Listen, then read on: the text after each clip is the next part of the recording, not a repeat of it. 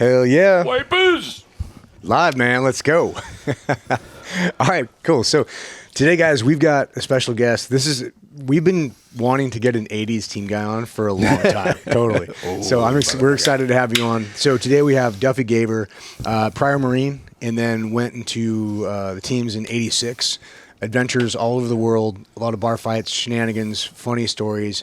And for the last, since, I don't know the exact dates, but you've 30 years. 30 years, you've been working in Hollywood, doing fitness stuff. Like, if you guys see this guy, and how old are you now? 61. 61? Yeah. Damn, dude. More jacked than I've ever been in my life. No shit. So after we end this, I needed some workout tips. But dude, shit. thanks for coming on. We're excited to dive into it. And I guess we start with, are we drinking this or are we? Yeah, fuck yeah. So Emerald Spirit just came out with their repo. Oh, I that's haven't right. had it. At their launch party. I haven't tasted any of it yet. Oh, that's right. You missed the launch party. Yeah. Yeah, you did miss a launch Thanks, party. Obama. I was in. Ooh. Musky. So it's sourced from Redondas, which is up in the Highlands, just outside of Tequila in Jalisco, Mexico. And there was a huge process of going through, of going through and tasting it and sourcing it. It's actually, due to that is how I snapped my fucking hamstring and didn't compete in Mammoth Sniper Challenge. Blaming it on alcohol, dude. Yeah, I had Typical Enlisted guy, blaming it on alcohol. It's true. I had a lot of confidence going into that jump. Yeah. But yeah, it's new. It's live on the website. And then also use Liberty Risk. We have moved to 15% discount. Yeah, up to from 10. And that's both. Is this hard to get? No. It's still coming in? Or No, we're sitting on quite a few cases and thousands of bottles. Fully stocked. dog. All right. So we're ready Here to we go. go, guys. Let's get this Friday started. It's Thursday. Ooh, that's good. Yeah, but when this is released, it'll be Friday. Every day feels like a Friday when we're in here. Oh, man, that's pretty good, right? Yeah, no sugars, no additives, anything. So in order to get like the caramel and the vanilla, you keep it in the oven for a little bit longer, and it kind of condenses all the internal sugars. The piña. Yeah, the piña. I don't know anything about And that. obviously, most repos, I think all tequilas are barreled in old bourbon barrels. Yeah, or white oak. This one's white oak. Yeah. Dude, I was planning on putting some energy drink in it, but now I don't. Yeah, fuck that shit. Don't fuck it up. Yeah, how dare you? Dude, I don't know, fuck I know. up a good repo with additives. All right. So I don't want to. Yeah. I don't want. But yeah, Anyway, we're doing live. Great stuff. Also, team guy owned company, so they're dope. We don't want to fill you guys' ear full with. Yeah. No, Yeah, and to be honest, I think we get $4 per bottle. So this is not really. It's not really an ad. I guess it kind of is, but we're not getting. We make just enough money off this to buy more bottles. I'm gonna buy this shit anyways. Right. I might as well have the $4. Yeah, exactly. So it's authentic. So it's really good stuff. Go try That's it out. funny. All right. So Wait, Duffy, who are you again? Fuck that guy. Welcome. yeah, man. Right on. And Thanks you for making the drive. drove down from LA for us, so thank you. Yeah, I did. That's a fucking drive. He looks like he had PTSD just from that. Like you made that drive all the time, right? Yeah. Exactly. It That's fucking sucked, dude. Which sometimes I would crash at Keith's, and for a couple years when I was doing The Last Ship, which I think is the first show that we met on, I had a place in Long Beach that I rented, which is even fucking filming in Culver City. You would think, oh, Long Beach, Culver City, it's like 10 fucking miles away. But dude, there were sometimes it That's take me an like hour. take you an hour and a half to fucking get home. I'm like, this is some fucking bullshit. But I got good at taking the streets and getting off 405 on the on ramp and get right back on. You're like, I'm like, God damn it! Like, how the fuck does anybody live in L.A.? And this was in the height too. Like, I think after COVID, some people left. I think traffic still fucking sucks up there. I think it fucking sucked. Should I just be cussing this More much? fucks. More fucks. 2 more. I think I definitely think it sucked more pre-COVID, but Well, maybe I Dude, just maybe I just got that's one used thing to I it. missed about COVID. Yeah, nobody's on the roads. It was great. Somebody call you up, they'd be like, "Hey, you want to come over?" Yeah, fucking 15-minute drive. Cross town, no problem. Yeah, nobody on the Yeah. roads. You're I would like, have all to the drive to nerds Burbank here. on a regular basis during COVID from down here, and gone. Like I was there in an hour and a half, 2 Oh, hours. yeah. All I had the this- I had this nerds are picture. scared at home, dude. It's Yeah. great. I was driving back from Malibu, and I have right by Latigo. There's not one other car on PCH. Latigo And I Beach. fucking stopped and took a Nice picture. I thought you're point, never Brady. gonna That's see that cool. again. Yeah, that was wild Yeah, times. I used to do the cannonball run up there to Rogan's in Woodland Hills, and I was like, it used to take me 3+ hours to get up there from here, and dude, during COVID, I was like doing 2 flat, dude, just like Nice. fucking. You get there 2 hours early. Yeah. Oh, I'm like, this is great. In the race car. Hell yeah. But yeah, even now, I've done a couple shows up in LA, and like that's the last one we did last year. Me and Keith like rented a place in Hollywood, which was hilarious. I don't know if you've ever bunked with that dude or not, but No. dude, Keith's such a fucking just a cut up man, just good shit. You might doesn't know Keith Willard. I didn't even know, and maybe I shouldn't even be putting this out there, but dude, he gets. I guess he had his thyroid like removed years ago, and he gets super fucking cold, which he's half black, so those dudes already have like really thin skin and shit, like which I'm not stating anything that's not. I just want fucking, to sit here and watch you hang yourself. And I'm gonna get on the phone with man. Keith after. So is that why they got sickle cell anemia? No, but that's what I say. There's not a lot of team guys that can swim because they have less body fat content. More It's- dense, yeah. Yeah, they fucking sink to the bottom. Yeah, whatever. I'm not stating anything that's not No, it's already physically fucking true, yeah. obvious. But the funny shit about fucking Keith, dude, is, I mean, dude, I run hot as fuck, so my shit, I mean, dude, well, we're at 71 right now, and I'm like, fucking, like sweating like a fucking hostage. And I turned the AC down, and like, Keith would come out of his room and be like wearing like a shawl and like got his fucking readers on. Like an old lady. Turn his shit down. Anyways, All right. sorry. No, keep Got a going. fucking tangent there. Sidetrack, side quest. Yeah. All right, so where'd you grow up, man? You're in LA now. Like, Northern California. oh, where at? I was born in Fresno, grew up in San Jose and Los Gatos. I'm from Santa Rosa. Yeah, that's why we live down here now. Yeah, all the taxes Which and none that's of the weather crazy. up there. When you graduated Buds, what class were you in? 146. Did you want to go to the East Coast? Sink in. Fuck yeah. Really? Yeah. You don't want to stay on the West Coast? No. So I dropped out of high school. It's not, Dude, it must be something in the water up there. Me too. Yeah. I'm on the accelerated program, I like to think. So I dropped out of high school, joined the Marine Corps, was like, oh, I'm going to go see the whole fucking world, right? And they stationed me in Camp Pendleton. I'm like, still got to go home for the fucking holidays and shit. You're like, fuck. So, no, I think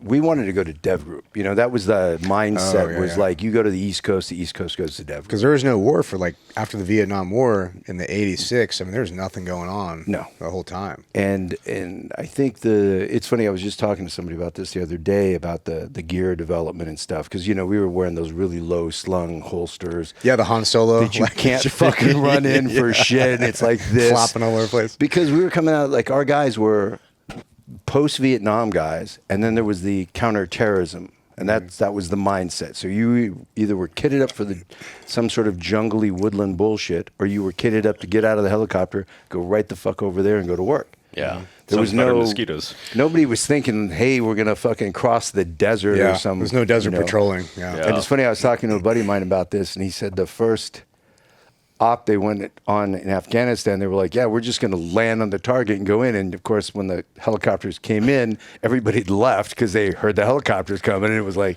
yeah, fuck it. And they got there, and there's no one there. So, okay, so patrolling across the desert is going to be a thing, so we got to reconfigure all our shit. Yep.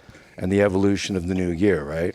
Well, things look different in theory versus practice. There was a lot of kooky conversations going on. Because I came in '97, so it was like before the war. I had one platoon before the war, and there was all these kooky conversations about what you would do. Like there was actually an argument, like you would patrol in with an M4 and then switch to your MP5, which you also brought for housework, you know? And that was a real conversation. Yeah. Because we just didn't I know. could see that conversation happening. You're like, no, we are bringing the MP5s. That's what we do. Like, yeah, that makes sense. And you have like the fucking pig gunner with like all his shit. He's like, fuck that. Like, what the fuck am I gonna do with this thing? He's got an MP5 as a secondary. Where's the breacher? He's passed out. He's back there. He's Well, dude, my first platoon and my first deployment, we did some shit. We did some shipboardings in the Northern Arabian Gulf, and this was in like '97, and we were relieved by a Team 8 platoon, and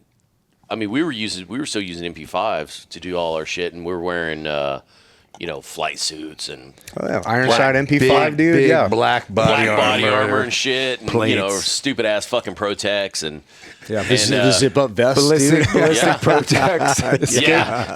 Dude, we had dive lights, attached to our MP5s Oh, with yeah. like pipe fucking bullshit.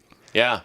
Well, yeah, you You're remember you spec do a fucking war. transition to your fucking pistol. Your pistol would have a light on No. it. So you You transition, kept you that keep fucker your out. fucking MP5 up, and you put your pistol right beside the MP5 so you could see what the fuck you're doing. But the funny thing about that is we had these, I think it was a Team 8 platoon, and they relieved us, and we did a couple turnover ops because, they were like live boardings. I mean, we never came across anybody that was really like, not that big Hostile. of a fucking deal or whatever. Yeah, I mean, we were breaching hatches and shit like that. But dude, these cats, they didn't even have a primary. They were carrying that fucking Mark 23 45. The HK, that big beast? Big I mean, that fucking is a motherfucker. primary. That does not do well It's in a the hand water. cannon. Does not do And well in dude, the we water were either. clowning them because they had like 4 or 5 mags, plus the one in the gun.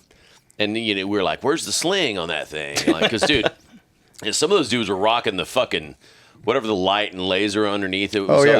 It had a name for it. It was like a T.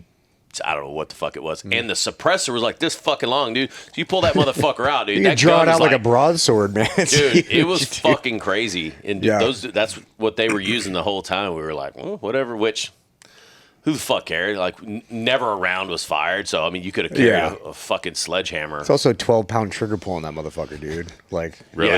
yeah, it's crazy. Yeah. Super fucking accurate, which was funny as fuck because apparently when they made the fucking thing, they were like, and we want it to fit in a box this big. So people were like, how big was that? And like measuring and like, oh. Like, well, we could have made it smaller. Like, wait, what? Why? Like, no, we wanted it this big. You're like, oh, you Typical. morons. Sounds like military Yeah. procurement. I mean, I'm sure it's probably bullshit. They're nostalgic enough. Do you? Any of you guys have one still, or not still? It's not like you fucking kept it, but do you own one? No. What?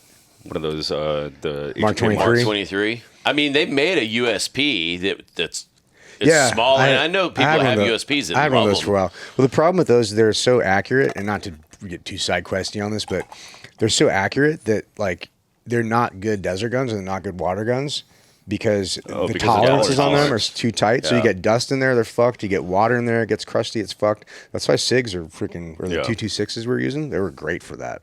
Or the old wheel gun. 686. You guys had wheel guns? Yeah, Yeah. bro. Smith and Wesson. What? Dude, Smith and Wesson. Straight You guys Yosemite just Sam dated style, yourselves. dude. Yeah, bro. So I wait a remember minute, doing some let dog me- and ponies on that shit. What class? 200. 219. Oh, he was an Army guy. He's an Army guy. Oh yeah, Army Yeah, guy. I'm the one Army guy here. Oh, this should have come up a bit ago. An army. That's why he makes fun of all our Navy So, stories. yeah, every time we get a new guest, it's like Nick's like, all right, fuck, man, let's get through all the Bud stories and then fuck it. I'm like, no, he's not in the military. He's like, seriously? Nick like perks up. Huh? I'm like, yeah, let's talk to an HA guy. Yeah, that was fun. So you decided to what made you decide to join the military, and then the Marines in particular, and then the second piece of that is why did you decide to transition over to the teams? So it's interesting. My dad was in the Navy in World War II. Oh, wow. He was in the God battle. damn. Battle of the Coral Sea. He would have been 109 last Friday. Wow. Dude, that's rad. He was a Navy cat, huh? Yeah, he was a awesome. machinist mate. He worked on Corsairs. Wow. And it's funny because when I was out in Texas on Lioness, I don't know what hit me, but his captain I started Googling around. His captain wrote a book about being the captain of the Lexington and the Battle of the Coral Sea. So I'm in that book right now. And it's just, it's hard to fathom warfare like that. I mean, imagine being on a carrier and it's being so bombarded with shells and torpedoes and zeros and kamikaze dude, fucking the ships are glowing because it's being hit so much, and it is the island you live on. Yeah. And it ended up sinking, and they pulled a destroyer up alongside, and all the guys got off onto the destroyer, and that was Best case scenario. dude. I can't even fucking imagine that. And then it's shell funny. listing and Well, you had fucked up what's his name? RJ Casey. RJ Casey was yeah. on. He posted something online, and it was a picture, a World War II picture, and it's this big sea battle, and the whole ocean looks like popcorn. Wow. Because there's so much ammunition hitting everything. Damn. And it's you look at that and you're like, how the fuck? You know, like that's warfare on an insane level. Yeah. Now we got drones. Like, And then we're there was bad. barely any CSAR or anything at that time, too. So it's not like you're going to get helicopter rescue. Dude, there's so much going on that, yeah, I mean, they're in your CSAR's over there getting shot at and blown up as Yeah. well. So, anyways, so my dad was in the service. I always had in mind that you join the service. My mom's side of the family, all Italian. My grandmother's house, every single uncle had some service, Air Force, Marine Corps, Army, Navy. yeah. It just seemed like that's what you do. And then, Especially during World War II. I mean, but for a kid, I don't know that. It Yeah. just seemed like that's what you do as a grown Yeah, man. yeah, yeah. You spend time in the service, and especially from an Italian immigrant family, you serve you're Italian with blonde hair. German, Irish, Italian. There was with the Italian community, there was you serve the country, right? You come here and you do your, whatever. So it just seemed like the thing to do. And then, like I said, fucking up and being in that position of quitting high school and the Marine Corps. Dude, my dad was so fucking mad I joined the Marine Corps. So when you Really? quit high school, you're like, fuck it, I'm just gonna quit high school, join the fucking Marine Corps, and I'm done. I quit high school and was like, what the fuck? Now what am I gonna do? And I was making a sandwich, and my mom and my sister were talking. They said, "You should join the service. You should join the Marine Corps." And I did the next day. So why was your dad mad about that? Because in his mind, I should have joined the Navy and learned how to weld or learn some gotcha. sort of skill.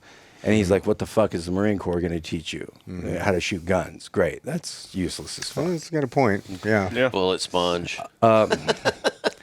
And then, Make a man out of you. so I was in the Marine Corps, and then I was a sniper in the Marine Corps, and I deployed, and I was on a Westpac, and there was team guys on our ship. I had no concept of team guys. What year was this? Like 83, 84?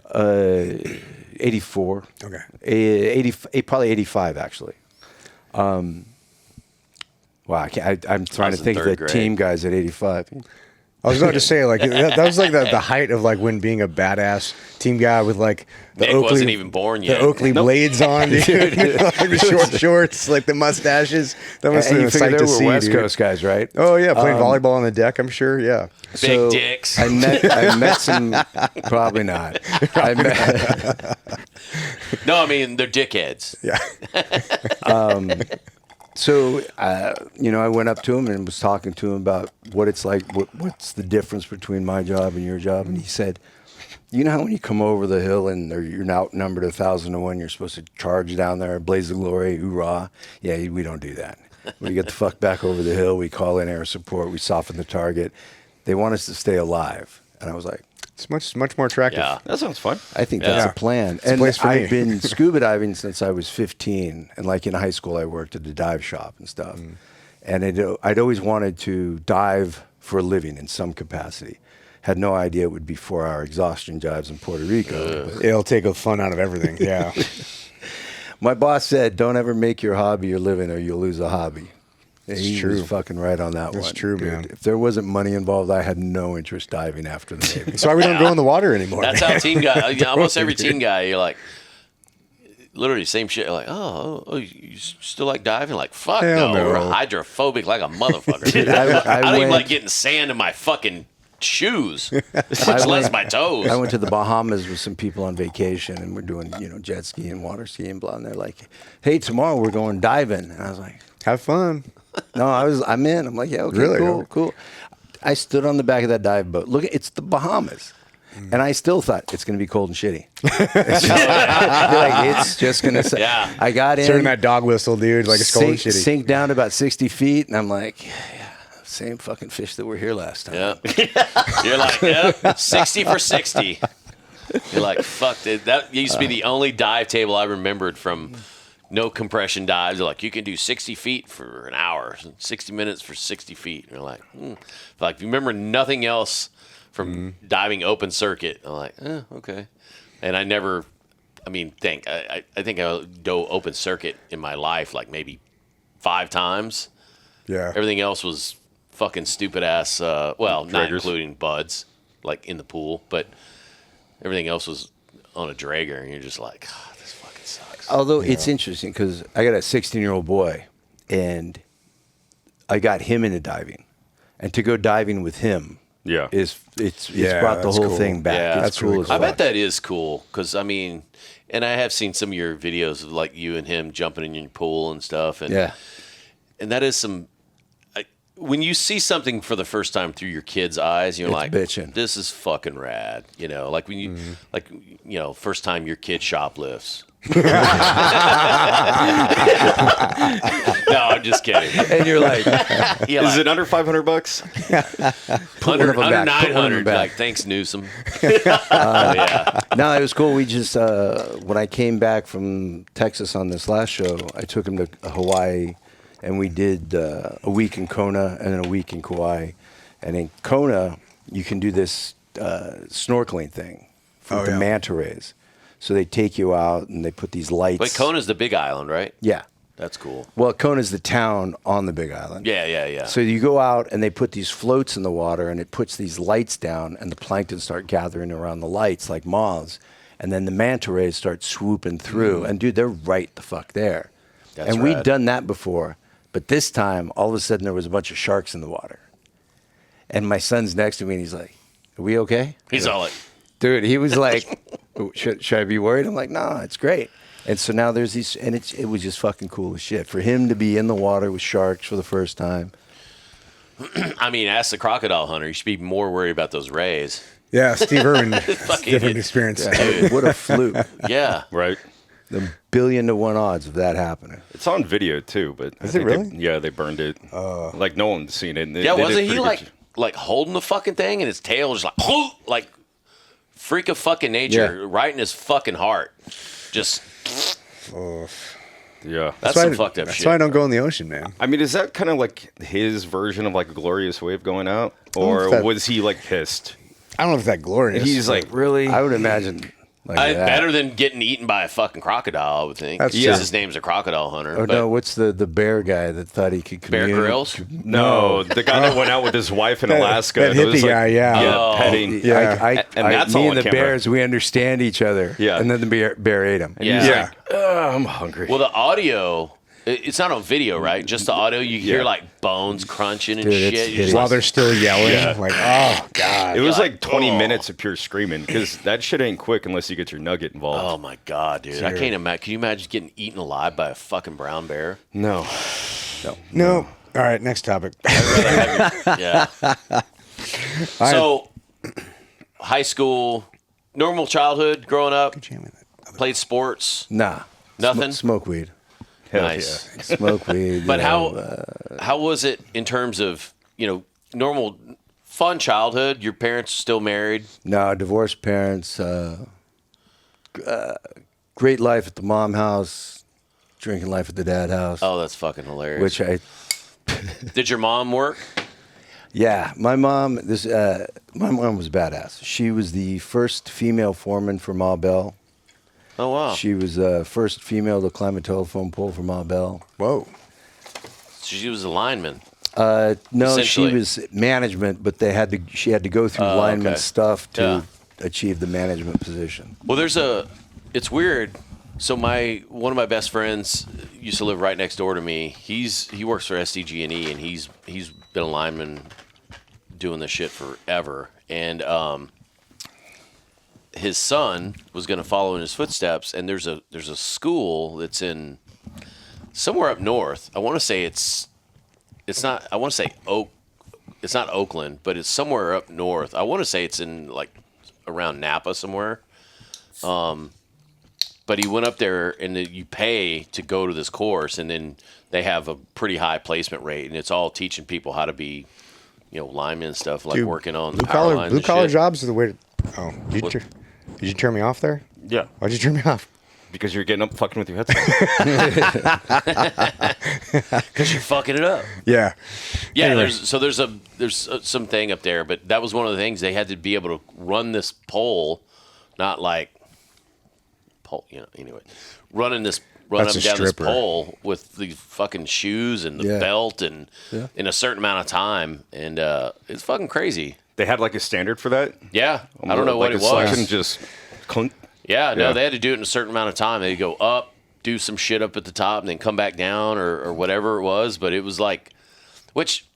Okay, we know- do have to get a little bit back on track here. No shit. We're like halfway into one sentence from its story so far. And then now he's talking about climbing poles. Hey, sorry, we're on a fucking side quest here.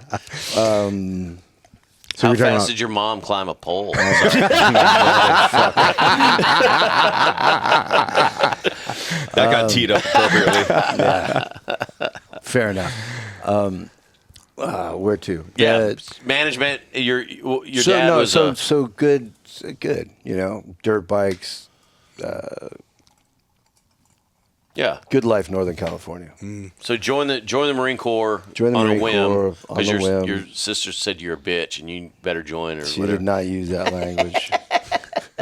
Older sister, younger sister. Older sister. So you joined the Marine Corps. Did you go right in, or was there delayed entry back in the 60s? No, right in. Which is it's an interesting contrast, the Navy versus the Marine Corps, because it's wildly different programs. You know, Yeah. they want obedient fucking. Somebody asked me recently, what's the big difference between being a team guy and being a Marine? I said, dude, when you're a Marine, you are laundry lint. You are just in the machine. You don't make any fucking decisions. The Marine Corps makes the decisions. You just execute. And I said, when you're a team guy, you're part of the decision-making process. Yeah. You can That's a plan good way to shit. put it. You can, you are in. You are considered the expert in the room. That's a really crazy way to put it, and I've said the same shit too because one of my cousins went in the teams, and his brother joined the Marine Corps, and his mom was like, "Hey, what should I tell him before?" And I'm like, "Tell him to join the fucking Navy and be a team guy because you actually get treated like a goddamn adult, like a human being." Going into the Marine Corps, they were like, "Oh my god," like you're saying, it's like fucking naval lint. Well, yeah, but as a But- team guy, But Yeah. there's look, I love having been in the Marine Corps, and I'm still friends with guys I was in the Corps with, and I don't think I would have made it through Buds had I not been a Marine first, because there were certain discipline. qualities you pick up. There was a guy, Jeff Dixon, who was my first squad leader, and he had just come from 2nd Force Recon. He'd been through the Q course, SFQ course. Oh, wow. He was a top, and he's a fucking Boy Scout. As good a soldier as the world produces. Yeah. And he just, he said, look, you leadership wise, you can either be hard, you can be a hard ass, or you can be an ass. Just be hard. Lead from the front. Don't ever ask anybody to do anything you can't fucking do or you wouldn't do, or and that Good way to go through life. yeah, that's fair. Yeah. So enjoyed being in the Marine Corps, but definitely wanted to do something different. Got out of the Marine Corps. It's amazing. They came down. Hey, Gaver, they're ready for you to re-enlist. Oof. Hey, tell them that's off. I ain't doing it. They fucking went back. They want you in the CO's office. Yeah, I figured that was coming. So You were infantry, right? MOS in the Marine Corps. grunt and then a sniper. 0311 and then 0313, is it? 8541. Oh, that's right. back then, Yeah. which is gone now. And actually, I think the Marine Corps doesn't have snipers anymore. No. How fucking gay is that? It's crazy. That's the Dirty, fucking fucked up. dumbest fucking shit ever. Unbelievable. That's crazy. And is that like some DEI shit? And can Pete Hegseth bring that shit back? He Because why the can, fuck? but the reason What why is they, the logic? the reason why they did away with it is due to all of the measures of recce that we have now. They rather not have this altercation, and especially the war in Ukraine and with Russia has kind of shown what the modern day TTPs are going to be. Oh, because drone And warfare changed it. TTP. Tactics, techniques, and procedures, procedures. And so they don't really, the Marine Corps doesn't really foresee them. So they still have a sniper school, but what they do is now they just kind of embed them within MARSOC. And That's kind of what we do. We they don't have like a sniper dedicated cell. sniper section. It's Yeah, part we don't of either. an individual school. You just say it's like going off to a school. You go to sniper school. You come back to the platoon, and and now you're sniper qualified and you have a gun at your option, but now it's no longer like a headquarters command like I did, where you're battalion sniper section leader and I divvy you out to the companies based on mission sets. yeah, I we see. had a Okay. state platoon. Yeah.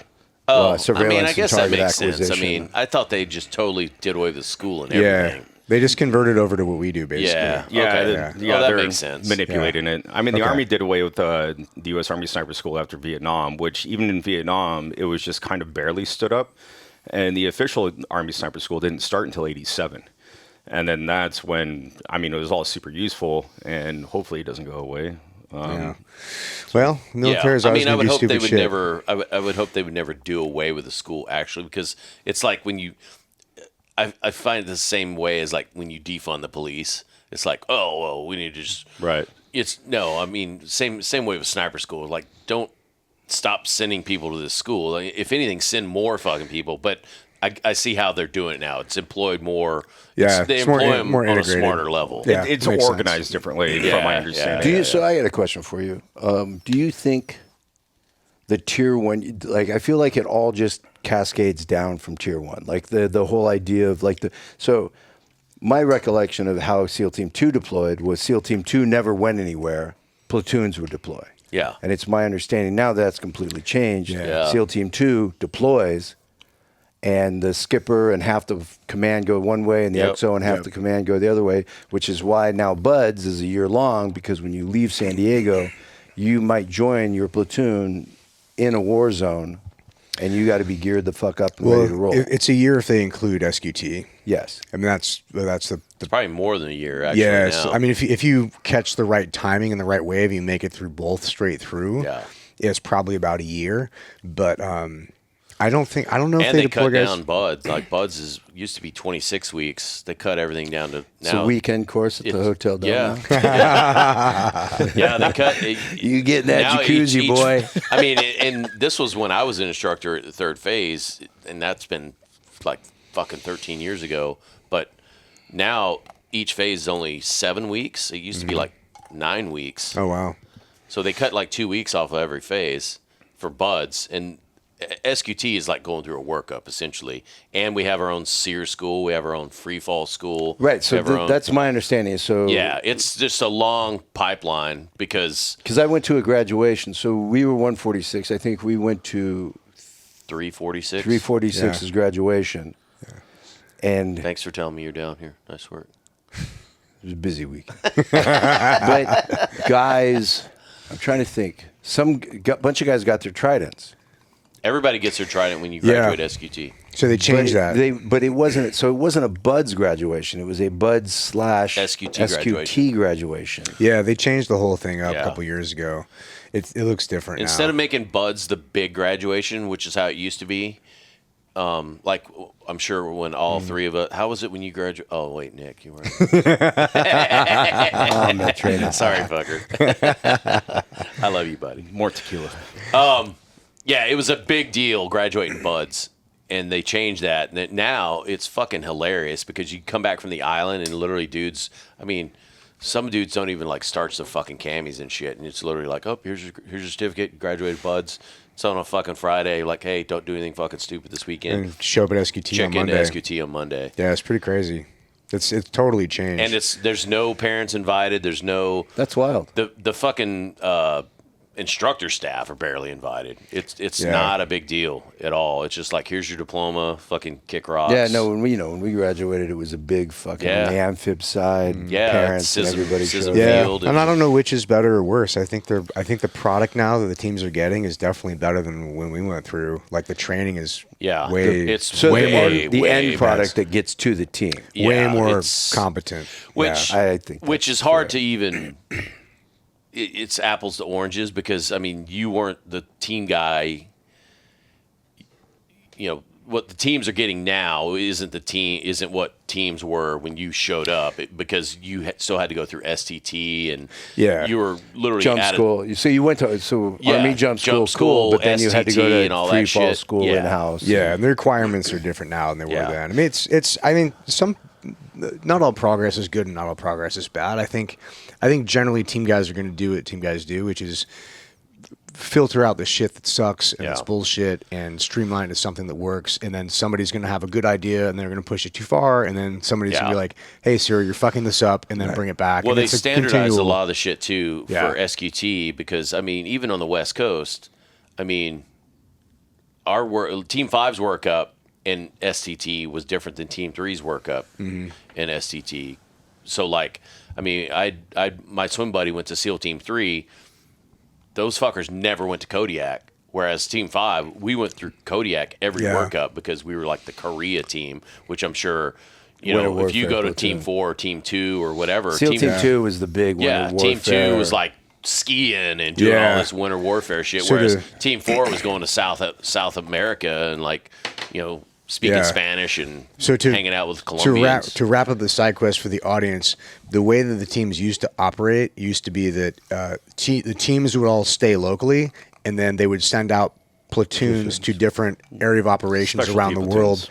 Yeah, that they needed to cover down on, right? Yeah. And then Force 21 was a thing that changed that around 2005 or 6, I think. No, No, literally like earlier than that, 2000. 2001, yeah. Because nobody's going anywhere. So that changed it where now these places around the world still need to be covered down on, but an entire team would deploy to an area and then split their platoons across. So they would deploy with their head shed, with everything, and then they would redeploy back to the United States. And so that's a whole different dynamic shift on From what I So understand. back to my original question: Yeah. is, do you think this is all a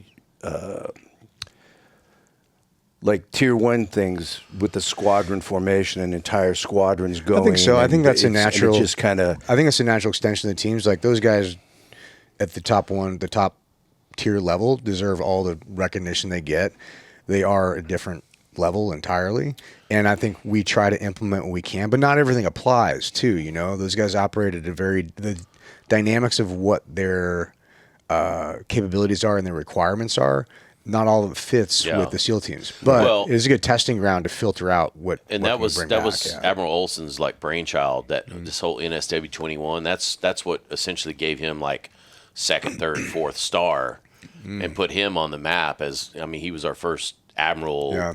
From what I understand, I might be talking out of my ass, but from what I understand, this was Admiral Olson's baby, the NSW 21, which was in NSW in the 21st century. So moving into like 2000 is when they started to kind of, not necessarily the SQT thing, but how the teams deployed, because he had been to Dam Neck and was like, dude, it makes no fucking sense. We have no ability to get employment. We're at a unit doing JSATs. You got 16 guys wandering around here with not literally. enough officer. I mean, every to now make and then- Exactly. anything They don't have the head shed ass to get right. shit done. Yeah, I mean, for like Desert Storm, they were literally like playing catch up, trying to figure out how the fuck are we gonna employ these guys? And even like, I don't know about Afghanistan, but in Iraq, like 03, I mean, dude, we had LNOs. They were flying out from the fucking states, and I mean, just trying to like What's an LNO? liaison naval officer. Yeah, we had that on our. We had So Joe you Maguire. would essentially have dudes who had put on 04 and we're going, okay, look, Waiting for a command. yeah, they're waiting for an XO spot or ops spot to fleet up, and just so they could step into the room with the Right. head shed and go, by the way, Exactly. I got 16 guys over here we can use. yeah, So I think some of the stuff worked. I mean, looking back on that, I think that I think that worked in hindsight. The only thing I didn't like about it was calling them fucking squadrons instead of teams. We're fucking SEAL teams, bro. We're not SEAL squadrons. Like, fuck off.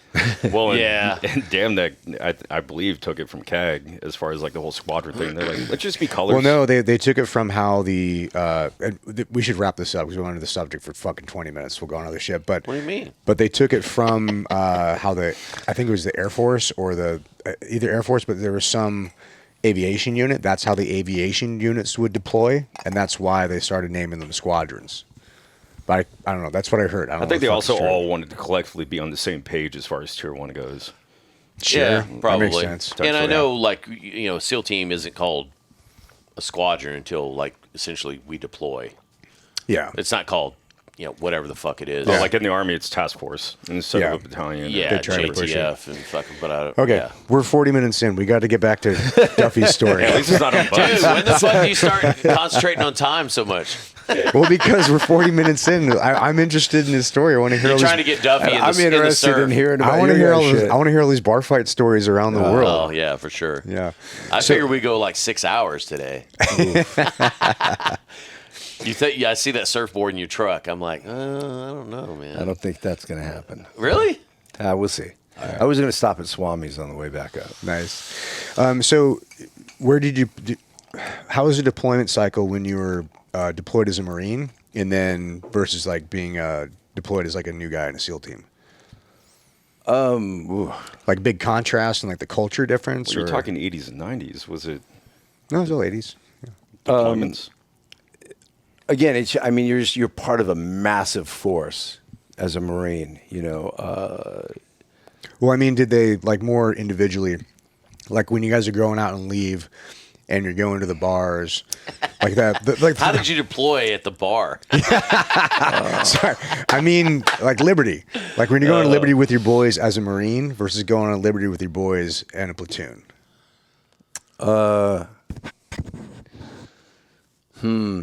I think you, as a young Marine, you're much more worried about getting in trouble. Yeah. Because you'll fuck yourself up royally. Yeah. And I think as a team guy, especially in that period, there was a lot of latitude. I think you'd probably ruin your career pretty quick now. So many career-ending moments in Virginia Beach. It's mind-boggling. Oh, I'm sure. There's a lot of opportunity. Yeah, Let's get for into sure. those. Yeah. So here's another weird question for you. So we never even got into the whole when you got called on the fucking CO's carpet when you wouldn't re-enlist in the Marine Corps. Did he basically just say, "What the fuck"? Yeah, or you say, "Hey, I'm going to join"? No, because I kept saying I Navy. was going to join. I was going to re-enlist. I was going to re-enlist, and I can't. I think I was going to jump school. That was my gimme for re-enlisting. And they'd agreed to that. I mean, that's a big fucking deal in the yeah, Marines. but I could either go to jump school and be a fucking Marine that has jump wings for no fucking reason, or I could Yeah. go be a frogman. Yeah, exactly. True. So you did you tell him that you wanted to be Yeah. a team guy? Yeah, Oh, I bet that went over like a fucking not so fart in much. church. Yeah, that's Fart because and honestly. I showed up at Bud's with sort of this attitude of, look, they're squids. How hard can this be? Yeah. Oh, I bet. Typical Marine. Well, Yeah. So when you, Fuck these you Navy punched guys. out, and you're like, did you basically join right away? So I the joined Navy? right away, but I had I could have either taken an OSVET slot, other service veteran, and then you don't have to go to boot camp because they basically say, this is how you wear the uniform, this is how we conduct ourselves, off you go. It's like knife and fork school. Or for I the can go fucking- now, but I'll go to boot camp. And I was like, yeah, I'll go now. Let's go to boot camp. So where'd you go to boot camp? San Diego? Great Lakes. Wow, that's fucking weird. Super fun. Yeah. Well, because when you joined, did you have to pick a school and all that bullshit? Yeah. So I picked parachute rigger because I thought, fucking, I'm going That's to learn how probably to why pack you went to parachute. fucking There you Great go. Lakes. Useful, yeah. And then you went to Millington. Where'd you go to Pensacola? Lakehurst. Oh, fuck. Lakehurst, New Jersey. Oh, my God. So I go to boot camp. I forgot you were in the fucking Navy in the fucking 40s. Back in the wooden boats. So I go to boot camp at Great Lakes, which was, but I got there, and you make your bed, and they're like, "Are you a veteran?" I was like, "Yeah." They're like, "Do you want to be the RCPO?" I'm like, "Nah, I'm here to just punch this out and go to Bud's." Yeah. And then they had this fucking ROTC kid marching us, and he marched us into a wall, and I broke formation and walked back to the barracks. That's like some Stripes shit, dude. Dude, I was like, he's out, I'm in, fuck him. I can't have a fucking high school kid. Dude, it was horrible. Like Animal House. But it is Walking into a Navy wall. boot camp and Marine Corps boot camp could not be more fucking different. I bet. Like, at one point, and this is like, if you told a Marine this, you'd be like, what the fuck? Dude, at one point, I'm the RCPO. Mm-hmm. I'm sitting in their office. There's an inspection going on, and I'm reading a book. And they come in, and they go like, what are you doing? You're getting inspected. I go, they're getting inspected. I'm not getting inspected. And they're like, we could put you right back out there. I go, dude, I can pick up 2 road marks. I'll have you guys here till 8 o'clock every night. And they were like, What's a road mark? that's bad. You'd like, as if your little platoon does bad. If you get to a certain point in boot camp and you're doing well, the instructors, what do they call them? Company commanders. Oh, they get They to go get home. to go home early. Ah. But if you fuck up, they have to stick around till late. Oh, it's good leverage. And I was Yeah. like, dude, you call it. You want to go home early and see your wives? You want to stick around? They're like, you fucking. They're like, Oh, you know, checkers. oh, Listen, you know the fucking game. So finish boot camp. my boy is wicked smart. Went to parachute rigging school. Realized it was going to be ejection seats. Would have nothing to do with my job. I'd already passed all the tests, so I knew I was going to Bud's Next. So I requested not to attend the school because the Oh, shit. computer would only let you go to Bud's Next. How the fuck do you do that? Just fill out a chit? Yeah. You can bypass your A school? Yeah. Holy Jesus shit. Christ. That's ballsy, dude. Because you'd already said that you'd already tried out and they were flagged on the computer. Bud's is your next How duty the station. fuck did I not try that? God damn it. Here's the only downside: you don't graduate. You are haze gray, underrated, and on your way. Oh. Yep. Oh, you don't get a Chipping rating. motherfucker. Straight to chip and paint, dude. Oh, I thought like they just gave you fucking like No, a you PR. unrated into the fleet. Yeah. So, You bet all on red. you were an E3, right? That's a big gamble, Yeah. dude. That's a big gamble. yeah, But but fuck it. I mean, That's sick, though. I You gotta was there believe to in do yourself, one man. thing, That's you smart, know? dude. So then it's funny. I was telling a friend about this. I don't know what it's like now. I feel it's more organized. So when we got there was no pre-training, no anything. So you checked into Bud's and then you went over to like SEAL Team 3 and cleaned up and Oh, Yeah. no shit. So they were integrated back then. You so they just- just used you- all the white shirts. Yeah, to you're throw out there whites and fucking- blacks. doing Integrated. Yeah, so you were like a snuff, and then had a senior chief that would PT us twice a day, and then when enough guys came, your Bud's class would form up. No and shit. They would start. Jesus, what That's year was crazy. that? Like 86? Yeah. Can you imagine all the free labor the teams would have? As Oh. a bunch of white shirts running around? I used to hear It'd be about that amazing. shit because, like, you know, when I checked into Team 5, all the dudes waiting to go to SCT, you know, you graduated jump school, but You're same just shit. hanging out with the team doing We nothing. literally hung out at the Master Arms Shack, and like, you know those fucking slats in the fucking chain link fence? Yes. I put those, like, in SEAL Team 5, dude, I put a bunch of those motherfuckers in. That fence, I did that. Yeah, I'm Yeah, like, right. Thank you, Kevin. Yeah.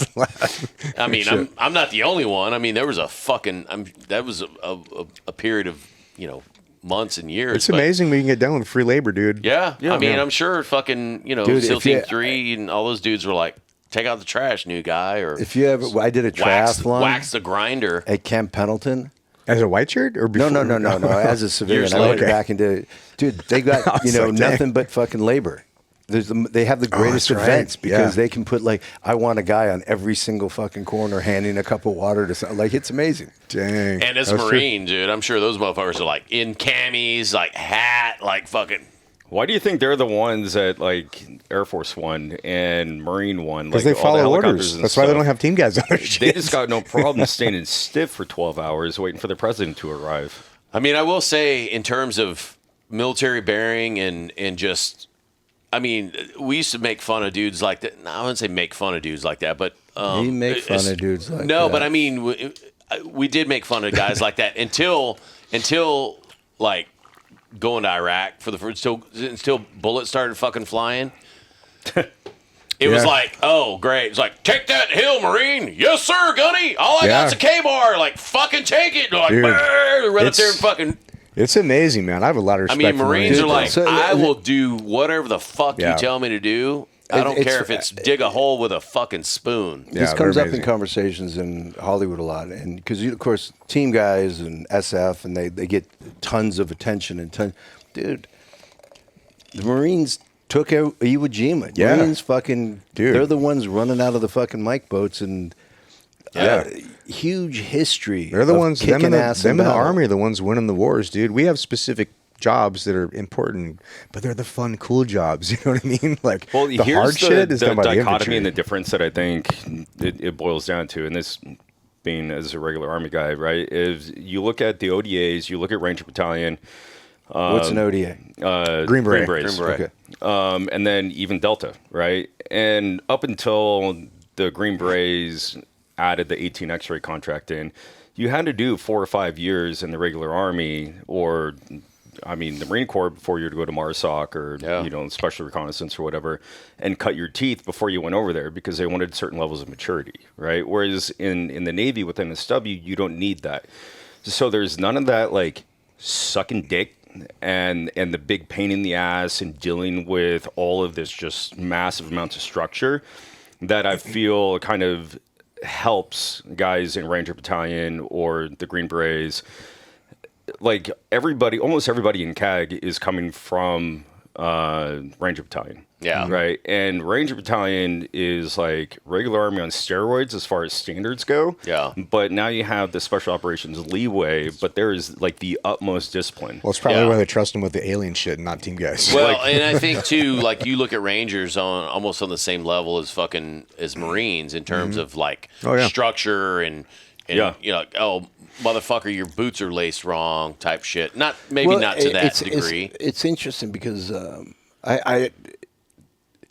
if you're a team guy and you've only been a team guy and you look at the Marine Corps and you're like, what, all this silly bullshit, right? Like this petty. It seems like that from our perspective. It's like busy work. It's bullshit. Your eyelets are not blackened. You've got an Irish pennant. You've got. Yeah. But if you've got 1,000 troops and you have to have them stay in a certain mindset, that's how you do it. Yeah. There's this insane attention to detail. There's this insane it works, discipline man. Standard. Dude, I'll never Which is why a fucking sergeant is like a fucking god in the Marine Corps. Yeah, NCO. Or even you're a Lance Corporal. You're practically like, running Christ. the fucking show. Yeah. I mean, what the fuck was I going to... I forgot. Well, you were talking about the attention to detail with like thousands of why it matters, troops, or Marines, keeping the culture straight lined. But it's because you can't corral that many people, and NSW is a prime example. However, I think that there needs to be a certain level of dick sucking before you should be able to have your shot at special operations. What I was going to say is like, so when I graduated Marine Corps boot camp, my parents come to the graduation, we go out to dinner.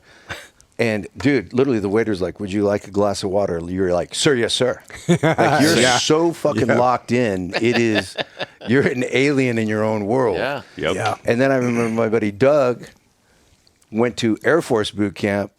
He came back with gel in his hair and bracelets and a briefcase. Like, Dougie, what fucking camp did you fuck off to? Sounds like Air it was Force. identical. So in Fort Benning, Georgia, like when I graduated basic, everybody kind of goes off their separate ways for like with their families. But like you look at a line in an IHOP and everybody's like this. Yeah, exactly. In an IHOP. And then like whenever the server, the waitress is like, "Follow me," and then you like go. But like you're like doing your facing. Dude, I remember that being out of boot camp, man, when I was checking into Buds. I was like walking around in my blues and I didn't know what the fuck to do, because my only experience was in boot camp and I was afraid to get in trouble. What do I do with my hands? And so I was like right facing around the fucking lawn and shit, I'm like, who's looking at me? I always expected somebody to pop out and be like, "You motherfucker." Yeah. But dude, it took a while to unwind that. My brother and my dad were both Army. And I remember going to my brother's boot camp graduation in somewhere in fucking Fort McClellan, Alabama. And other than being born overseas and seeing my dad in uniform, like in Germany and shit like that, I had a revisionist history of this coming back and seeing the shit in the military when my brother graduated. And I was, he graduated, I'm guessing, like 18, 19. So that would have made me like 12. Oh, wow. Yeah. 13, because he's 6 years older than me. And I think my math checks out. But I was told there'd be no math here. Anyways, I just remember, they have like cake and shit and all this, whatever. They're doing the thing. And I just remember we're standing by the door to go inside and outside. And I'm like, whatever. I'm standing there. And I remember this recruit and his family right there. And the guy he had 2 hands full of cake or whatever the fuck, some punch or some bullshit. And he's getting ready to go outside. And he puts his fucking cover on and then goes to grab whatever to go through the door. And there was a fucking DI right on his ass, like, what are you doing? Just knife handing him, just fucking like up in his ass, dude. Like, what are you doing? You're fucking, you're covered inside. Man. And I'm Relax, sitting there looking at this shit go down, go, what in the fuck? He's a step from being outdoors. Yeah. Puts his fucking hat on as he's about to push his way through there, and there was a DI literally up his fucking ass, and his family's right there, and they're all just looking at him like going, "You fucking dumbass! Like, what the fuck? You didn't fucking learn this in the 9 weeks that you were." Anyway, sorry. Calm down, asshole. I'm sure our audio just went fucking. No, your mic specifically, I have it capped. But dude, that was I was sitting there looking at this shit, going, dude, goddamn, I'm never joining the fucking military. Yeah. I was wrong. No, I agree, man. I didn't know anything about the military either, and then. It's funny because this comes up. I hear this in different conversations about like how much information there was about the teams before this fucking came out. Yeah, before Navy SEALs, best documentary ever. Well, the other thing too is, did you read Rogue Warrior? But Rogue Warrior probably came out after you were already in the teams, right? Yeah. So this was in theaters when I was at SEAL Team 2. Oh yeah, tell us about that. What about this? About going to see it in the theaters. Nah, just fucking in Virginia Beach. Went and saw this fucking thing in the theater. Did you what platoon were you in? Second platoon? First platoon? That would be my second platoon. Third platoon? Golf platoon. What'd the guys think about it at the time? Did you guys go together and like hold hands? They're like, when the fuck did we get this? No. Where's my scope? Yeah, where's my night vision? Yeah, where's my fucking got nothing thermal on imagery Starlight. scope? Switching Dude, to thermal. It was just the whole. I think the best part about it was him waking up on the beach with the high heel. That's such a fucking team guy thing. That was the they very captured beginning it. of the Shit, And yeah. actually, before I left to come over here, that shit was coming on TV on like the BBC channel. I'm surprised you made it. Yeah, I know. It's funny. It's funny That's why I got because here right at 11. I was like, so I get out of the teams. I come out to LA to have a good time. My Jeep, for my last deployment, my Jeep was parked at SEAL Team 2's lot, so it had a SEAL Team 2 sticker on the back of the window. And I'm on Lincoln over by the marina, and this little red sports car rolls up, and the guy's like, "Hey, were you at SEAL Team 2? I'm like, "Yeah." "Who are you?" And he's like, "Chuck Farr." No way. I was at SEAL He Team wrote 2. that shit. Yeah. Yeah, he wrote Navy SEAL. And Really? So he yelled out his number. He said, "Give me a call." I'm like, "Cool." fuck you, faggot. Him and his wife lived in the marina, and we went out to dinner, and fucking. Oh, that's super Where's cool. that guy now? He wrote some other shit since then, he wrote right? that, and then he wrote Dark Man, and I think Hard Target with Jean-Claude Van Damme. Oh, yeah. Shit, And he yeah. wrote some other shit. Remember watching that? And then I think his wife's name was Jill. And one day I'd call up and I'd be like, "Hey," Jill answers the phone. I'm like, "Hey, is Chuck around?" "Nah, he's not there." Blah blah blah blah. Weeks go by. I'm like, "Hey, is Chuck around?" Blah blah blah. "No, he's not there." And then finally, "Hey, is Chuck around?" "Duffy lives in fucking Idaho with his 20-year-old girlfriend." Sounds like a team guy, dude. Sorry. I was gonna say. You're like, hey, what are you wearing? Yeah. Well, how was dinner that night with him? I was great. And fucking nice guy. It's interesting because I talked to her about it. I said, I'm interested in having a conversation about what happened. And she said when he was a young officer And he was at Oh, he was an officer? yeah, and he was at D Lab. He was they were out in Monterey. She said we were broke as fuck, and we could not have been happier. Yeah. And then we got out. He got out of the Navy, had written this, wrote a bunch of other stuff. They were wildly successful. They were in that Hollywood thing, and they couldn't stand each other. Yeah. That's what Hollywood elite was. That's fucking crazy and shit, she man. said what it was is when they were young and broke, it was them against the world. Yeah. Yeah. And when they were successful, it was just them against each other. Yeah. Yeah. Well, just like we were saying earlier with the whole fucking Ozempic thing, and it's like, what was the phrase you used? The divorce. Oh, people are only as faithful as their options. Yeah. Most people. Yeah. Yeah. Which is kind of the same shit. Like, dude, if you have unlimited amount of funds and you're, driving a goddamn 911 and, Well, I heard it. I'm stealing this from some comedian one time, but he was talking about Tiger Woods only sleeping with like 5 other chicks, and all these podunk dudes in Montana are like, "Oh, I'd never cheat on my wife." This because you can't, motherfucker, because nobody wants to fuck you. But if you're Tiger Woods and hundreds of chicks a day want to fuck you, and you say no to everyone except for 5 chicks in like 10 years, that's a pretty good ratio. Well, those are the fucking ones we know about. Just Yeah, like whenever you exactly, ask yeah. a woman for a body count, it's Yeah. like tack Dude, that on. was probably the 2.5. worst. Seeing him do that press thing where he apologized after Tiger Woods. Do you remember that? what do you apologize for? The I'm a car big wreck or golfer. the? For No, getting for caught infidelity. cheating. Yeah, Oh, yeah. But it was just a camera on this caught motherfucker Yeah. on global And television. his mom's right here in the front Oof. row. And his wife. His Yeah. wife. And just and his dad had already passed away, right? No, his dad His was dad still was there alive. too? No, Damn. his dad was like kind of getting pretty sick. He's like, because I if you ain't guys have fucking watched the showing up for that documentary, shit. his dad was a Green Beret in Vietnam, and his dad, while teaching Tiger, and this is in like the HBO documentary, which I highly recommend anybody to watch. His dad would take, so it was his dad and his golf coach, and they would take cart girls into their like RV and bang them out while Tiger's out there getting blisters on his hands. Jesus. And then the other like funny story that How's came he out get of that. blisters on his hands banging chicks out? No, his Tiger. So then here's one of the best quotes ever is Tiger, as soon as he had like made it, he was partying with Michael Jordan and they were in Vegas at a nightclub or whatever. And Tiger's like, Michael, how do you do this? Like, how do you talk to a woman? And he's like, say you're Tiger Woods. And from that point on, Tiger just ran amok. Allegedly. Play the hand you're dealt, man. Yeah, but I mean, I don't. Let me put some context here. I have cheated just about on every girlfriend I've ever been with. I wasn't trying to. I just wasn't strong enough to say no when I should have. I know it sounds weird, but No, Wait. yeah, I wasn't like swiping trying to cheat. I was like, I allowed West myself to Coast? get. Yeah, That was very West Coast. yeah, I allowed. West Coast guy. Well, what happened was like I just wasn't strong. I enough wasn't to- strong enough. to- Well, I mean, it's the old Chris Rock saying when the, The pussy. guys overpowered me.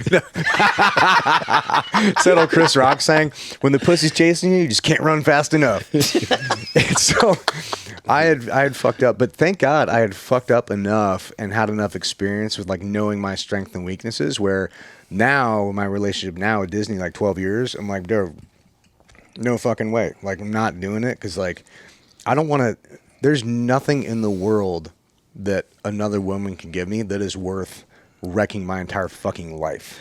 I completely get it. You ain't got to lie, Craig. No, No, I but it's literally true though, couldn't man. agree more. And I don't think I would have had that perspective on it if I didn't You need to get on go through that Ozempic. before. Well, here's a really solid MO that I definitely want the audience to hear is if you're traveling and you're abroad or wherever you may be, if you're not co-located with your wife and you are married, one of the best pieces of information I can give you is before you decide to go out to dinner with the boys and you're like, oh no, it's going to be an easy night. Doesn't matter. Jerk off in Beat your your hotel room dick.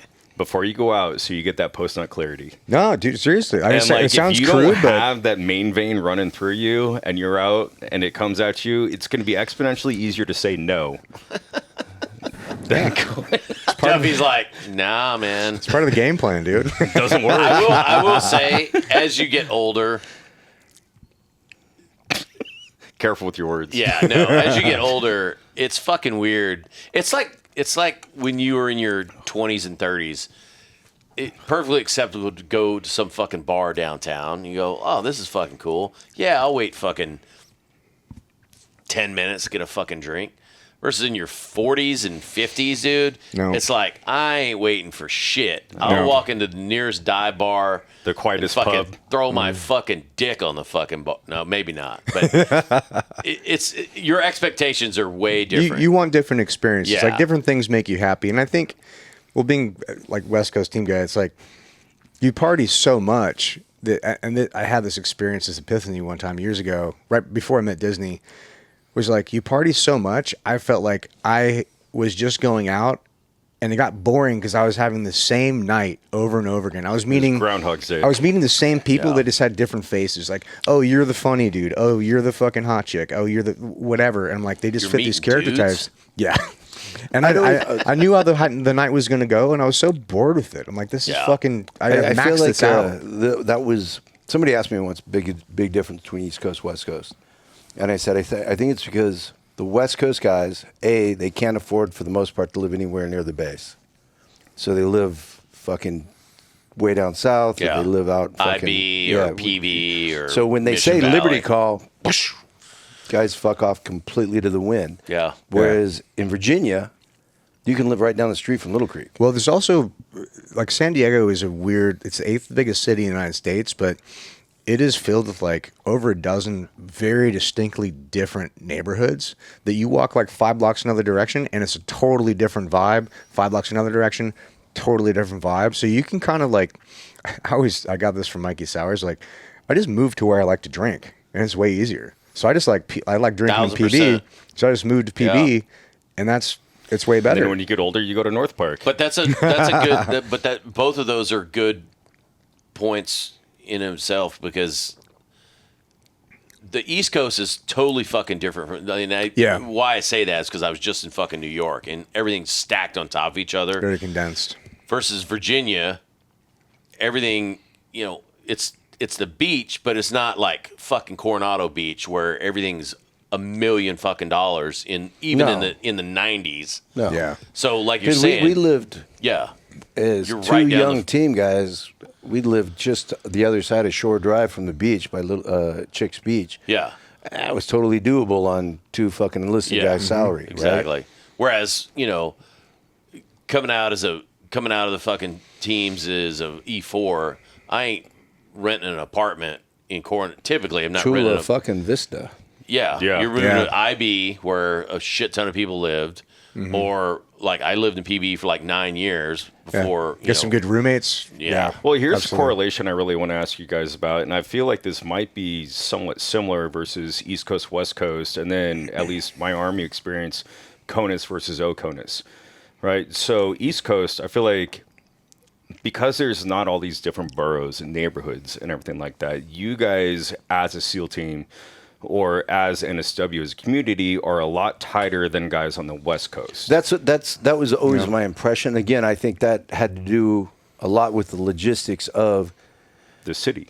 The Well, town. yeah, you get out, you finish up for the day. You and barbecue with each other. You go right down the road, to somebody's fucking Right. house and barbecue or hang out. Whereas or, out here, everybody kind of goes to North Park, South Park, Mission Hills, Yeah. Mission Valley. Or you go whatever it may surfing, be. you go hiking, you go rock climbing, you go snowboarding. Like, yeah, there's just more shit to do. in shit San to do in Diego. Virginia Beach. Right. There's fucking. And the correlation that I was assimilating it with is like when I was stationed in Europe, we weren't fucking German, right? So all of our like team camaraderie was just us barbecuing, playing beer pong, hanging out with each other and everything. And then when I PCS to the States for the first time, like Wait, was your nobody first duty tight. station in Germany?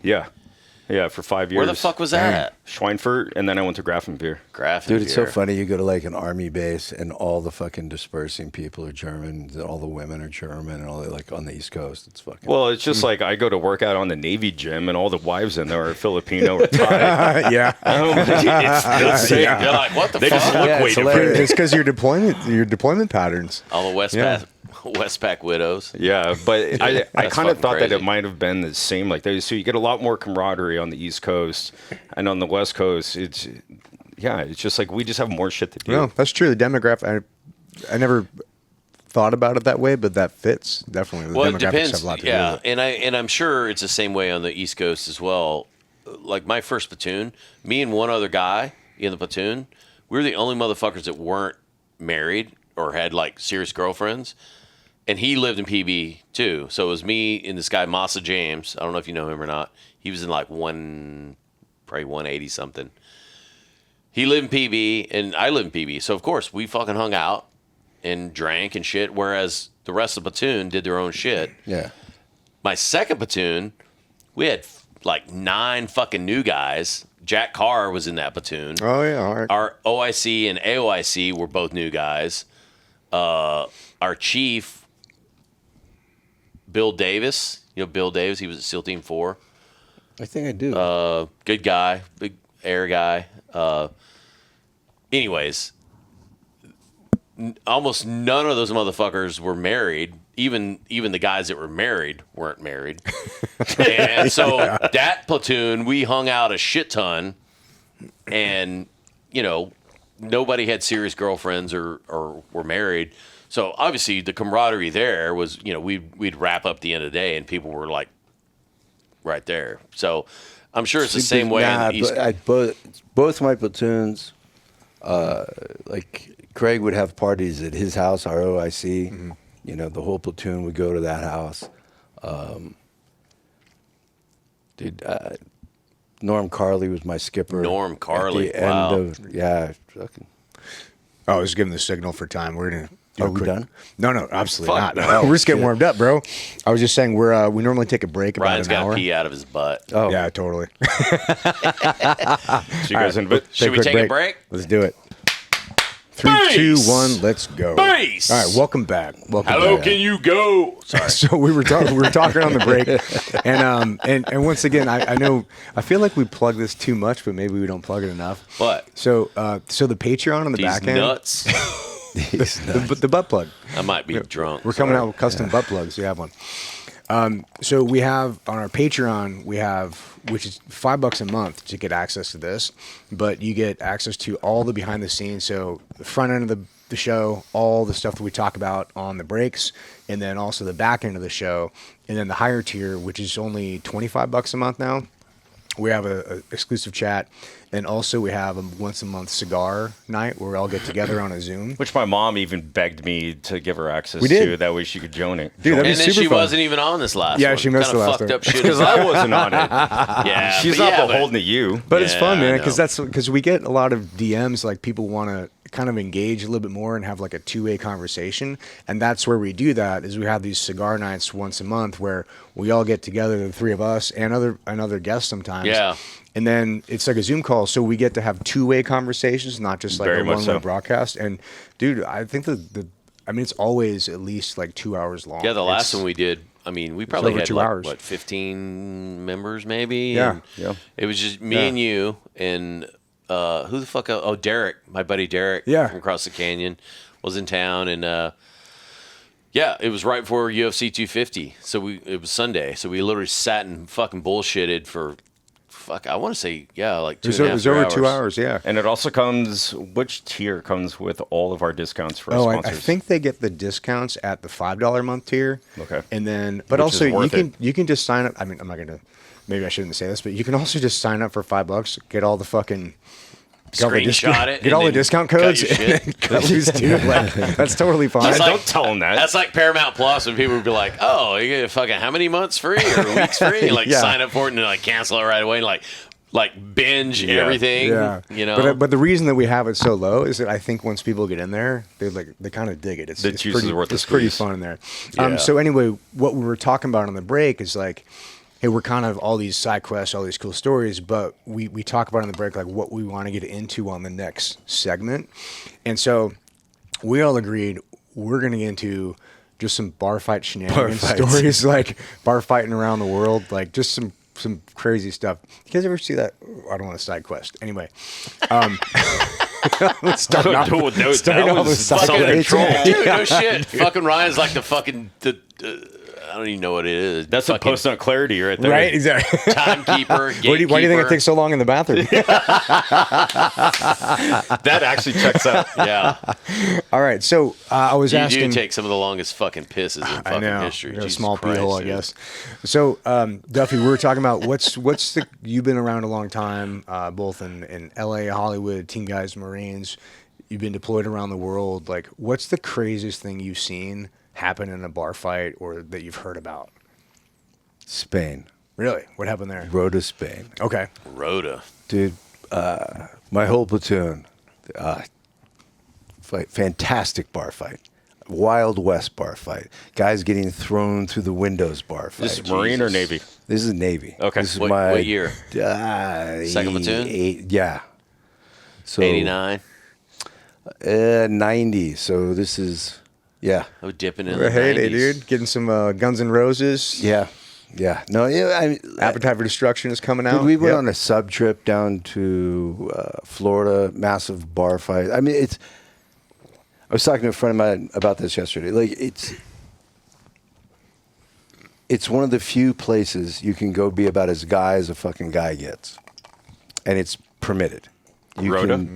No, the teams. Oh, okay. Or the Yeah. military as a whole. Like, I have a good buddy of mine, Marlo. He's a stunt guy from the UK, and he was a rugby guy, and he went to rugby camp, and you get Rugby's to party, be bro. in this world that few guys get to go visit, right? You get to be as over the top fucking dude as you get, and being in the teams and traveling around, and how we sidestep the police is dude.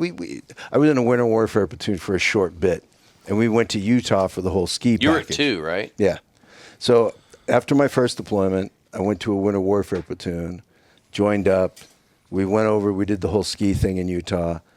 We got in a fight in a bar in Utah that was so fucking big the bar was closed for the next week. Nice. I'm trying to think how this all played out. We got in this bar fight. Then there was something about stopping at a gas station and stealing a car, joyriding the car, dumping the car, going back to the hotel. Joyride. We had to go.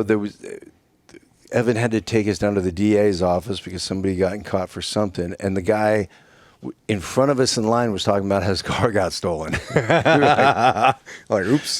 fuck. You're like, just slipping the keys. It's just yeah. The bar fight in Spain was fantastic. Give us a play-by-play. Who started it? How'd I it go? started that motherfucker. I started that motherfucker. Hold my drink. There was even hesitation in that. I don't want to get into too many details as to why I got started, but it got Statute of started. limitations is up, man. I got started, and my platoon finished it, and I was walking away with part of the reason that it got started. And All right. Well, now we know what ground zero is. What was his name? They're fighting over dildo, yeah. she, a Russian linguist. There you go. And then, so I walked off that way, and then Freeman and Coop ended up in the paddy wagon. So you just completely bypass the story. Wait, which coop? I'm just Kevin, okay. just Coop. Coop. All right. No, Just a hold on. Coop. So you're going into the sum of the events, not the events themselves. Yeah, we want to hear the whole equation. Let's- So how did this night go? So I'm in a bar. I'm talking to a girl. There you go. Guy comes up, says, "That's my girlfriend." I say, "That's great." Go back to talking to the girl. He Kick says, rocks, "I loser." wasn't kidding." I said, "I didn't think you were." I continue talking to the girl. well, she's talking to you as well. Correct. right? Yeah. So he grabs me, his undoing. He gets a broken nose. His friends jump in. My entire platoon is there. That goes badly for everybody. It kicks out into the street. We're now out in the street. Wait, so he had friends too, I'm assuming. Oh Like, yeah. So you guys are like, But this is in- and now this is in Spain. in Rhoda. Not base proper, but like No, the this is out in outskirts. town. Yeah, Was- yeah, was this yeah. Yeah. a Town. local guy or a military guy at the... Fuck if I know. Probably a military guy. The whole thing just erupts into this massive fight. It was great. Like there was locals into it. Everybody was into it. And then we're out in the street fighting, And then for some reason, we went into the bar next door. And it's one of those bars, you know, the ones that's got the brick ceiling that's like this? Yeah. So I go in there and I'm standing there. And my boss, Evan's like, Duff, come here. And I'm like, yeah. I go over and I sit next to him on this wall. And he goes, look at Dave. And I'm like, I got it. There's this dude behind Dave who's about to launch on him. And down there is Scotty, and he's about to headbutt somebody. So this whole thing's going to kick off again. So I get behind this guy. Start warming up. Dude, Scotty headbutts that guy. This guy launches on Dave. He makes it about a quarter inch before he gets tossed on the ground. I'm fucking hammering this motherfucker. Dude, that's awesome. The whole thing spills out into the street again, and then I see the chick. And I'm like, oh, I'm done with this. And I head that way. Priorities. I head that way. Like, what up, big perm? And the Spanish cops show up. They got those weird plastic hats. You know what I'm talking about? Yeah. And they show up. I'm pretty sure somebody tangled with some cops. But they ended up in a paddy wagon. and Scotty was just like, oh, we're going to get fucked. We're going to get fucked in prison. We're going to get fucked in Spanish. Spanish pound So me in the I ass. went prison. out. I slept off base that night. With her? Yeah. With her boyfriend. Yeah. No. I went out and spent the night at her place. And when I came on the next day, we were, you know, they were like, you guys are fucking you have to stuck to base. You're whatever the fuck. Restriction to base. But it didn't matter. We were fucking leaving the next day for our deployment. Yeah. So who gives a You just shit? wipe off all the club stamps. So when you're exiting this situation with this chick, do you see what's going on? You're like, fuck you guys, I'm going with this chick, or is it already over? It was. As far as I could see, it was kind of going down. Self-contained. Kind of working itself dwindling. out. Yeah. Dude, it was crazy how many fights there were. There was fights all the time. There was on the pier. There was a fight we were on the pier headed back to the ship. We got in some fucking wagon. We're getting a ride in, and there's some guy lipping off, which kicked off into a fight, which spilled out of the back of the wagon into the pier. And there's this massive fight takes place. Yeah. And one of my platoon mates was like, that's Duff. And he came down the ramp, was like, grab me, and goes, come on, let's go. And you just leave the fight. And That's some weird fucking shit. Now that you mention that, too, because we filmed part of season 3 of Jack Ryan in Rhoda on a Navy ship.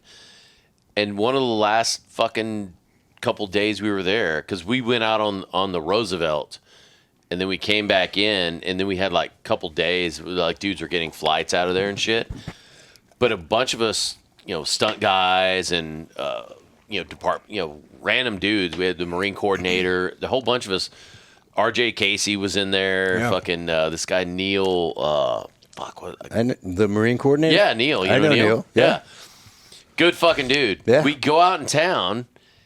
Same shit. Fucking fights out of shit. nowhere. And we weren't even provoking shit.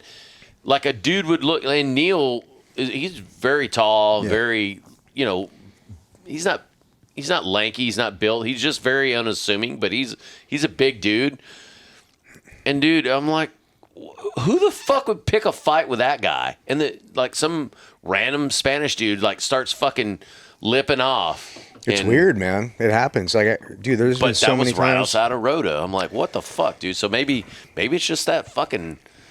Well, no, but the area. problem is, and having lived in Europe for so long, there's a complex, right? And I have seen this exponentially because, like, part of the problem, the European women, at least the ones that I dealt with, and it doesn't matter whether it's Germany, Austria, Switzerland, Spain, they all gravitate towards us, and they don't gravitate locals towards don't their own like men. it. And the local men don't like it because, I mean, granted, I'm wearing skinny jeans right now, but like they're just like the most metrosexual. You're supposed to put the potato in the front of your jeans. Oh, is this when you were thick Nick at the time? Yeah. This is when I was thick Nick, but like, and not to mention that also a byproduct of it is we're in USER, so everybody's what's thick as thieves. U.S. Army Europe. Okay. Right. It's OCONUS guys. Right. So there wasn't like you're thick as thieves. Like literally you're fucking pirates. Yeah. Everybody else is, 3 sheets to the wind. It's like when in the dudes would States. deploy to fucking sock your, you're deployed to the unit in Stuttgart or whatever the fuck. And You're that's by your yourselves. Crew. Yeah. That's your your boys. crew. Like Got you your boys are with you, like yeah. a clan or like almost like a mafia at that point. I assume you guys deployed to fucking Stuttgart. No. Really? No. Did you deploy to Scotland? I did. What is side quest was that the fucking big- story, Kevin? Yeah, I know. Sorry, buddy. Go ahead. Do tell. Thick as thieves. Either way, I was just going to say it's thick as thieves. So when you're overseas, not downrange, but like when you're overseas, like all those guys are with you and around you, and everybody else, it's like us against the world.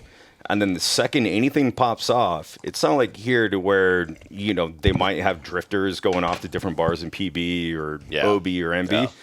No, you're moving. You're moving as a crew. Yeah, you move as a crew, Yeah. and like you're rallying up, like you're doing head count. Like, all right, next, as you leave the bar and as you enter the bar. Yeah, little fucking So rally point 2 right here. and the Euros don't have this because they're wearing fucking Pumas with Ferrari stripes on them, thinking that their shit don't stink. Yeah, and then there's when that. you run into a bunch of fucking egotistical, NSW dudes, it's game over. Asshole team guys. Yeah. Yeah, I do remember that, dude. There was a few times where, cause I spent a fair amount of my life in bars, and dude, the weirdest shit just happens, man. You'd be out with my only experience with team guys, so I'm sure other like athletes and other units will also experience the same thing. But you walk into a place and people like take notice. You know what I mean? You notice whether it's good or bad, whatever. But you're not invisible. You Like, command a people walk in, presence. Yeah.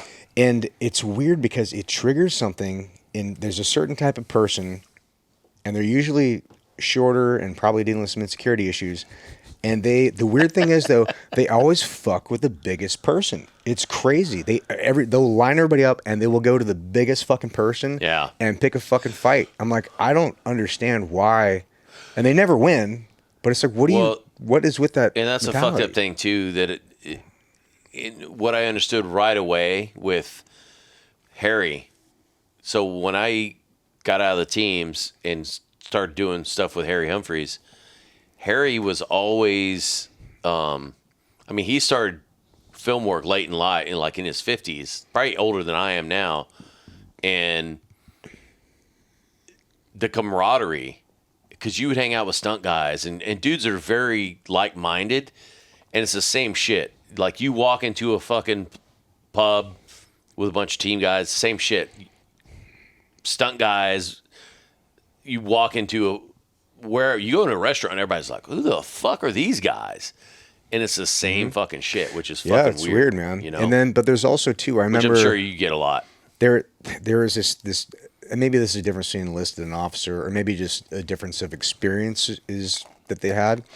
But there are certain times you go out, you spend enough time at a bar in these situations where like you are noticed. Somebody is just going to come up and fucking punch someone in your crew for no reason. It's just going to fucking happen. I remember explaining this to like some officers one time because they're like, "Why'd you guys get in a fight?" And we're like, "Hey, this dude just came up and straight up Like, fucking dude, jacked sometimes somebody." shit just happens. And they Russians didn't believe are it. prime for it. And they're like, "No, that doesn't happen. Like that never happens. You had to do something." Like, no. It sometimes somebody just comes up and fucking decks somebody for no reason. That's when you buy a couple dudes some drinks. Next time you're at a bar, I'm like, "Hey, I'm gonna give you guys $100 bar tab. You go fucking knock this dude out." Maybe that's what it was. And you punch your AOIC. One of our friendly MOs fire. with like our real strong. Actually, they were all former hockey players. Like when I was stationed in Germany, It's a good crew, man. we would buy them a beer first, so that way they could just hold on to an empty bottle, and then even if they wanted the beer or not, I don't care. Just because a beer bottle is a lot better than like a rocks glass. That way, like your hand's saved. You have a handle. Right. And then they would just keep the beer bottle with them, but they would just be drinking fucking vodka Red Bulls or whatever 18-year-olds do in Germany. Dude, yeah, I used to think that I would smash somebody over the head with a beer bottle, and then it was a friend of mine had an experience where he's a brawler, bro. He's my roommate for a while. He's a thick dude and good fighter, very quiet, but like he'll finish shit. And somebody's fucking with him, and he doesn't say a lot, but he's got a point where he's like, he's not going to say much. He's just going to fuck this dude up. So somebody was fucking being an asshole to him, and he's holding this glass, and he just didn't even drop it. He just smashed this rocks glass in this dude's face. I saw him. I didn't hear about this until later. I saw him, and his hand was like all bandaged up. Yeah. I'm like, Told bro, you. what happened? And he's like, yeah, I just smashed this dude in the face, and his hand was fucked. Yeah, we dude. learned. That's Yeah. why we Yeah. had beer bottles. So he dropped the glass. So, was there any repercussions out of that fight? Yeah. Now, Nothing. how frequent were these over in? Fairly frequent. Well, it's also a different Was time. it always over like a woman? Or there's a casual like shoulder check, Sometimes a guy. ego thing. There's something about starting a fight by throwing a chair that appeals to me. Yeah. If you're gonna kick it off, Mark that. Soundbite. fucking. So there's been more than a few occasions that was the start of things. Yeah. And dude, that was Tage's fucking MO, dude. Really? Throwing a chair. Dude, Yeah, literally, throw a we walked chair. into a fucking bar. I was Dude, like, we were in a strip joint down by the Marine base down Oceanside. Oh, the no, main air. East Coast, North Carolina. Oh, Jacksonville. Yeah, Yeah. and Not Florida. Jacksonville, North. Was it North Carolina, South Carolina? Lejeune. Camp Lejeune. Camp Lejeune We was- went off, and somebody Yeah. fucking mouthed off, blah blah blah, fucking. And dude, there's a stripper pulling a bar, and I grabbed a chair across the room, and that was it. It fucking goes, you know. So, question on throwing like a chair. Do you two arm it? Or Nah, do you one just- arm that fucking thing. Really? One Nah, arm. you huck it. Yeah. Well, when you're built like him, you can one arm a lot of things. Yeah. I feel like you're probably a pretty good pitcher I'm not behind the talking mound, about too. these. I'm talking about like shitty fucking bar chairs. Right. Yeah. Right. I feel like I would want accuracy. That way I'm not Nah. hitting out like Susan. It's the whole them. Yeah. And you went on that side. It's a fucking area weapon. It's us over here, them over there. It's a Yeah, claymore. let's- Yeah. let's Dude, go. set your fields afire. It's more of a grenade versus a sniper rifle. Yeah, it's a claymore This for is not a a fight precision chair. instrument, this chair. More of Yeah. a diversionary tactic. That's fucking hilarious. It's like a but- tavern warfare archer. But Yeah. that said, I don't get in fights anymore.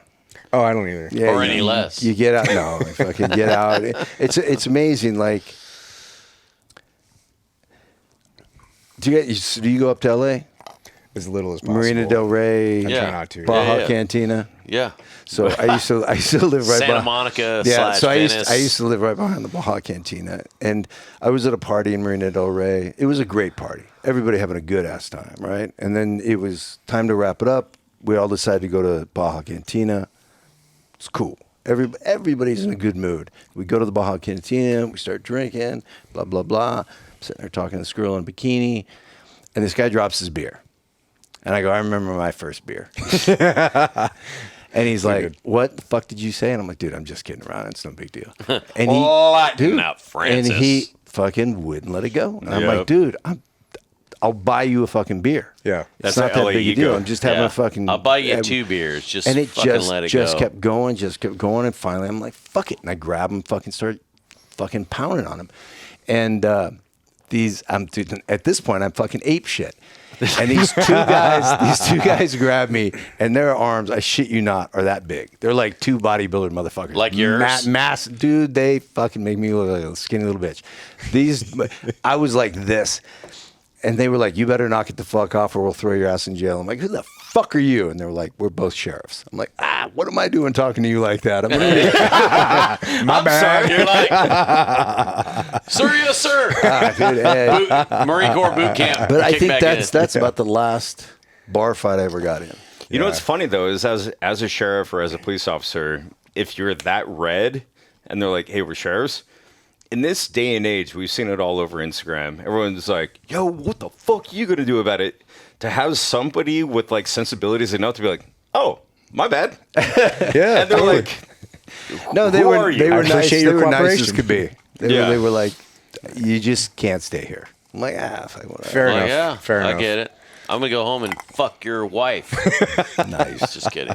I'm surprised you don't show up to the podcast with more black eyes. Oh, I know. I mean, you are one of the nicest guys I I'm know. surprised but too.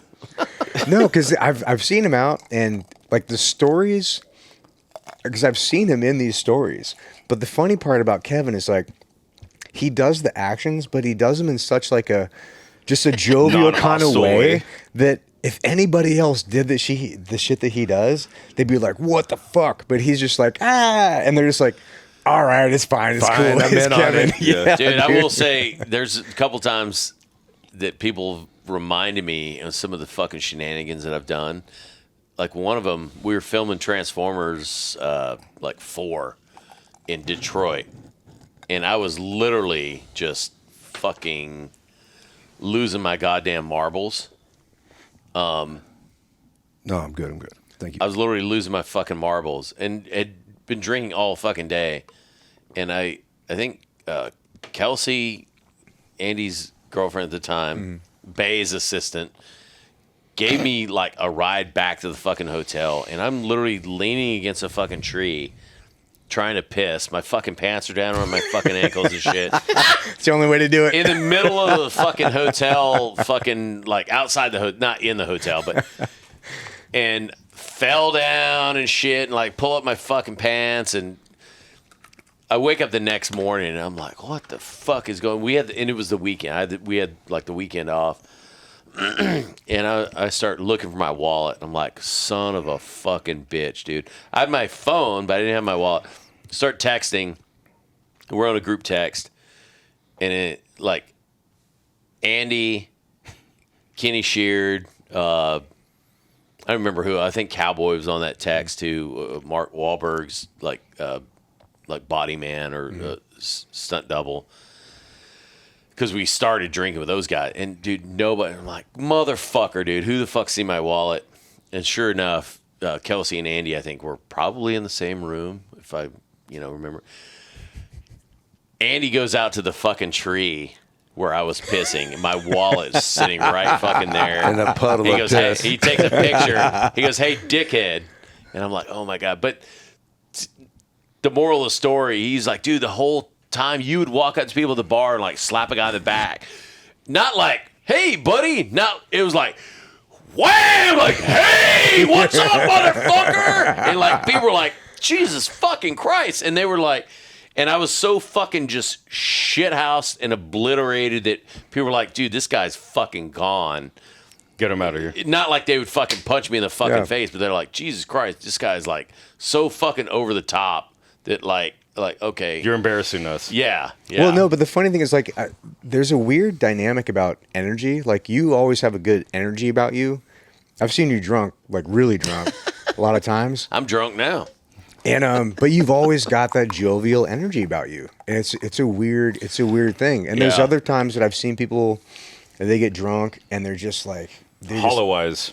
Yeah, they're just intense about shit, and like it's a totally It is different fucking vibe. weird. There's some dudes that drink and get real fucking evil and fucking Yeah. want to fight. Dark. Like they I've just- never. yeah, like, look through. I don't think I've ever. I'm sure I have been, but I don't know. I just want to have a good time when And I I'm think drinking. booze exacerbates whatever you're fucking. It magnifies whatever you're Yeah. doing. Yeah, But, yeah. it can be fun. So, did you ever get in fights in the Marine Corps versus the Navy? And I want to know, like, if there was a difference between those, like, outside of capabilities. But that also isn't really. That doesn't mean anything. Just because you're special operations doesn't mean you can Doesn't fight. mean you know how to fight. any better than true. a regular dude. Yeah. Yeah. No shit. I got in a lot more fights, I think, as a team guy Yeah. than I did as a Marine. The ego's a bit bigger. Well, you attract a lot more attention. Well, and the repercussions too, because like. Yeah. You get rolled up as a Marine, you're like, God damn it, dude. Okay, this guy's gonna sit in the bread and water for fucking 3 days or whatever the fuck. Peeling Yeah. potatoes. yeah, no shit. Yeah. Yeah. Yeah, no. As a Marine, there was a particular point where I ended up in jail, and then came back to the. And they still wanted you to re-enlist. Yeah. We deployed the next day or the day after. So I ended up in jail, ended up out of jail, ended up back at the command. And, it's. What'd you Tit do? for Lots of scissoring. Got in a fight. Got in a fight in Anaheim. There was a knife involved. It wasn't my knife. It was his knife, but I got his knife from him, and I got seen with the knife, and blah, blah, blah, blah. So what was the thought process in obtaining his knife? Because I've how'd that always go? thought about this, where like I've seen a guy Pulls a knife, and you go, give me that motherfucker. Yeah, I saw just an Instagram video the other day of like a Marine guy getting jumped by like 3 black dudes, and like he's like, Whoa. and then grabs a gun, and Can't then say like that. strangles it around, and then like has him at it. It's like now you're talking about very split-second decisions with lifelong repercussions. I think people that mean to do harm with a knife and a gun, they pull it and they do the harm. Yeah. Otherwise, if they pull it and they show it to you, they don't Yeah. actually want to do anything It's for with show. it. So if you pull a gun or a knife, particularly a knife, if you pull a knife and you show it to me, there's a real opportunity to take that motherfucker from you. Yeah. Because you're otherwise you'd be going to work, right? Right. So there was a little pause after he pulled it. And Ooh, Yeah. man, It became my knife. I'd rather fight somebody with a gun than a knife, dude. Knives are like, especially if somebody knows what they're doing.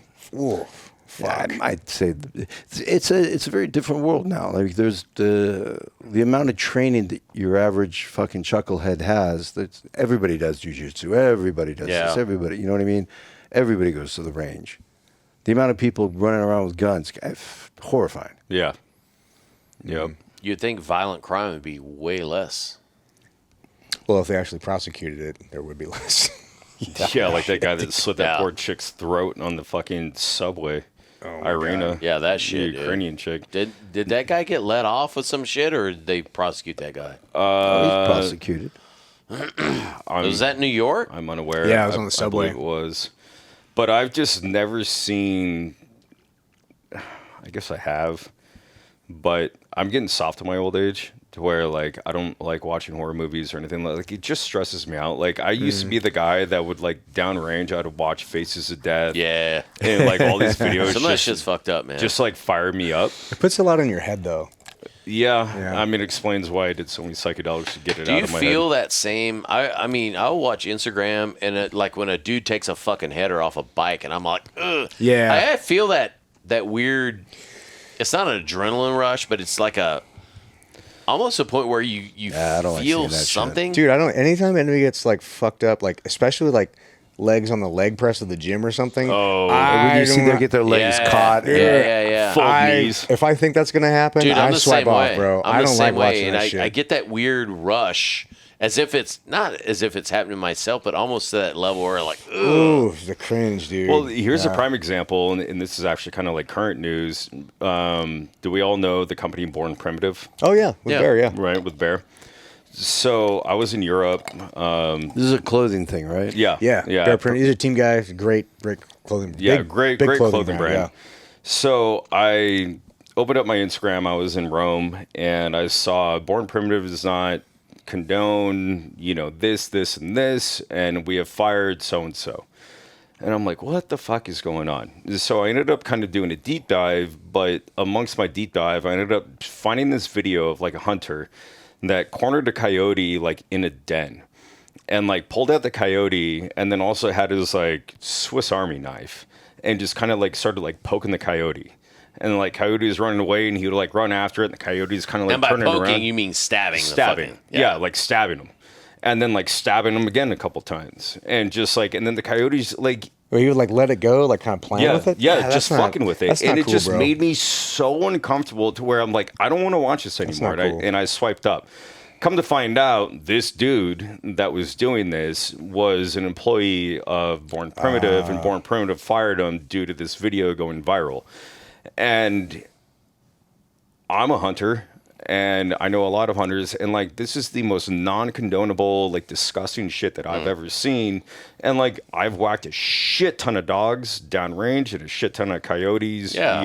for I'm farmers. sitting fucking teasing. But I'm not though. sitting there Right. just No. stabbing them with You're a not- 2-inch fucking knife. You're not having a good time with No. it. There's a difference. Fuck no. You're And, like, doing it that's 'cause sociopath. You're doing it because it needs to be done, not because you enjoy doing Right. it. That's a fucking big Yeah, like difference. I don't enjoy killing anything other than just really shitty people.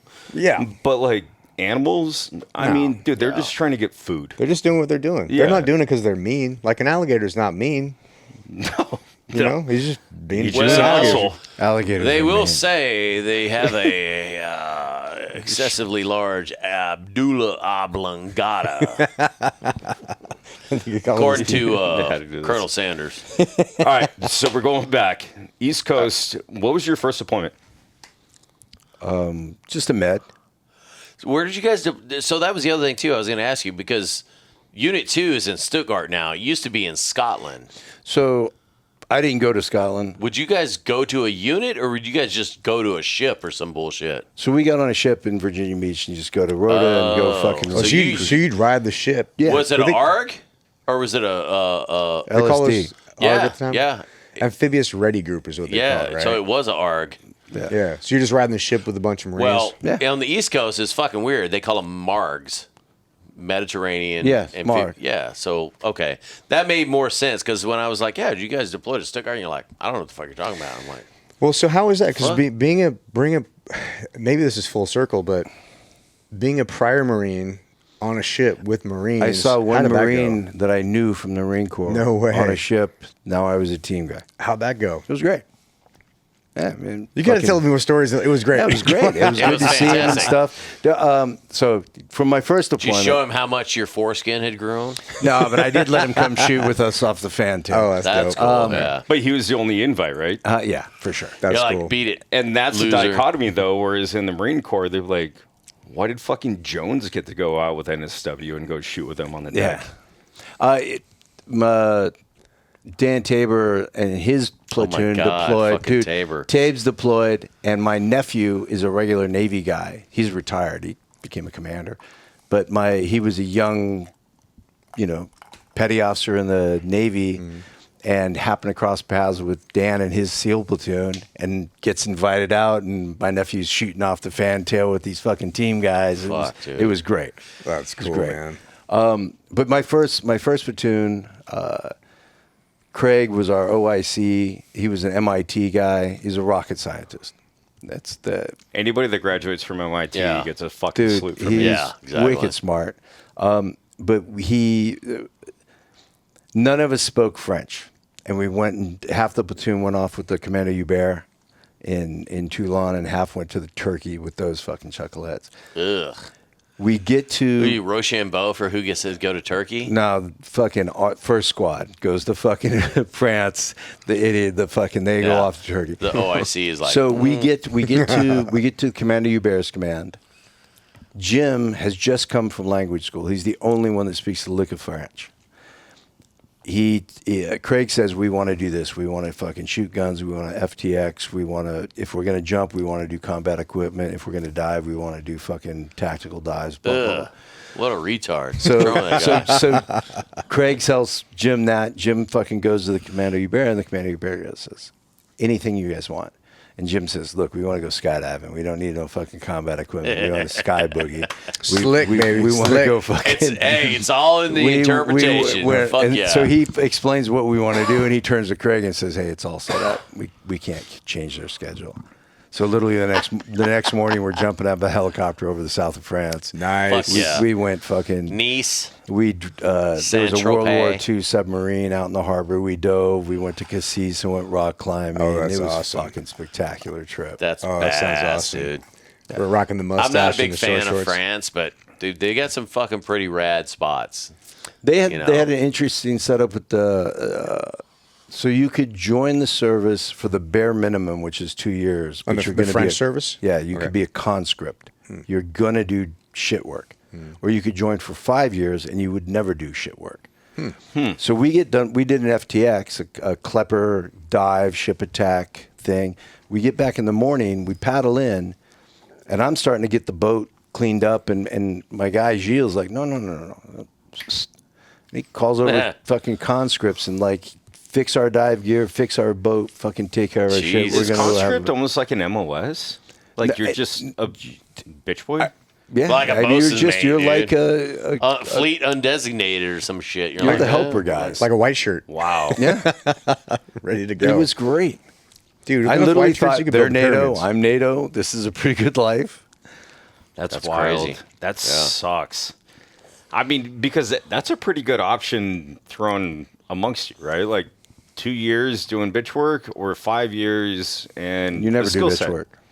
Yeah. Yeah, I'm like, I can imagine the bitch work's like working in the scullery, like Yeah. mess Dude, cranking they had and shit. the Commander Hubert have an amazing setup over there. They have, they have their own little base with their own little chefs and all that stuff. And you know, you're getting ready to go on an op in the middle of the night, and they got fucking food laid out, and you come in the morning, there's beer and shit. And you Dude, get back that's from your fucking op. awesome. I actually have an interesting Side story about this French officer that came and joined us. Do we want to take a break? Let's do the story and then take a break. Oh, God. Is it a long story? Because I No, really got to go. it's not a long story. An exchange officer. So we had this officer that was coming to our platoon. I think it was the last platoon I did at Team 5. And he was he came to our platoon because our task unit was supposed to go to Afghanistan. And apparently the French, they didn't have fucking a SOFA agreement with Iraq, but they had a SOFA agreement with Afghanistan. So they're like, yeah, they're going to work with you guys. And the dude was fucking cool, man. Like he joined our platoon as, I mean, he was an officer. He was probably a lieutenant or lieutenant commander. And he didn't really do a lot. Mm-hmm. I mean, he went through some of our workup, and he was, honestly, he's like a strap hanger. But he was a good dude. And honestly, when we first got in the middle of it, the dude barely spoke fucking English. Towards the end of the deployment or workup, he was fucking dropping F-bombs. Yeah. Every other word was an F-bomb. But the funny... So learned English from you. Oh, my God, dude. The funniest shit, though, and here's the whole story.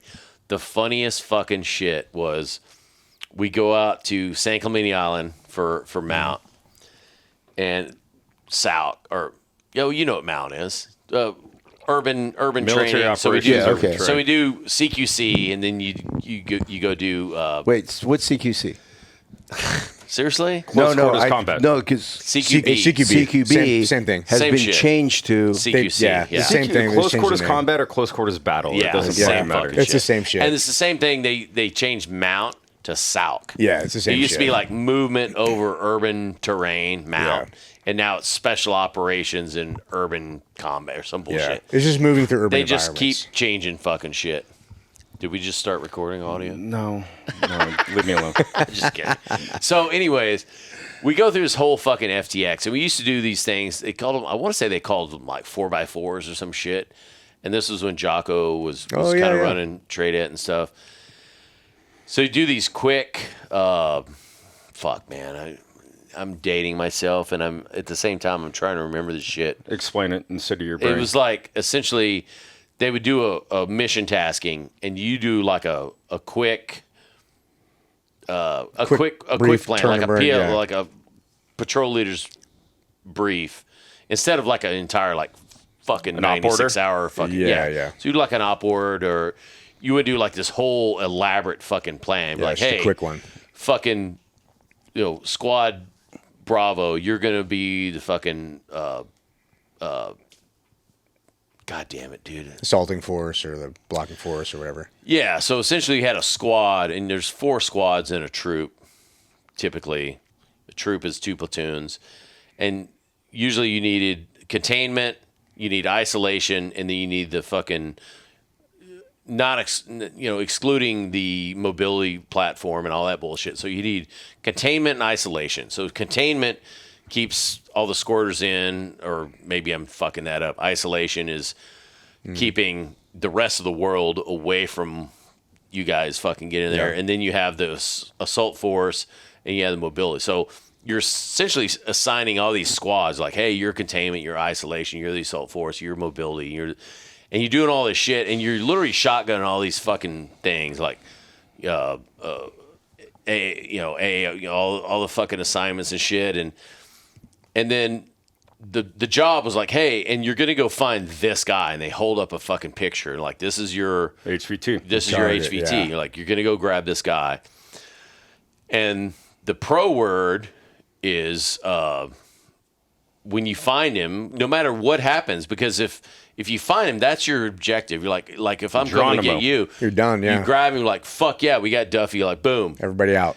You, Everybody collapses. Yeah, you radio what the pro word is, And so we'd already fucking done this shit, and the pro word was jackpot. And typically when you do this shit, it's jackpot, and it's when it's written, it says jackpot X3, or you say, you find somebody, you're like, hey, jackpot, jackpot, jackpot. I've got fucking HVT, blah, blah, blah, blah, blah, blah. We are X-filling on fucking green side, blah, blah, blah. So they're shotgunning fucking shit, and I want to say it was fucking Jocko. It might have been somebody else. They're like, sir, when you find HVT fucking 13, blah, blah, blah, like, what do you, what is your progression or whatever? And it was this French dude, and he goes, I radio Yickpot X3. And dude, the whole fucking troop just busted out laughing like Yickpot X3. And we're like, what the fuck was that? I can't bro? imagine how many times I came out on the radio And after dude, that. so from then on out, everything else was Yickpot X3. Yeah, And it was literally jackpot times 3. Jackpot, jackpot, jackpot. And to this day, I don't even know the guy even understood why the fuck we were fucking laughing, because like, These Americans are assholes. yeah, I but don't get it. But he went back a hero. Oh, fuck yeah, and then we didn't fucking deploy to Afghanistan, and I don't even know if that guy even fucking deployed with us. He never got his yak pot I'm on. sure I think he went with an East Coast team actually, but fucking good shit. All right, Take a let's break. I gotta pee so bad. All right, we back in? We are now. Yak pot. Yickpot- The X3. Yickpot X3. I say this shit all the time to my wife's cousin, who was a linguist in the Air Force. He's like, what are you Yickpot talking about? X3. He's like, Kevin, you're so funny. He's like, you're an idiot. Yeah. Yeah. All right, so back from the break. So Duffy, one of the things we were talking about on the break that I think is a very important, I mean, everybody in the military or any level of the military, but also this affects guys who are cops, SWAT team, regular cops, pro athletes, like anybody who does things at a certain level or something significant and you feel like your identity is tied to it. And then you transition out of that and you get to do something else. There's two things to that. I think number one is the decision to do it, and why do you decide to like, hey, call that and like, hey, I'm going to go a different direction in my life. And then two, it's always a challenging journey to do that. So when you decided to get out, what was your decision? Was there a catalyst for you? Like, hey, I'm fucking done with this, or you just want to explore the stuff? So what was the reason for get out, and then how did that feel as you transitioned out? I think it was a combination of things. I already knew what I was like as a Marine. I knew what I was like as a team guy, and I wanted to see what I was like beyond that. Oh, yeah. The whole life experience. Yeah. Also, I was very frustrated with the teams. Yeah. Because we were still back at, there was no special operator fucking rate. You know, I was a quartermaster and blah, blah, blah. And that idea that, and I'm sure you'd seen it, where guys would take their QM test or whatever, and they would get promoted up, and you got a chief that's not a, I'm good. Yeah, fuck. Peer pressure is the best But pressure. I felt, and it's just my opinion, that there was guys that maybe shouldn't have gotten promoted up as frogmen, but they were being promoted up as different rates. There was a problem before we had a rate. Yeah. And 100%. then Mostly corpsmen. And if you talk to old guys, they'd be like, well, that's how it's always been done. I'm like, yeah, but you had 2 fucking guns and 1 shit radio. And it's gotten substantially more complex. Yeah. And in my mind, where we were was more complex than them. Where you guys were is astronomically more complex. I mean, Even more complex now. Yeah, the amount of the amount of stuff in your arsenal. Who the fuck's got time to go and put time in a quarter deck of a ship when you have this treasure chest of shit you need to know?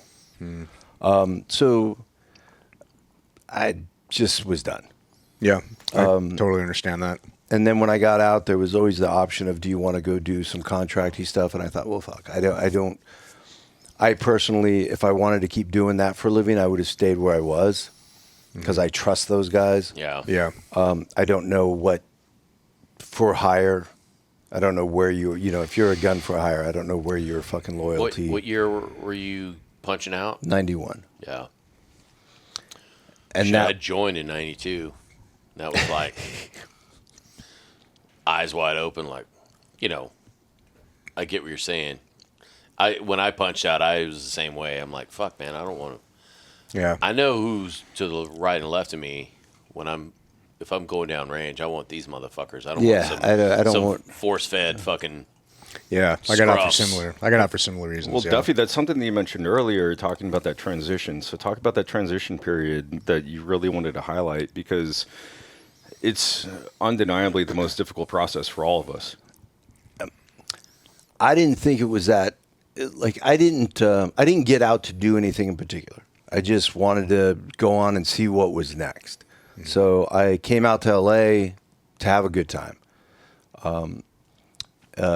My roommate from Virginia, Anthony, my best friend, he had already gotten out from SEAL Team 4. He was out in LA. He said, "Come on out. You can come work with me." What's his last name? Genova. He's a fucking he's a stuntman too. Yeah. I worked with him on Skull Island. Yeah. Yeah. Yeah, you did. Fuck yeah. He was a 50 gunner. Fucking great guy. Yeah. We were roommates in Virginia. We were roommates out here. Him and his wife lived 2 blocks from me. Oh, that's cool. It's family. But he said, "Come on out." So I came out to LA and started baby proofing houses with him and living off Tommy burgers and drinking Heineken and putting baby latches and Just enjoying the life. Yeah. obvious fucking transition job for a team guy. Yeah. Right. You didn't call your business the pacifier, did you? No, Mr. Baby Proofer is the guy we work for. This guy, Dan McNeil. Damn, that's fucking crazy. And then I cleaned boats in the marina and I waited tables, and I didn't have a lot of ego in the game as far as, hey, I was a frogman, I should. The expectations. I just wanted to do what was next. Yeah. And then my sister said, "What about the film industry?" And my brother-in-law was a special effects guy, and I'd gone to work with him once and just to see what the lay of the land was. I'm not a special effects guy by any stretch. But she got me an interview at this company, Propaganda Films. And I went over there and I met some people, and this woman, Deanie, hired me to be a PA. And it was great. I'd never worked for a woman before, and Deanie was absolutely fantastic to work for. So anybody that doesn't know what a PA is a production assistant. It's not a physician's assistant. No. But so PAs traditionally get flogged. It is the shit job. It is go get me a fucking coffee, motherfucker. yeah, it's the bitch work. But- It's the worst fucking job. It's like worse than a new guy. But on a having set. just come from the teams, I got treated very well as a PA. They're probably a little scared of you. Yeah. They were very respectful.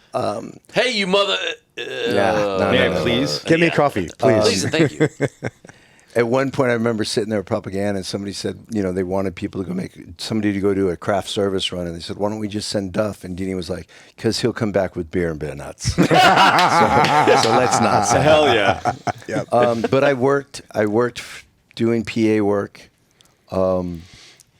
It's a marvelous bunch of coincidences. So I ended up working at a place where Michael Bay, David Fincher, Dominic Sena, Antoine Fuqua, Spike Jonze, that was Propaganda.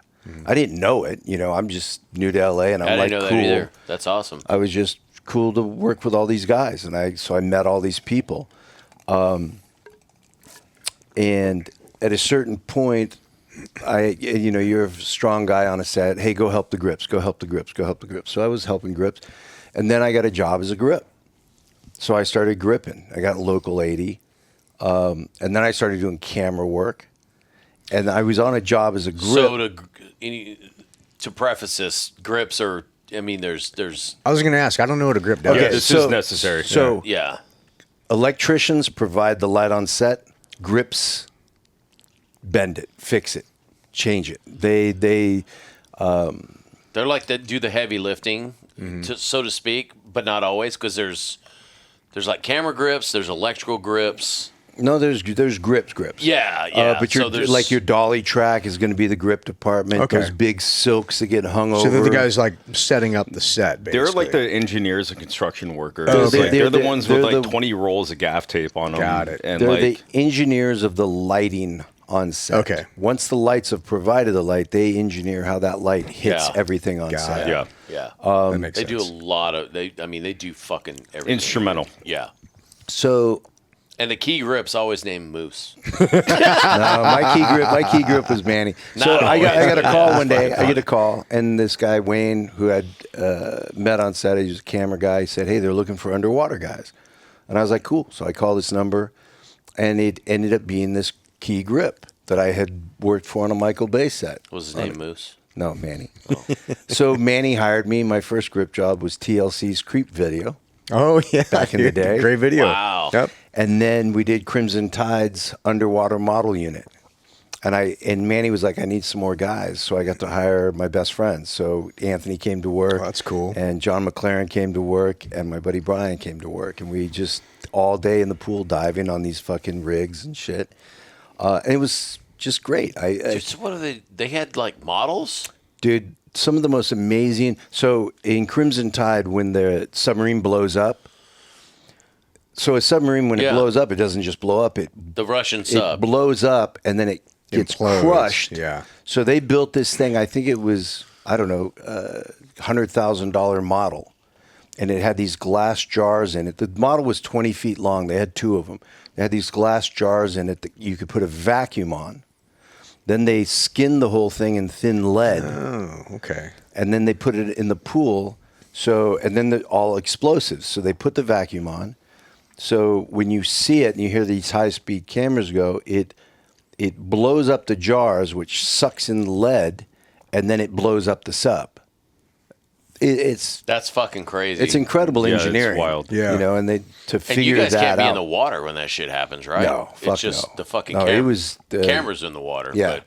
But, wow. So I never knew was- any of that shit. That's fucking crazy. So I was a grip, and then at the time, Fincher was shooting 7, and had been an accident. Brad had broke his arm, blah blah. And I heard, Dave was having a tough time, so I went by the offices just to see how things were going. And he said, "You want to be in the movie?" And I was like, "Sure." And he said, "We're gonna have to cut your hair." And I was like, "Nah, fuck that." And he said, "Nah, we'll put it under a helmet." Just a Pope shit in the woods. So he put me in the helicopter at the end for the whole "What's in the box." So I'm the sniper in the helicopter. Oh, nice. shit. Yeah. And that's how I got my SAG card. Oh, that's cool. That's fucking cool. Yeah. And then go forward like a half a year, and somebody said, Michael Bay's looking for SEALs.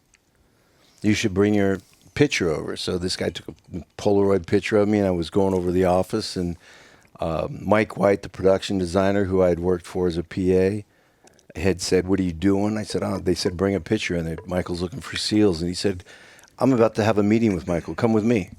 So I went into that meeting, and Bay's door opens up, and we go in. Oh. I don't know how your end of this fucking business works. Kevin's on the YouTube movement. Boy, this is a confessional For me right too. here, boy. No, it's Michael's actually pleasantly flaccid. dude. No. So I went in, and hey, Mike says, "Hey, what's up?" And I said, "Dude, I heard you were looking for SEALs for your show." And he goes, "Oh, that's right." He goes, "Hang on, give me casting." Got casting online. He goes, "Hey, what's your phone number?" I told him my phone number. He said, He said, "Call him. He's going to be one of the SEAls." Cool. Dope. And that was that. So then next thing you know, and this was a fun thing. So Steve Decker, do you Yeah. know? Yeah, man. So Yeah. Steve Decker and I, He's a beast. my last platoon, Steve was in, the golf platoon. So he was my second phase instructor. So Steve and I were in a platoon for Desert Storm. We come back, I get out. The next time I see Steve, because he'd become an instructor. So they went down to Bud's. They hired a bunch of guys. They said, if you take 30 days leave, we'll give you 27 days of SAG work. So Steve and Carlos Sandoval and Hash and all these guys came up to be in the movie. So the next time I see Steve, we're at Sony, dressed up in the same gack, flight suits, fucking big black body armor, MP5s, but now it's all fucking pretend. That's fucking hilarious, dude. So And that was for The Rock? Yeah, for The Rock. Is there a silver lining in this, right? Like we were kind of talking earlier about other people kind of like throwing shade at those that move to Hollywood or LA or the West Coast. And I've even personally seen it on my side to where those guys that go back to the Midwest, those guys that go back to the place that they kind of ran from when they enlisted, no longer have a community because they didn't even have a community when they were in there. But from the sounds of it, and I can probably pick this apart, all of your work between you and Kevin comes from just a solid work ethic, which naturally comes out of the military. And due to your work ethic, you continuously get hired. Hey, let me call my boys. Hey, let me call my boys. And next thing you know, you find yourselves on bigger and bigger sets. And now you find yourselves in Hollywood for, 2 decades. That's true. Shit, dude. You've probably been working almost 3 decades. Yeah, for 3 decades. So, figure like G.I. Jane was my first stunt job. Seven was my first SAG job. The Rock. It's been 30 years since The Rock.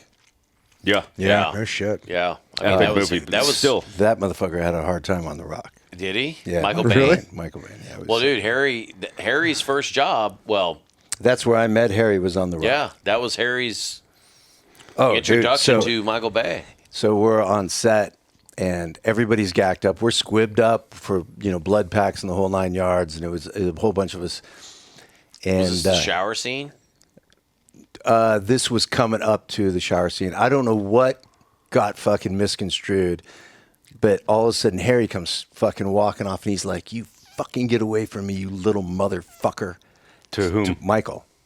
Oh. Kevin told this story before, but I want to hear it from you. Some miscommunication happened, and fucking Harry's leaving, and Michael's like, Harry, and Harry's like, "Don't you fucking follow me, you little motherfucker." Dude, it was, and Jerry, Was it motherfucker or cocksucker? whatever. Yeah. It was 30 years ago. And Jerry Bruckheimer's standing there like, what the fuck's happening? And all of a sudden, all the team guys, because we're fucking Harry's boys, and we start ripping our shit off. Yeah. And like, what Yeah. the Ride or die, fuck let's is go. happening now? Because, it's just thousands and thousands of dollars a minute disappearing, and it's like, whoa. But it all got resolved. They went outside and didn't kill each other. yeah. So now we know Kevin's not full of shit. Yeah. Oh, he's not full of Because shit. the story That was the Harry identical. Humphrey story where Yeah. he was just like, They went behind the Connex. yeah. Right? And had a Sometimes- little talking to. Sometimes you got to do So that. the story I got from Harry was, he was like, I want silent, Harry, quiet on set. And Harry was talking to Joe Hawes, rest in peace, who I just heard Joe Hawes just passed away like a month ago. Did not Oh, know no that. shit. Yeah, and he's the guy. He's on like the stair. He's climbing up and he's shooting a shotgun or something. And so Harry was kind of telling him like, "Hey, I want you to shoot a couple rounds. I want you to fucking do a Reload. Over the reload. top reload, yeah. And Harry was kind of miming like, I was like, kind of like, because obviously team guys. This is the first time any of you guys had been on set. Not you, but like Joe all those Hawes, guys. Steve Decker. Carlos Sandoval. No, but who was the Command Master Chief? Denny Chalker. Denny Chalker, So Chalker yeah. was the CMC of Buds at the time. And so Harry's like, he's like, whatever. And like, all of a sudden, he hears, "Hey, I said shut the fuck up." And Harry's like, and everybody looks at him, and Harry's like, "Who the fuck do you think you're talking to, you fucking cocksucker?" And he leaves. And this was the story, of course, Harry. And he said, as he's leaving, everybody's fucking taking off their Dude, shit. we were done. And We're he like, said, if he leaves, we leave. Well, Harry goes, he goes, obviously I wasn't going to leave the fucking set because he was, whatever. He's like, I'm getting paid to do this shit. And he goes, so he walks out to like the fucking food truck or Crafty or something. And he said the worst thing anybody could have ever said to him, Bay comes out and goes, "Hey, let's go around the corner and talk this out." Or let's go around. He's like, "Hey, you want to go around the corner and talk about it?" Which is like team guy speak. We're We're like, gonna go "Hey, fight. motherfucker, let's go behind the Connex box." Yeah. Which is like, "Okay, bitch, I'm putting my mouthpiece in. We're about to fucking go full throttle." And so Miscommunication. And he said at the time, like him and Denny were like thick as thieves, Yeah. and he'd done a bunch.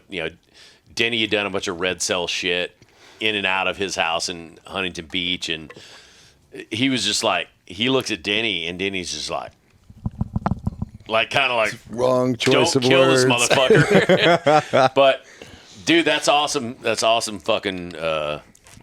That's awesome fucking shit, dude. Yeah, that was great to hear, and especially like with your two stories corroborated, because we've heard it from Kevin like maybe like 2 times, but like moving over to you with you saying the exact identical shit. Now for our listeners, Kevin's not full of shit. And dude, that was Bay's second film. No shit. His first film was Bad Boys. Yeah.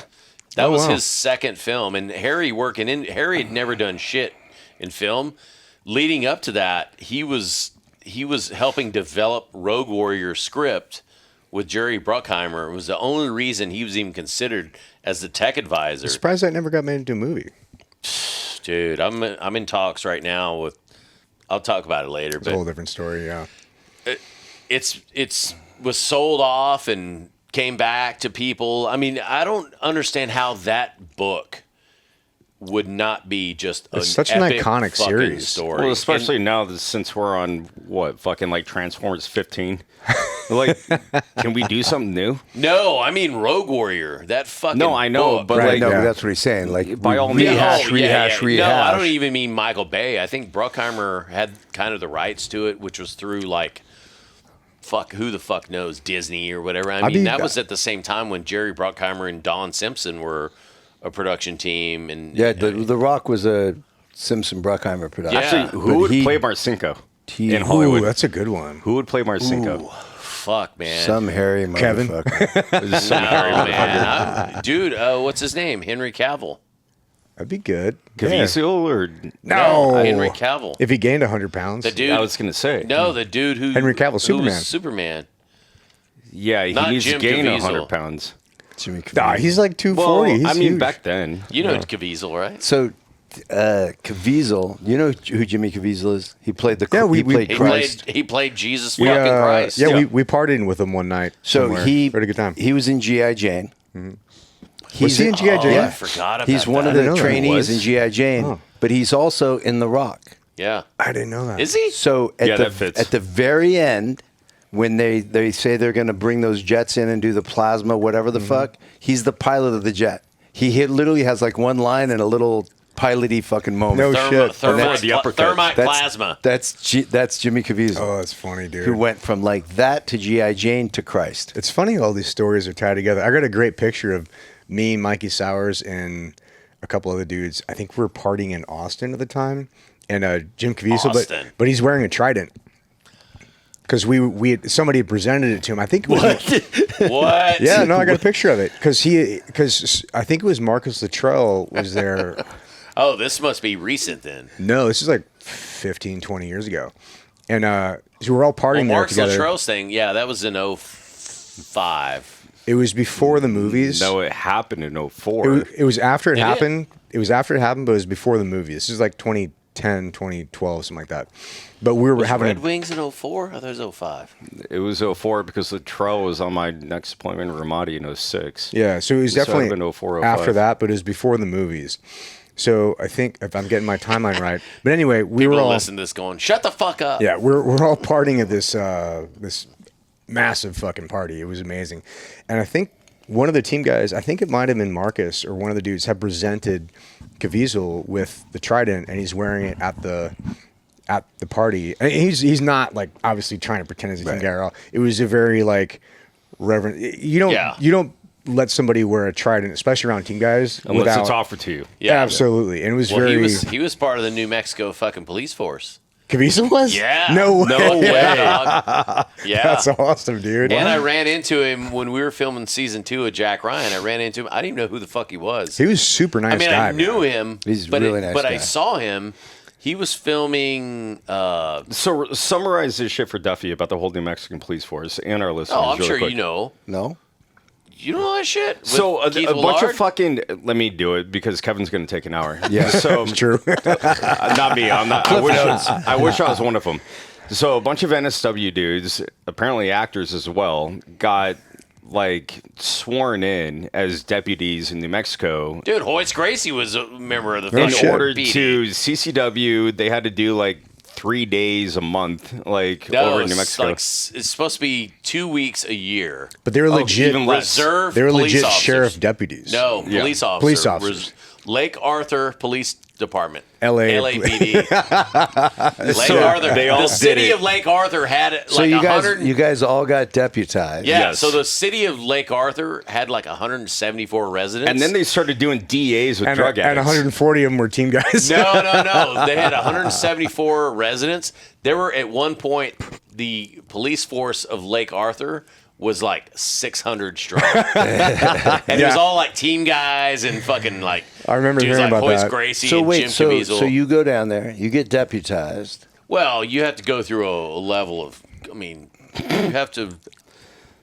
Wink, So wink. you You get have to be able to fucking train. You get deputized. You have to pass a qual. You get sworn in. There's little a, X. It was a really well. Imagine this. It was a really good deal that team guys fucked up. It was Imagine that. it was a great deal that team guys fucked So, up. so with the ultimate goal, you get deputized. You get deputized. You get You have HR 218, which allows you to carry in all 50 states. But at the same time, they want you to come and police so many days per year. Isn't that what Steven Seagal was doing? Yeah, he was doing that in Louisiana, which a lot of states, they do that shit.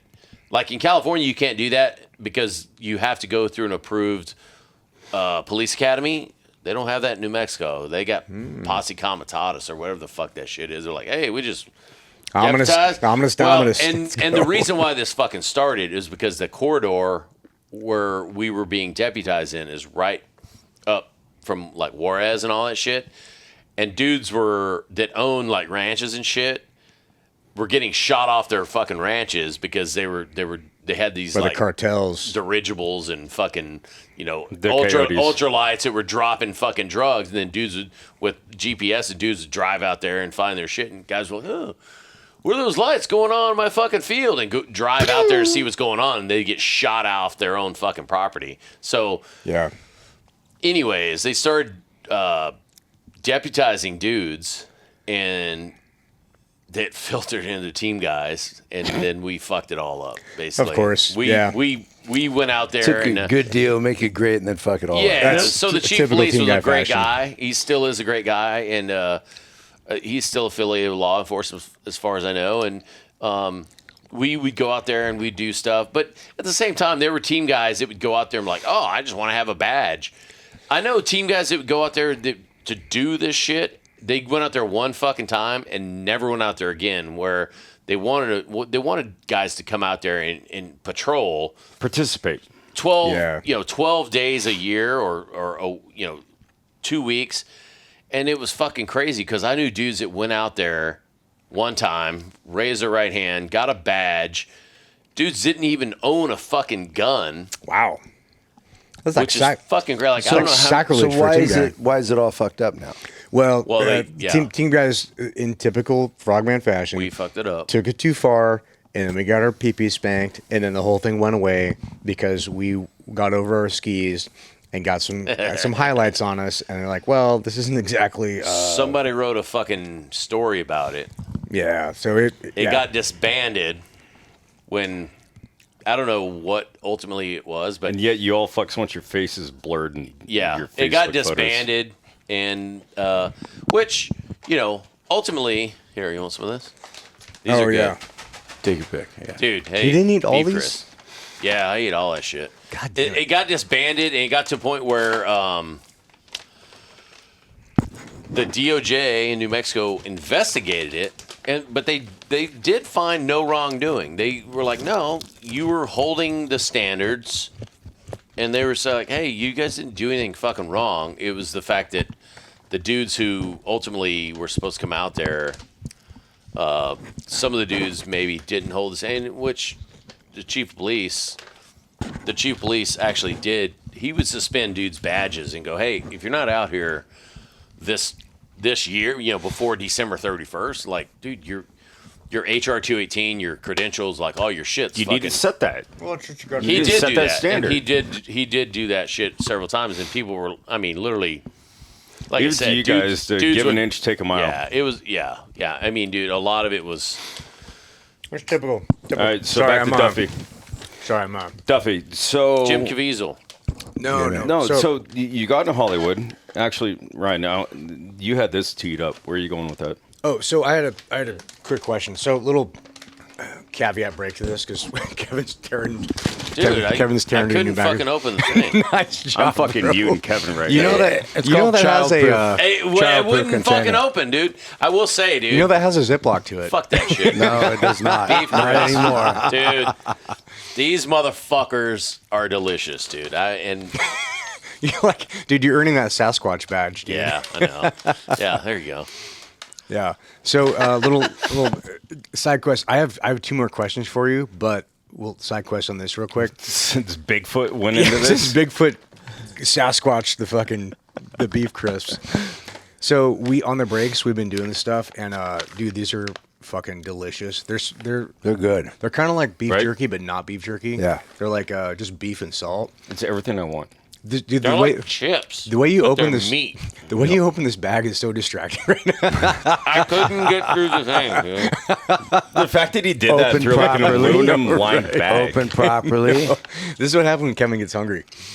But anyway, these things are fucking awesome. Kevin, smash. If you guys want anything, they're what's the website again? BingeworthySnacks.com. Sorry. That's right. And you get- BingeworthySnacks.com. And then you get if you enter code Liberty Risk, you get 10% off, and these are freaking Well worth it. Well worth it. And if it Delicious. matters to anybody, I literally paid full price for 5 bags Yeah. because Kevin, you're Don't buy the little one. Dude, gonna- these big motherfuckers. yeah, you're gonna want a big bag. Don't go a This small is bag. 4 ounces. you're getting a little drunk. You should have more of those. Dude, I am. Look at the repo bottle. I'm good. Dude, I want to eat more of this, but I don't want to like munch the audience. You know, out. be out in of the the way. yeah. So I'm gonna ask you a question. I'm gonna take my headset off and munch this so I can hear it. No, Yeah. I know what number you are. I can just mute you. Oh, sweet, thanks. So I was gonna ask. Well, there's 2 questions. I'll hold the Michael Bean question, but when you're doing the transition out, because I think this is a common thing, and it sounds like you handled it really well, but a lot of people don't. Is that identity shift of like, and you've been through several identity shifts of like, I'm a Marine, I'm a Navy SEAL, and now you're doing another thing. But it sounds like you just went on this other kind of quest to kind of find a different path in life. Did you ever struggle with that identity of like, I'm a team guy, now I'm not a team guy, and then I'm something else? Like, how did that? It sounds like you handled it very well. Like, how did that? Was it ever a thought in your mind of like the identity piece? Go ahead, much away. All right, perfect. I was talking to one of the guys last night about this. I was the ego. The ego as a team guy is massive. I used to make the comment that I didn't want to hang out with my fucking platoon. I wish there was another me. I could go hang out with that cool motherfucker. And of course, your platoon's like, go fuck yourself. I wanted to be done. I didn't want to be, and this is where I get a little like, I'm interested observationally in what team guys are now. Because I didn't want to be running around being a team guy in civilian life. Look at me, I'm a team guy. Look at me, here's my lead, I'm a team guy. Mm-hmm.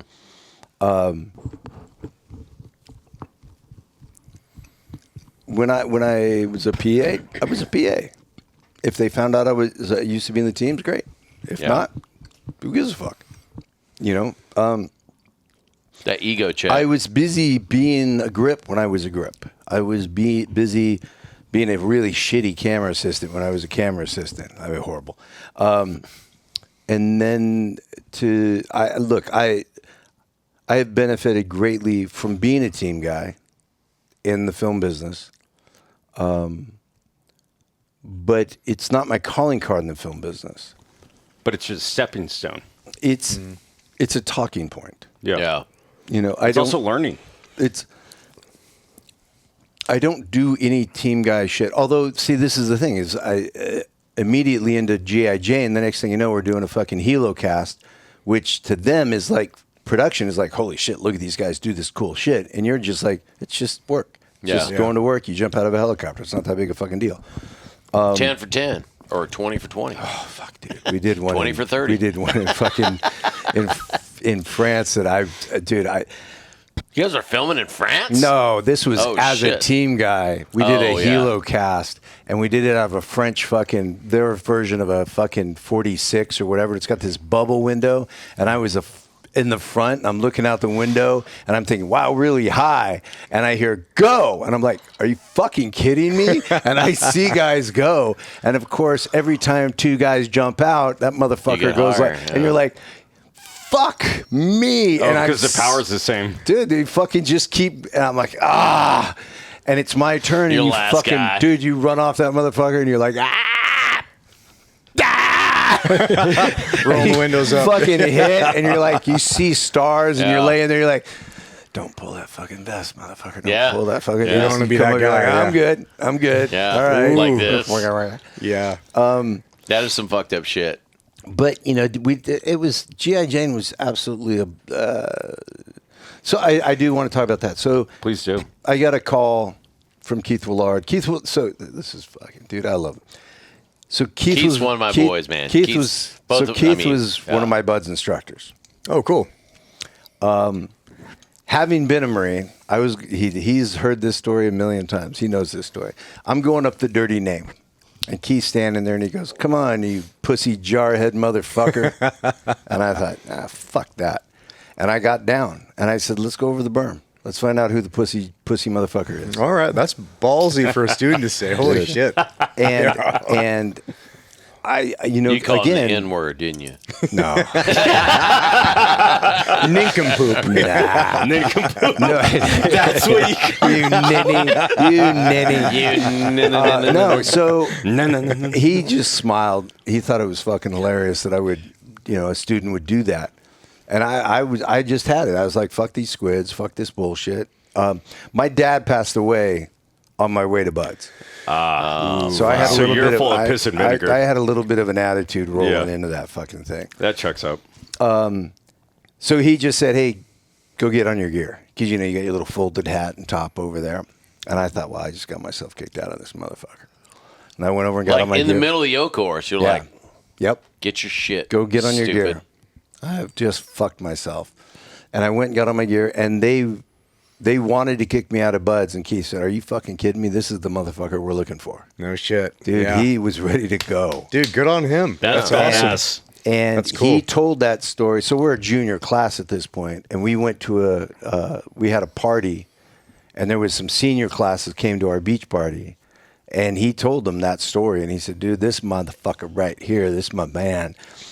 So we've been friends since then. That's cool. I love that.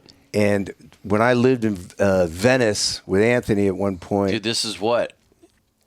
90? No, 80, 85, 86. so this is like 86. Oh, my God. By the way, dude. Keith was an instructor for a long time. He was like a whole generation of motherfucking frogman. Not as long as Ryan. So Anthony and now I'm civilian. I live in Venice. We had gone shooting that day. We'd come back. There's guns laying out. And all of a sudden you hear this bam, bam, bam at the front door. And I'm like, motherfucker. And I put a gun together. And I fucking go stand up at the door. And I'm like, boom, boom, boom. And I open that fucking door. And Keith's standing there with a gun behind his back. Dude, he's got a fucking goatee. Some things don't change, dude. He's got hoop earrings in. No way. He was a DEA agent. He was No undercover. shit. And I was like, God damn it, dude, that's how you shoot your friends. Yeah. No shit. But Holy crap. You both draw on each other like, but motherfucker. he called me up one day. He goes, hey, you want to come be a stuntman? I go, yeah. He said, call this number. You're coming to Florida. I'm like, cool. So I went to Florida. That was G.I. Jane.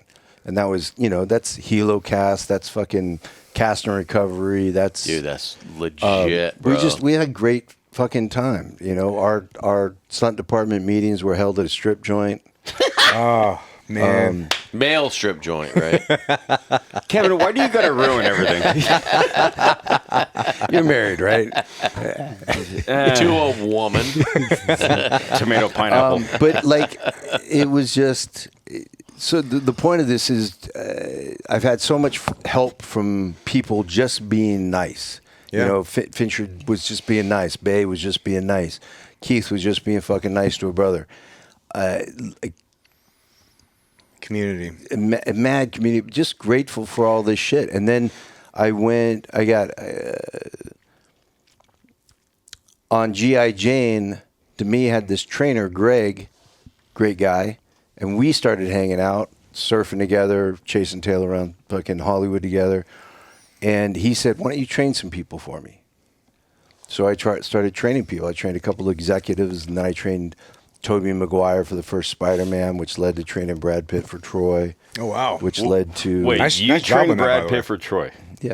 All right, so I You're was talking weight training and Yeah, fucking, fitness. Get him in shape for Yeah, the movie. yeah. So what about Regardless. Elliot Page? Should've I was gone just that- don't get me started on that. But I was just I'm going to fix something for you real quick. just in Rome, doing all that and like having all these flights in between. I watched Troy again for probably the 100th time, and I've never gotten a boner watching a dude kill people more than whoever choreographed Brad Pitt in Troy. And like So the fight, the you way mean? that he fights. So that's Dave Leitch, who is now a director who does the John Wick stuff, and he did Bullet shit. Train. That and, checks out. That's awesome. And Buster Reeves, who's a stuntman from the UK, who's just...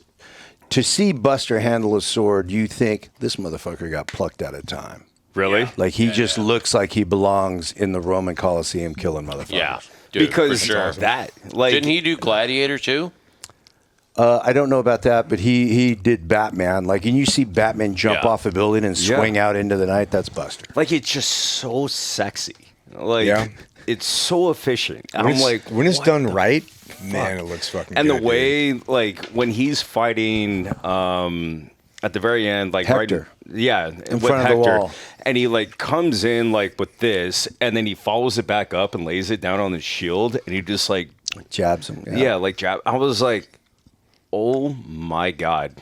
And like having been around the Coliseum and all this stuff, like I was just very like indoctrinated like with like the feelings.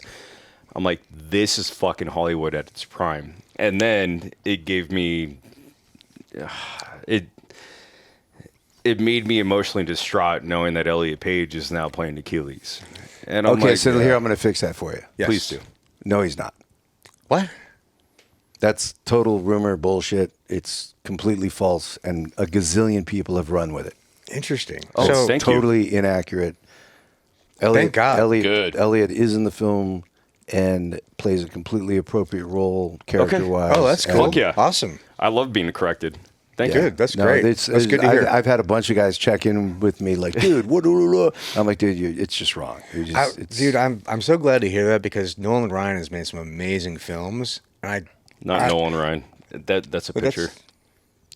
Chris Nolan. Chris Nolan. Either way. I got one of them. Nolan Ryan's a picture. Well, I'm bad Nolan at sports Ryan's and in I'm the bad film at film. business now. Yeah. That's an interesting transition.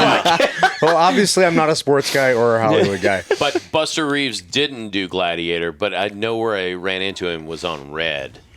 He did Probably. some which I'm like, I know that name He- from somewhere. Buster's.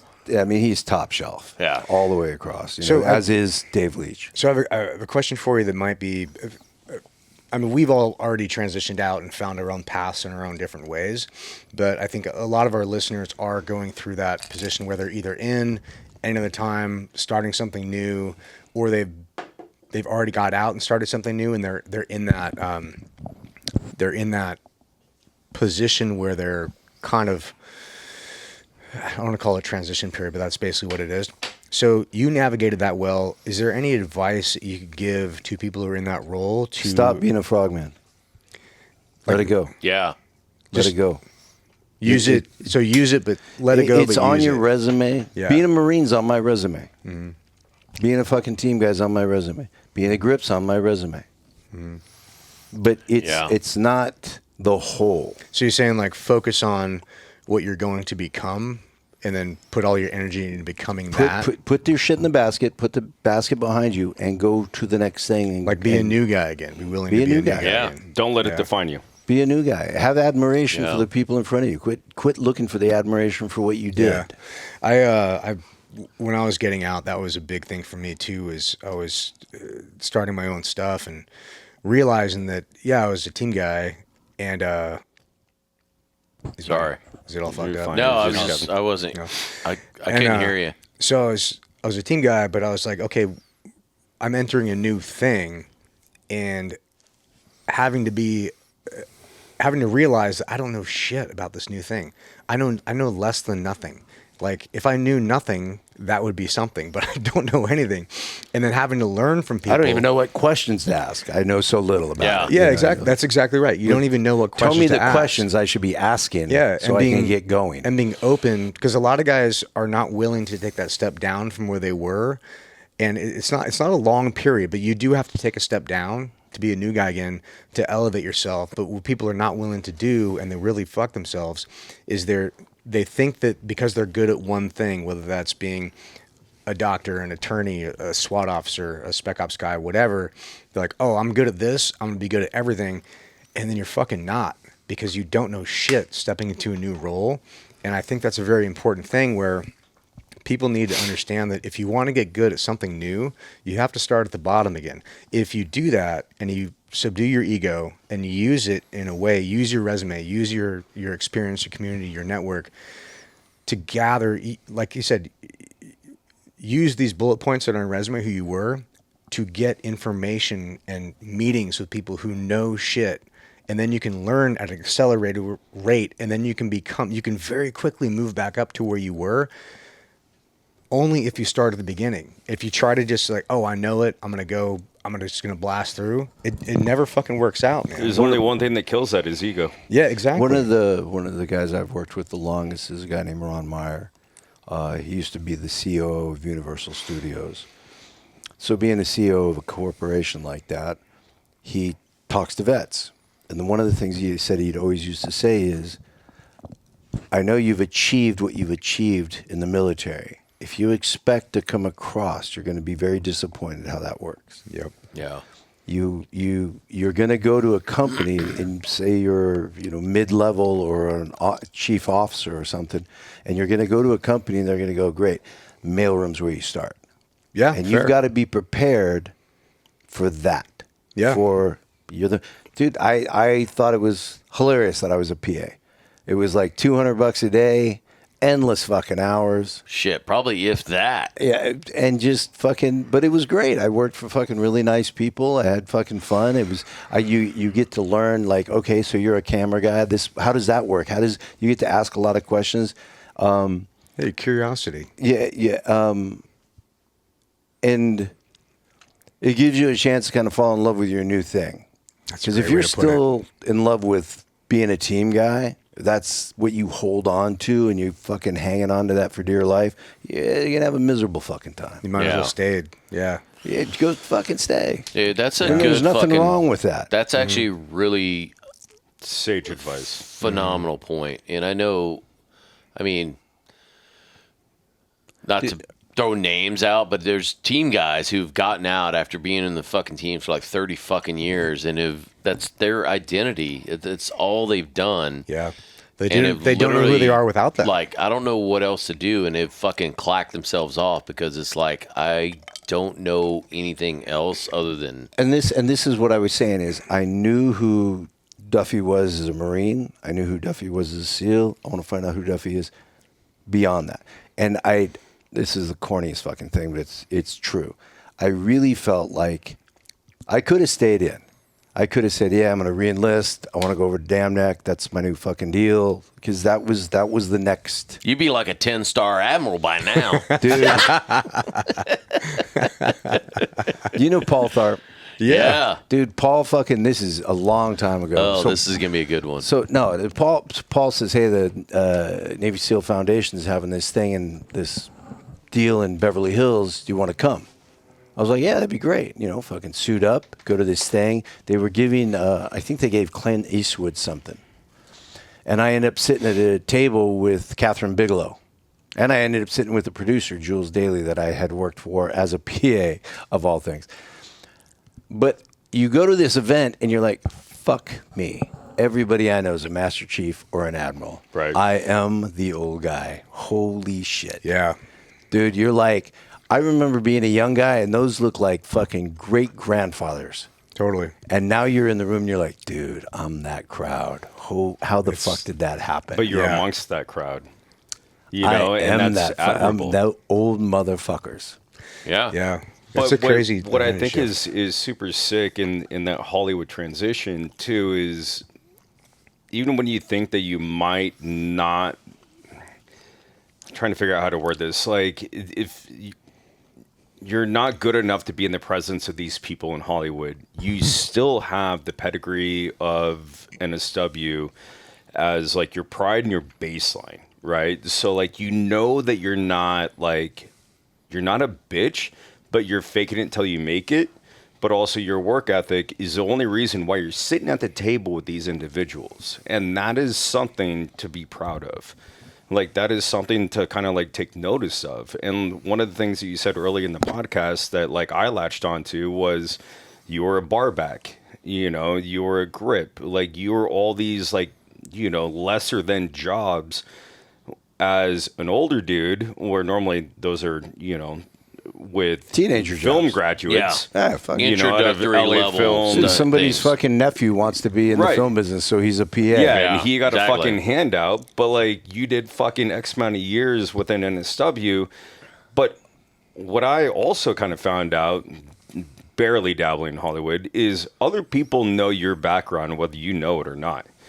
And so yeah. to see somebody with your background coming down to that level Yeah, good and then point. showing enough work ethic and coming back up, you are immediately garnered a much higher level of respect, and knowing that you are malleable enough to be like, yep, I want that guy, which is why you found so much success in Hollywood. Well, and the other thing too is, as every service guy knows, if somebody said, "Hey, this is going to go 24 hours," you'd be like, "Okay."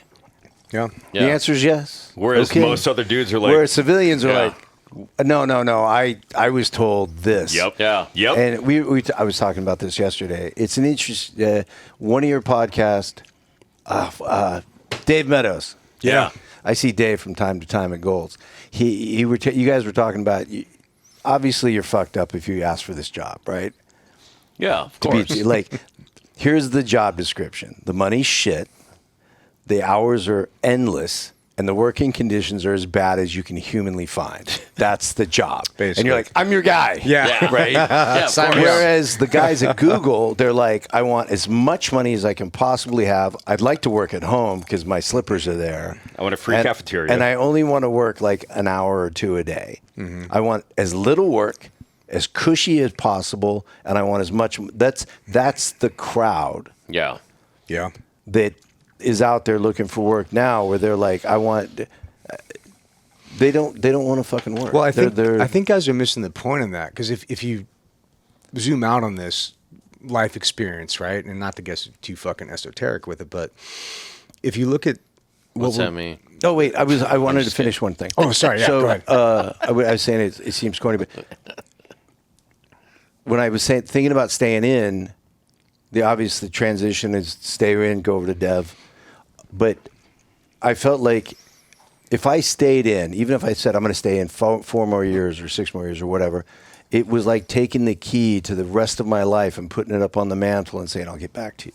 Yeah. yeah, man, Knowing fuck Damn. well, I probably wouldn't. that's a great way to put it. But if I leave now, it's more like walking out on a diving board over an ocean of possibilities and saying, fuck it, let's see what comes. Fuck, that's great. Yeah. Yeah. Hands down. You know, Hands down. and it could, like, again, I feel insanely lucky how it's worked out. I've gotten to work around fantastic people on huge projects. I work with people I love working with. Better to be lucky than good, right? Fuck yeah. Like I think after are we up for a break? Well, I got one more No, question not yet. for you. So I could not agree more with everything that you're saying. What I would like to kind of ask is, do you think that there's a summary of what it takes versus in order to find yourself in a position of success after transition out of the military? Is it luck? Is it skill? Is it networking? Like, what are the Yes. key ingredients? Yes. All of in it. all of this. Could you put like a percentage on any of those, maybe? Because I feel like networking is probably the greatest as far as having I opportunity. don't.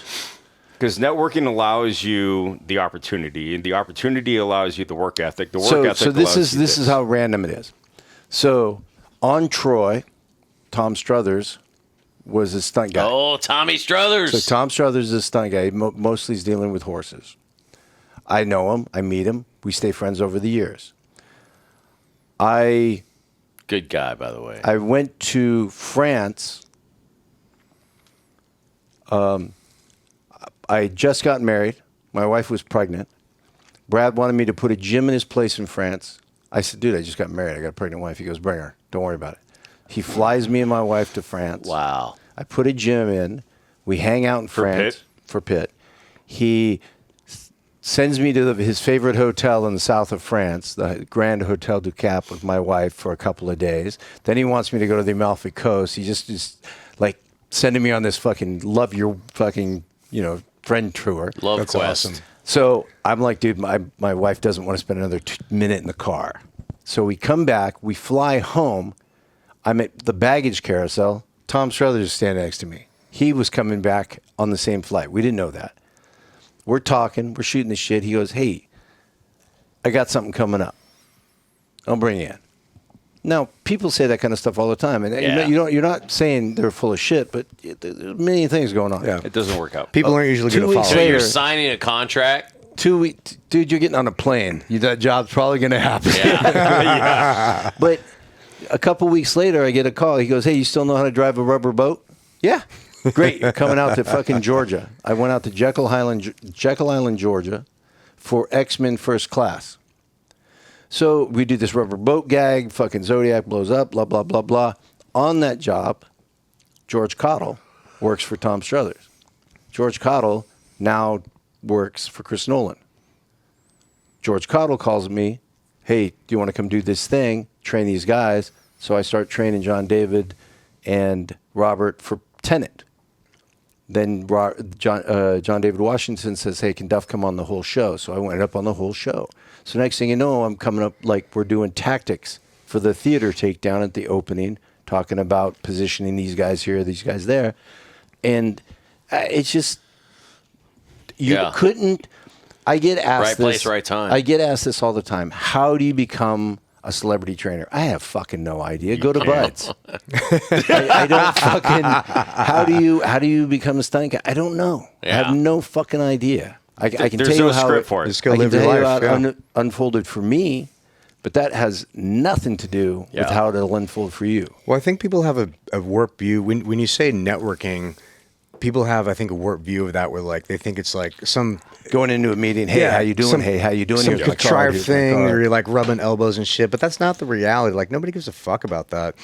It's really building community. It's building a small community within a larger community of like people that you know, like, and trust, that you know if you recommend this person, because I know like in the business world, I'm very hesitant to recommend people because that's on you. Like if I recommend somebody and they fuck it up, I'm like, that's on me. You know what I mean? So like there's that inherent level of trust. So but you have to earn that. That's not a business card. That's not a conversation. That's a resume. That's a history of being there, actually doing the work, actually delivering on everything. Because follow through. Most people are not good at follow through. And if you can do follow through and show people that you do what you say and you're a man of action, that's what real networking is. That's how you build your fucking community. Ron Meyer said the only thing he's good at is follow through. If same. you said, hey, I'm getting married in fucking San Francisco on such and such a date, and he says I'll be there, dude, he may walk in, say, hey, congratulations, and he may leave, but he will fucking be there. Yeah. I try to do the same thing. That's also why I don't commit to a lot of shit, because I just don't. Because I always do what I say I'm going to do, and the timeline might change, but I always do. I always do what the fuck I say I'm going to do, and that's also why I don't fucking say I'm going to do a lot of shit, because I don't want to do a lot of shit. So I'll speak to something I want Kevin to chime in on this. I think that's why team guys have a hard time in Hollywood as well. Because you have that expectation that everybody's going to be like you. There's a thing that takes place, and I think Harry and Kathy ran into this quite substantially. You're a team guy. You have aspirations to come to Hollywood.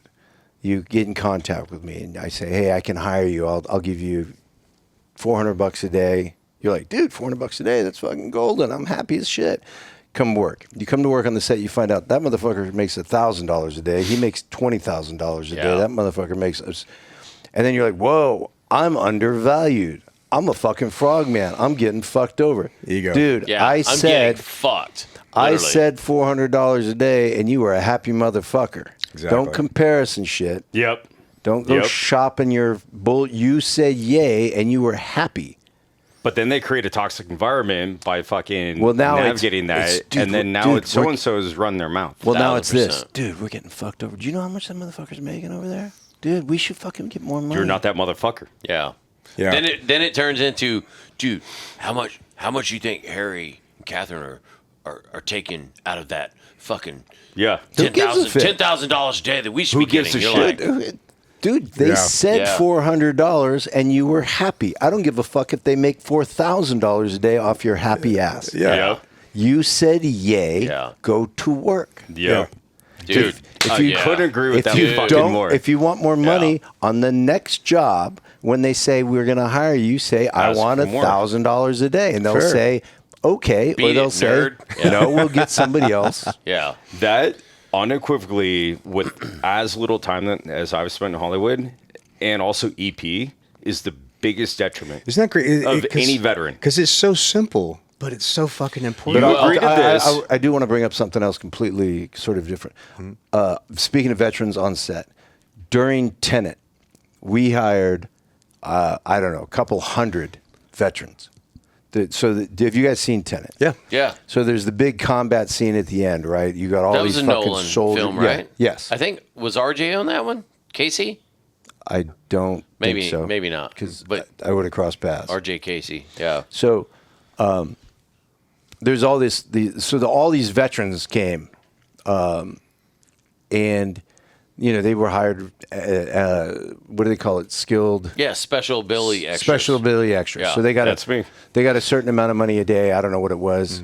It's usually like 400. And it's a scale, Okay, too. okay, so let's some say- of it's 300 and some. I mean, dude, I've seen it up as high as like But $800 a day. there was this one. It's fucking dude, crazy. there was this one woman, this black girl. She turned and started yelling at people. And I thought, God damn, that is a gunny right there. and I was like, hey, what do you do? She's like, I'm a gunny. I go, you fucking There you gunny, go. dude. Fuck Just yeah, the you way are. she barked at the. But so you've got these couple hundred veterans. And some of them had served together. It could be where you were my boss, and now we're just two chuckleheads. Yep. And you Right. used to be my gunny, and now we're just equals. They were going back to their VAs and going back to their counselors and stuff in such a good space that the VA wanted to come out and have a look to Really? see what was going on with their Oh, that's awesome. their vets, that they were so dope. happy. Yeah. And That's what really it cool. was is they were back in a unit, Yep. back talking Fucking shit, camaraderie, man. back with the camaraderie, Back doing shitty hours. nobody getting hurt. Yeah. Yeah. Yeah. So it's a no farm, no foul, no Yeah. fucking. You have clear direction. You get to go out there. You're getting a bit Wow. of cash. You're getting a bit of cash, but it was a really cathartic sort of place for the vets to come be on Yeah. set. I would say that the money was trivial compared to the Yeah. benefit Experience. of. The What- mental health benefit. Yeah. Yeah. Which to piggyback on everything you said and to kind of go back to, the Catherine and Harry legacy. Yeah. And at some point we got to get both of them on the Oh, show. it'd be amazing. I mean, Yeah. Kathy's got a million. Catherine, I don't even know why I call her Kathy. Catherine was my manager for a little while and is just, dude, she's been. Fuck, dude. Hang on, but I'm going to toot your horn for a minute, because I know that Kathy and Harry went through several versions of, hey, let me hire you, and then it becomes, well, how come you're getting so much money? How come blah, blah, blah? And then they'd go on to the next guy, and then it'd be, Yeah. well, what about me? I want to be the guy. I want to be the fucking meeting.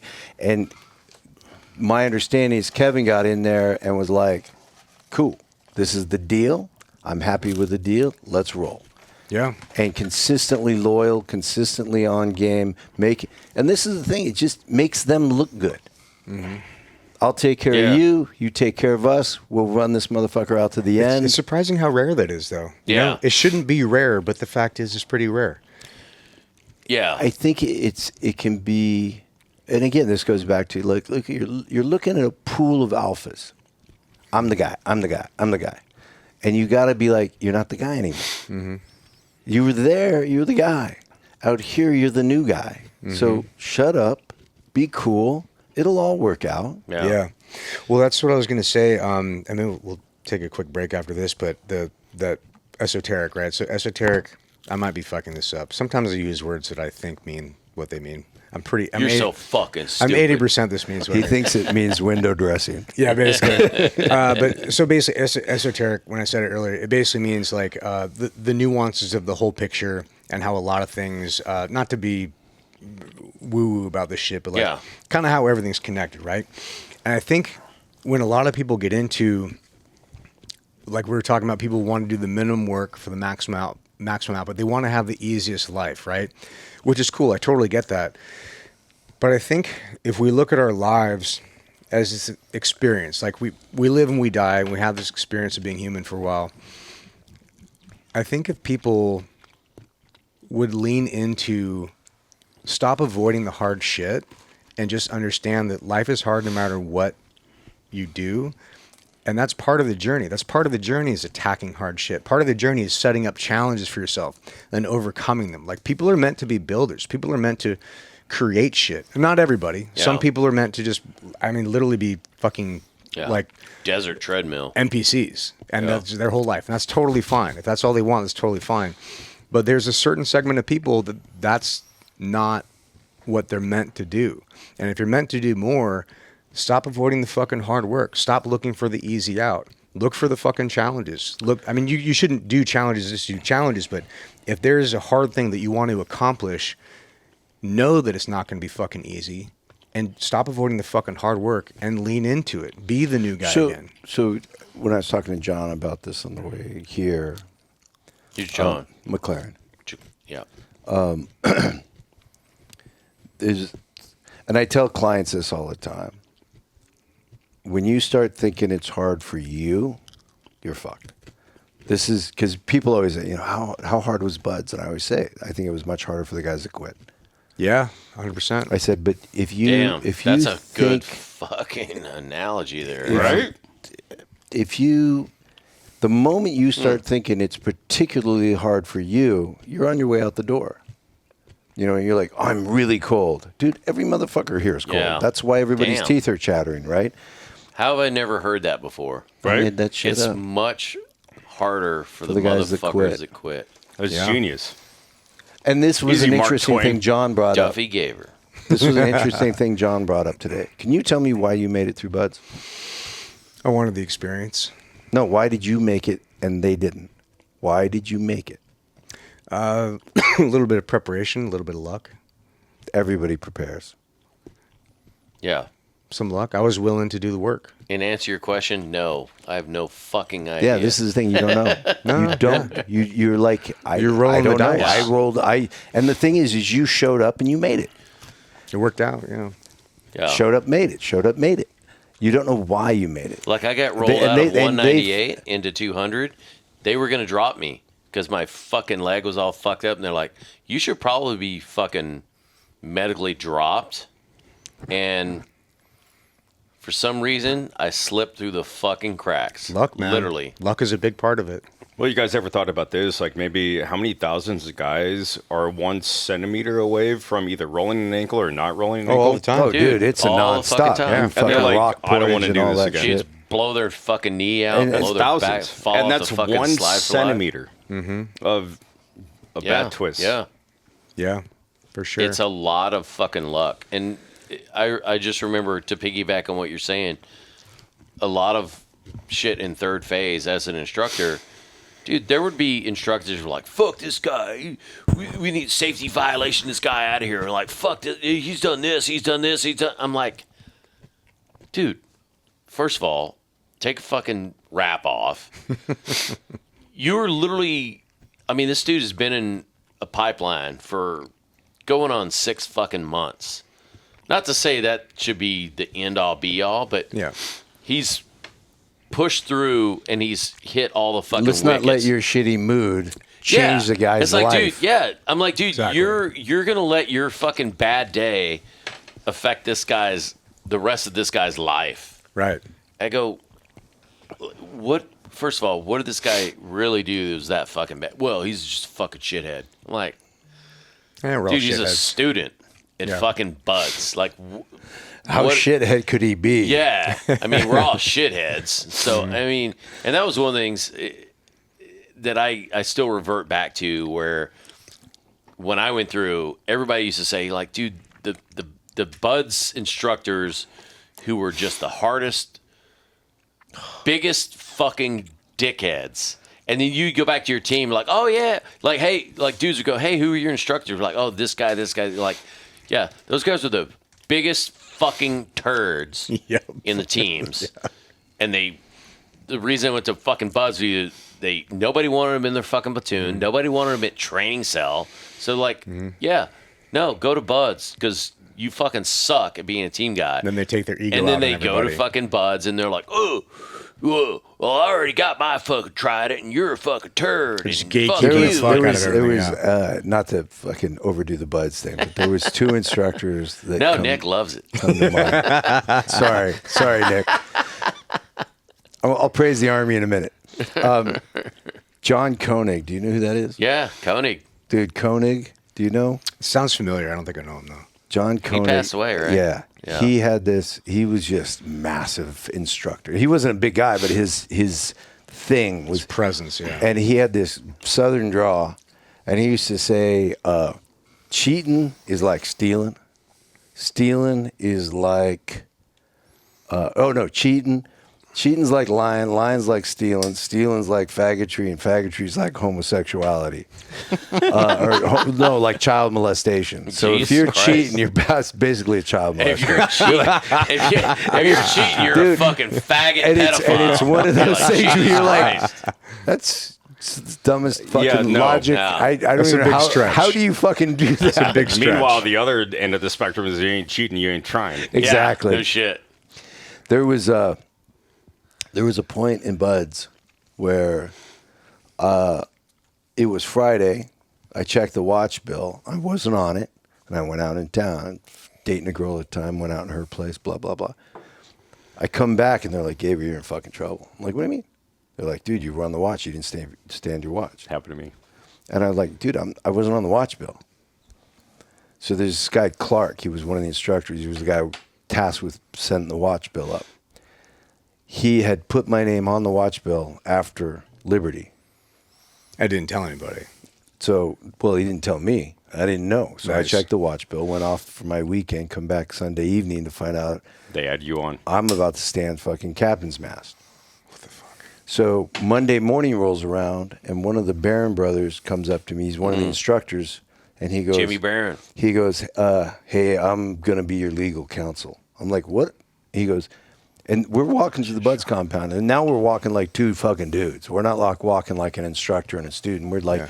He goes, I'm going to be your fucking legal counsel and blah, blah, blah. Oh, And I that's go, cool of him. So you guys are, no, it's starting to form up like a real legal issue in the Navy. And I go, wait a minute, is this fucking real? He goes, yeah. Like counsel. No, like you're on your way out of the Navy, dude.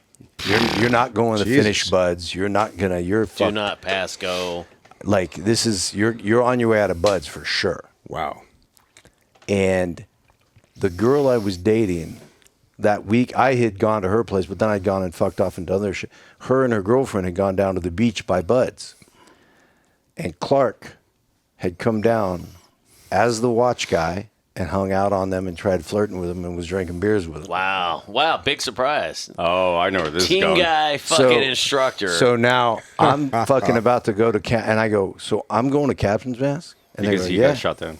And I go, okay, so now we're going to stop being student fucking guy. I'm Yeah. going to be Navy guy right now. I'm an E2. You're going to fuck my career up. I'm not going to have to come back here. He's an E5. He was drinking on duty. I got 2 witnesses. I'll have him at captain's mast on Monday. Fuck him and fuck you guys. Yeah. Fair. And they were like, it just went away. Yep. Yeah. What a way. I was like, Funny how dude, that happens. Dude, that's crazy. It even got to that You want level. to play this fucking Yep. fuck a student bullshit?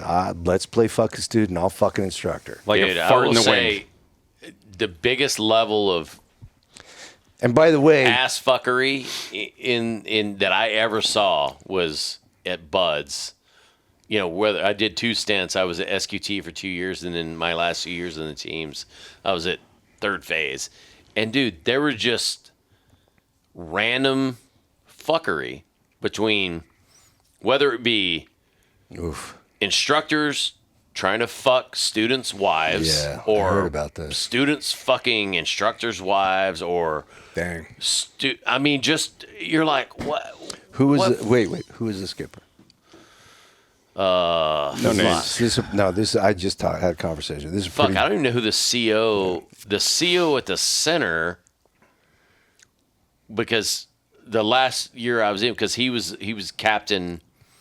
He was my first OIC. I just had this was conversation. Jay Hennessy, and he was a captain that spoke at my retirement because he was my first OIC, and I asked him to speak at my retirement. No, it was somebody else, somebody higher up. Well, shit. I mean, shit. I've been Well, retired for like 13 it doesn't. Listen years, back to the but- story then, because none of the audience knows these guys anyway. So Yeah, the yeah. story. I'm just saying, there It was was, so it was much. a dark period, Yeah, yeah. and it's corrected itself. It's fucking. I would hope so. Yeah, Yeah, no, it has. it ebbs Well, and and that's flows. another thing too. When we have Brad, Geary. Geary. Actually, I just saw him the other day. He that'd was be picking a up dry good guy cleaners. to have Dude, on. that guy's such a G. Because even when I don't know if you know the story with when Geary was in, there was a guy, He a overdosed. student that died Yes. during Buds, and they found out he'd been dosing with. Yeah, he Steroids, he all had kinds of fucked up, shit. and they tried to pin everything on Geary. And As a CMC. No, he was at As an OIC. Or OIC. Yeah, Yeah, Buds. and yeah, he- as the I mean, CO Buds, it's like Long, dude, long what the story short on fuck? this, I am so glad that Geary was the guy in charge of that time, because he handled it like a fucking He did. boss, dude. He did. And I'm so glad, because there are certain moments that change the pendulum swing, and that was one of those moments where you're like, hey, Yeah. fuck you, this is the line of sand, it's gone too far, I'm not going to fucking stand for it. And we all have those lines in our life, like you were talking about a few of those lines where you're like, hey, I'm not going to fucking stand for this, or Harry, I'm not going to stand for this. Yeah. I think there's moments where, you try to stay out of drama, you try to stay out of trouble, but there are certain things that are worth fucking fighting for. At a certain point, like, you got to put your foot down. Like, Yeah. no, motherfucker, this is it. This is what's fucking right, and fuck you. That's it. And I think that's a very Yeah. important thing. And you got to use those judiciously, because otherwise you're just an asshole. But Yeah. If anything, since I have a hard out after this and you guys are going to get the rest of the break out of me, I do want to throw out one quick story about me throwing down that aspect. So, Ramadi 07, we were there in 06. We were there for 15 months, right? Working with NSW entirely. And we were on the very tail end, right? This is when we had like shucked magazines, we turned in ammo, like we are completely non-operational. And so because we were there 15 months, we ended up ordering booze. You getting guys do that? Family packages. Yeah, unlike you fucks, which do it all day. You just like no. I mean, you So at the very end, like your kit. You unload all your so shit. it's usually like 7 to 14 days out, like when we're not, like we're done. Like everyone's fully ripped in, new units in. Oh, yeah, okay. like You we're- already did turnover. and Yeah, all that. turnover's yeah, all yeah, done. That makes So sense. yeah, we're dumping ammo and we're like checking everything through customs and like checking our bags. And so we just start fucking boozing, right? And like we're getting shit tanked. Well, and I mean, this is sky's the limit, right? Like everybody from E1 through fucking E8 is like just getting shit hammered. And we're on Camp Ramadi, getting ready to rip out, getting ready to fly out. And Was it Shark Base or Corregidor? no, so Corregidor, where I was at, Shark Base was just outside of Camp Ramadi, but we Yeah. were on Camp Ramadi. Okay, yeah. Third ID kind of owned the entire AO Yep. of all of that, but like it was pretty dead after that, pretty much because we killed everybody. Yeah. And so we were just getting shit faced, right? And so and like I said, from E1 through E8, everybody's getting fucking shithoused. So me and all my boys got shithoused, and one of the guys that we were friends with, come to find out, lied about everything, like about his background, about his past, like everything. We kicked him out to HHC headquarters, company, because like he was worthless. So we kicked him over there. But what we didn't know is he was taking Accutane. And Accutane is acne medication, right? Yeah, it's a highly volatile like acne medication that literally says two things on the fucking bottle. Oh, no. No direct sunlight and no alcohol. No booze. Oh, shit. And we're in Iraq, and he's getting hammered, right? So we give him like a fifth of fucking whiskey just to shut up, so that way he didn't dime us out. So he guzzles it and like, woe is me, blah, blah, blah, because, he has no more friends. And so all of a sudden, what we called it is he started doing the kick and chicken, aka seizing, right? So he was just like seizing, like doing this whole thing. And we're down. You guys just pee on him? Like on the, no. It wouldn't have been out of the realm of possibilities. But we're down on the freezer. And one of our guys comes down, our medic, and he's like, yo, farmer's fucking seizing. So we run upstairs, and I can make this a longer story. Either way. So farmer's fucking seizing on his bed and like foaming at the mouth. And we're like, fuck no. So luckily we had two medics there. They're fucking handling his ass. Well, long story short, farmer ends up having to get medevaced out of fucking Camp Ramadi. And as he's getting medevaced, like they're hanging over him, aka CID, and they're like, "What happened? What happened?" He's like, "Oh, it's bets. Oh, it's so and so. Oh, it's so and so." They gave me all the alcohol. But like, not to mention him taking his own prescription medication on the fucking side that caused this. Did people know he was on that shit? Only internally, only 10 guys did. Yeah. Right? Okay. But command didn't. So now it boils down to an alcohol problem. But I mean, even that, General Order number 1.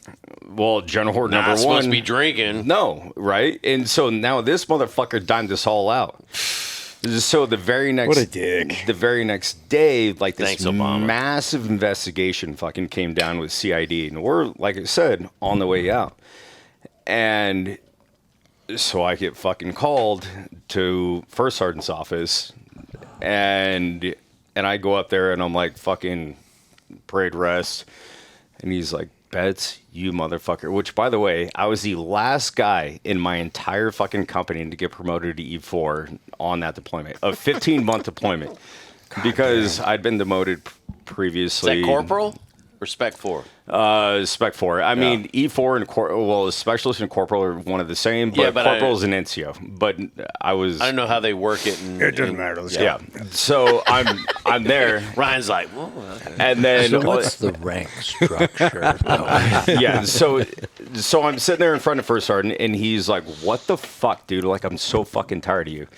And he's like, "What am I gonna do to you?"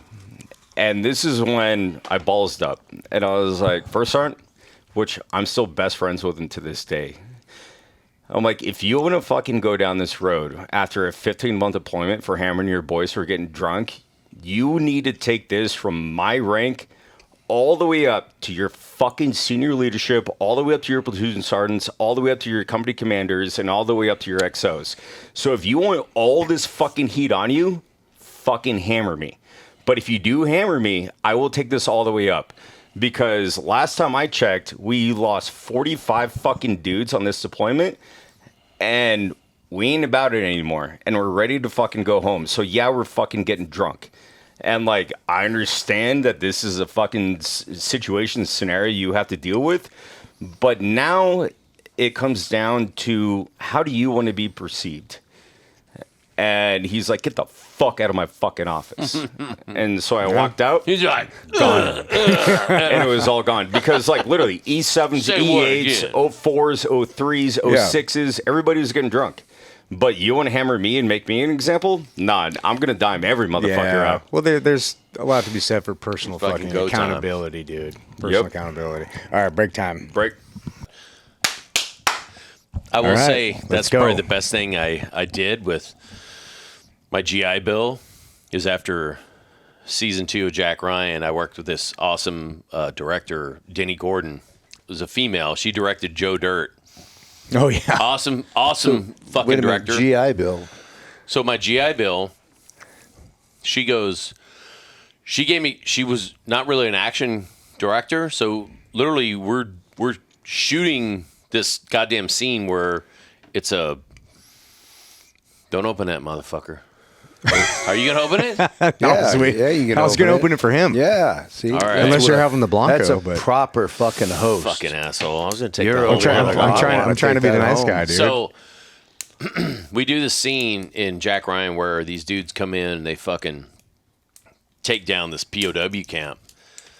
And she's like, "Hey, how would you coordinate this?" And she gives me carte blanche. She's like, "Hey, how would you do that?" I'm like, "Well, guys, give me L-shaped ambush." Basically, I'm like, boom, boom, do this whole fucking thing. And after the fact, she's kind of like, "You know what the fuck you're talking about, but you should get a technical knowledge. You should literally learn how words." to." Yeah, she goes, you should essentially like, "Hey, you fucking Neanderthal, you goddamn gorilla, you should get smart about You Sasquatch, you. how to talk to a DP and how to talk to a director, because I'm sitting there going, hey, you film over here and we're do this and cameras this and push pull and I don't know. I mean, I kind of know some of the shit, but I don't know like focal lengths and a lot of technology. You need to learn the lingo, yeah. Exactly. And so Where did this? my GI Bill, I went to film school. Oh, there we go. Yeah, so I have a degree in cinematography. And that rolled into And that rolled into Harry, not yeah. shit. No, I will say it got me out of my comfort zone. It actually, for one, I started writing more, and it taught me kind of how to block shit and how to do a lot of different shit that granted, I'd only been in the film industry since kind of like 08, 09. So shit, dude, you've been in for like 30 fucking years. I've been basically in like, at that point, I'd only been in like maybe 10 years. And so I didn't really understand a lot of the fucking shit. I understood how to fucking treat and train actors and, hey, do this, not that. And probably the best advice I got was from Keith and Harry on the set of The Last Ship. When you had a guy, an actor who's doing something, I'm like, no, that's totally fucking wrong. That's fucking ridiculous. And like I see Keith and Harry going, Stop their being eyes gay. like this fucking big, like bro. You can't talk to the talent Keith, like I was that. like, bro, you can't fucking talk to actors like that. They're like, they would shut down. They'll shut They down. will Yeah. sit in their trailer for the rest of the Yeah. fucking day. Dude, it's so weird. You got to understand people's personalities to get Yeah. the most out of them. Well, and the other thing too, what I was going to piggyback on from what we were saying earlier, the last segment, when we're talking about hiring team guys and Yeah. Catherine and Harry, and I mean, dude, I will say Harry and Catherine, I mean, they probably gave more team guys a catapult into the film industry. Yep. Probably more than anyone. Yeah. Then I mean, in terms of vets and shit like that. Yeah, I mean, hooking people up. Probably the only other people I know. Did you ever work for? God damn it! He had his own crew. I'm trying to start with an S. Are you talking about the black guy that just died recently? No, Team that's guy? Rob Roy. Yeah. No, He was awesome. He helped me out. No. There was a wild. Marine. I'm trying to remember his name. He had his own crew, but they specifically did a lot of special ability extra stuff, and I'm trying to remember the guy's name. He was a really good Marine? guy. Yeah. The fuck is his name? Start with an S. So this is funny. I was on Westworld. Oh, it's a great show. Yeah. I only was on it for a couple days, but this guy comes up to me and goes, "Duff, you were a Marine?" I go, "Yeah," but blah blah blah. And he goes, "I go, you know Jeff Dixon?" who was that guy, that squad leader that gave me that fucking leadership advice. No and shit. He was like, "You mean this Jeff Dixon?" I'm like, "Yeah, that's the one." They were good buddies. They'd been Marines side by Oh, that's side. crazy. Oh, that's awesome, fucking man. A gazillion years. It's crazy how many things come full circle. So I'm trying to remember what that dude's name is. I'll think of it in a minute. But the point I was trying to get across was when you were saying, like, hey, you were hired on in the most toxic fucking environment. Like, you were hired on for $400 a day. You come on. You were happy about it at the time. You come on board, you work a 10-hour day or 12-hour day or fucking 30-hour day, whatever the fuck it is, and people go, I talked to this guy, and he's making $1,200 to fucking jerk off for fucking 2 minutes, and then he's gone for the rest of the day. And so everybody's going, oh, my God. Like, what am I doing wrong? And honestly, that's probably the biggest thing in terms of working with Harry. And because as long as I've known Harry, Harry's always been like, I want to groom another and Successor, yeah. groom, not like watching two boys fuck, but groom.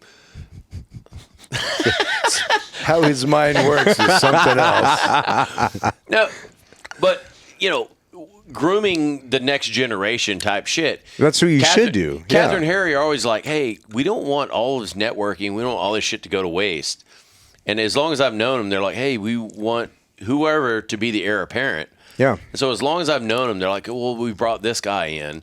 And then as soon as they get a couple roles or do a couple projects, now all of a sudden it's like, well, fuck, I don't want to sit on set for 12 hours straight behind a monitor, babysitting the director, telling him A, B, C, and D when That's I can the job. I can sit in a fucking trailer. Exactly. I can sit in a trailer for all day until my scene is up. And then now all of a sudden I'm a stuntman and I'm going to go do my gig for an hour and then leave. Well, if you want that, go earn that. Well, and that's kind of the thing where, you know, you have I won't say every, there's a lot of dudes that we've brought in to do like tech advising. Tech advising is not a fucking glamorous job. It's not like, and it's not union. So it's not IATSE. It's not SAG. No, it's an afterthought. It's like, and yeah, exactly. Like nobody thinks like, dude, we don't need some fucking has-been dipshit to fucking come in and tell us what a uniform needs to look like. Until a uniform looks like dog shit, and then the director's like, dude, what the fuck? Yeah, and the reviews come in. Yeah, or, you know, it's like, well, we don't need somebody to come in and fucking teach our people how to fucking hold a gun. We got a stunt coordinator to do that. Until the stunt coordinator doesn't know what the fuck he's doing. Right. He's only been a rock climber. It's only been, yeah. It's a necessary check. It is. And so it's like one of those things where it's unappreciated. It's like executive protection. They're like, nobody needs a fucking bodyguard Until you nobody need a bodyguard. until you Until need a yeah. Yeah. Till you get shot at and your ear falls off and you're like, whoa, what the fuck? But so what I was getting to in the initial thing is it's a toxic environment. You hire people and they come in, they're like, oh, this is fucking fantastic. We're sitting around, we're eating crafty, we're doing bullshit, we're sitting on the fucking, you know, sitting on the ground, waiting for our fucking show. And then you see the other guy that's part of your group that's coming out of his trailer. And you're like, wait a minute, why the fuck is he coming out of a trailer? Well, probably because you put the time in And to we're get sitting that on the position. ground and we're doing it. Yeah. And that was the thing. Like when we hired dudes for Transformers 5, we had a bunch of tiers of people that got fired and hired and came in and out and whatever. And so the last group of guys were, you know, it was like one of those things where like, you know, going back years ago, they would hire team guys who were still active duty, and you have guys that are honestly, hey, take 30 days of leave, take 15 days, take however many days of fucking leave you need to take, but they're still getting a paycheck through the military. Yeah. And it's a vacation. It's You're a different level of yeah. appreciation. And like, hey, you're going to be special ability extra. You're going to be getting $500 a day or $700 a day or whatever the fuck it is. And dudes were happy with that. And how I think some of that shit changed, like we did Transformers 5. We had dudes that were on a stunt contract, and the shit ended early. And then all of a sudden they're like, oh, we got to hire these other people. And Spec War said, hey, you can't hire active duty guys. So now we're fighting to hire dudes who have been out. Well, now, like, as somebody like you or I who hasn't done any film work, you're trying to stand up a business, you're trying to do, you're going to school or You're other shit to whatever. do. Yeah.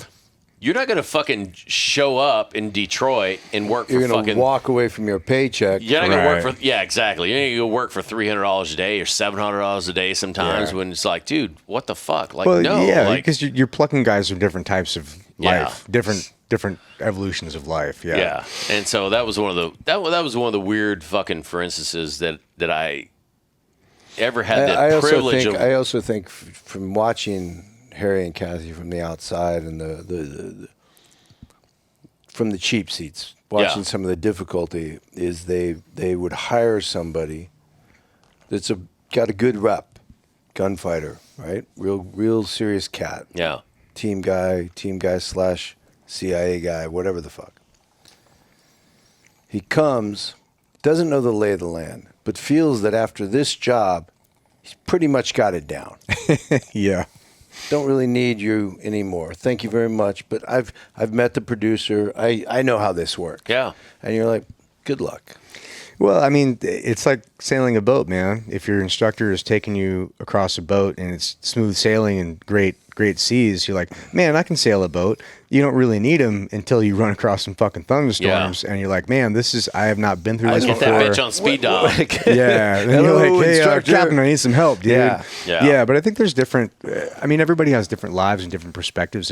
Even the same life at different points is going to look different. But I think that the film industry presents a particular problem for ex-military because the financials are so wildly skewed. Yeah.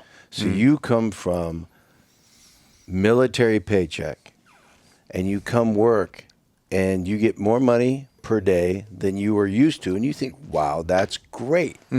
At that point in your life, that's But awesome then you situation. think you hear what everybody else is making, Yeah. and you're like, whoa, I'm getting fucked over.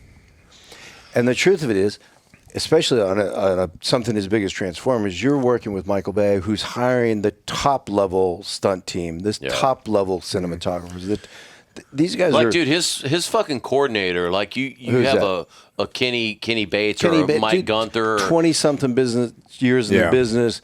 They've put out 1,000 fucking fires. They've dealt with 1,000 problems, and You're paying for the experience. he's got an answer. Yeah. And you're like, I've been there 10 minutes. I know the answers. And they're like, Yeah. what about this? Because you're a smooth sea sailor, dude. Yeah, That's exactly. why. I Yeah, don't exactly. really know what we're talking about. Yeah. Yeah. No, it's different, man. I mean, and that's the thing. I think when you're in, you have a different perspective on the guys when they're out because you haven't gone through that crucible yet of transforming yourself into the next evolution of yourself. And like we were talking about on the break, which I think would be a good segue to break into the next theme was like, dude, there are certain guys where like, I don't know how to put this. I don't know if there's a delicate way to put this, but team guys are this, we have a spotlight on us for good or bad, right? We've always had great branding. Dude, under the fucking microscope. Yeah, that's the other part of it. But we put ourselves there. Exactly. So you have a spotlight on you for good or bad, and you can do good with it. You can do bad with it. Depends on your personality and what you're doing. But you had some great thoughts on this. That can we highlight? Or can you talk about those for a second? Because you had some great thoughts on this. In terms of the books and that Yeah, stuff? just kind of the team guys Yeah. and like getting out Well, and how things perceived. There's a book club, and it's only team guys. I think that's interesting. Yeah.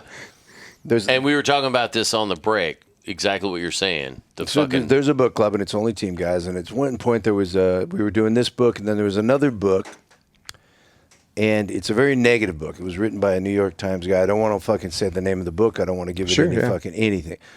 On the cover is it's a black cover, and it's an operator with night vision, and like who we're talking about. Right. One glance, you're like, that's who this book's about. Yeah.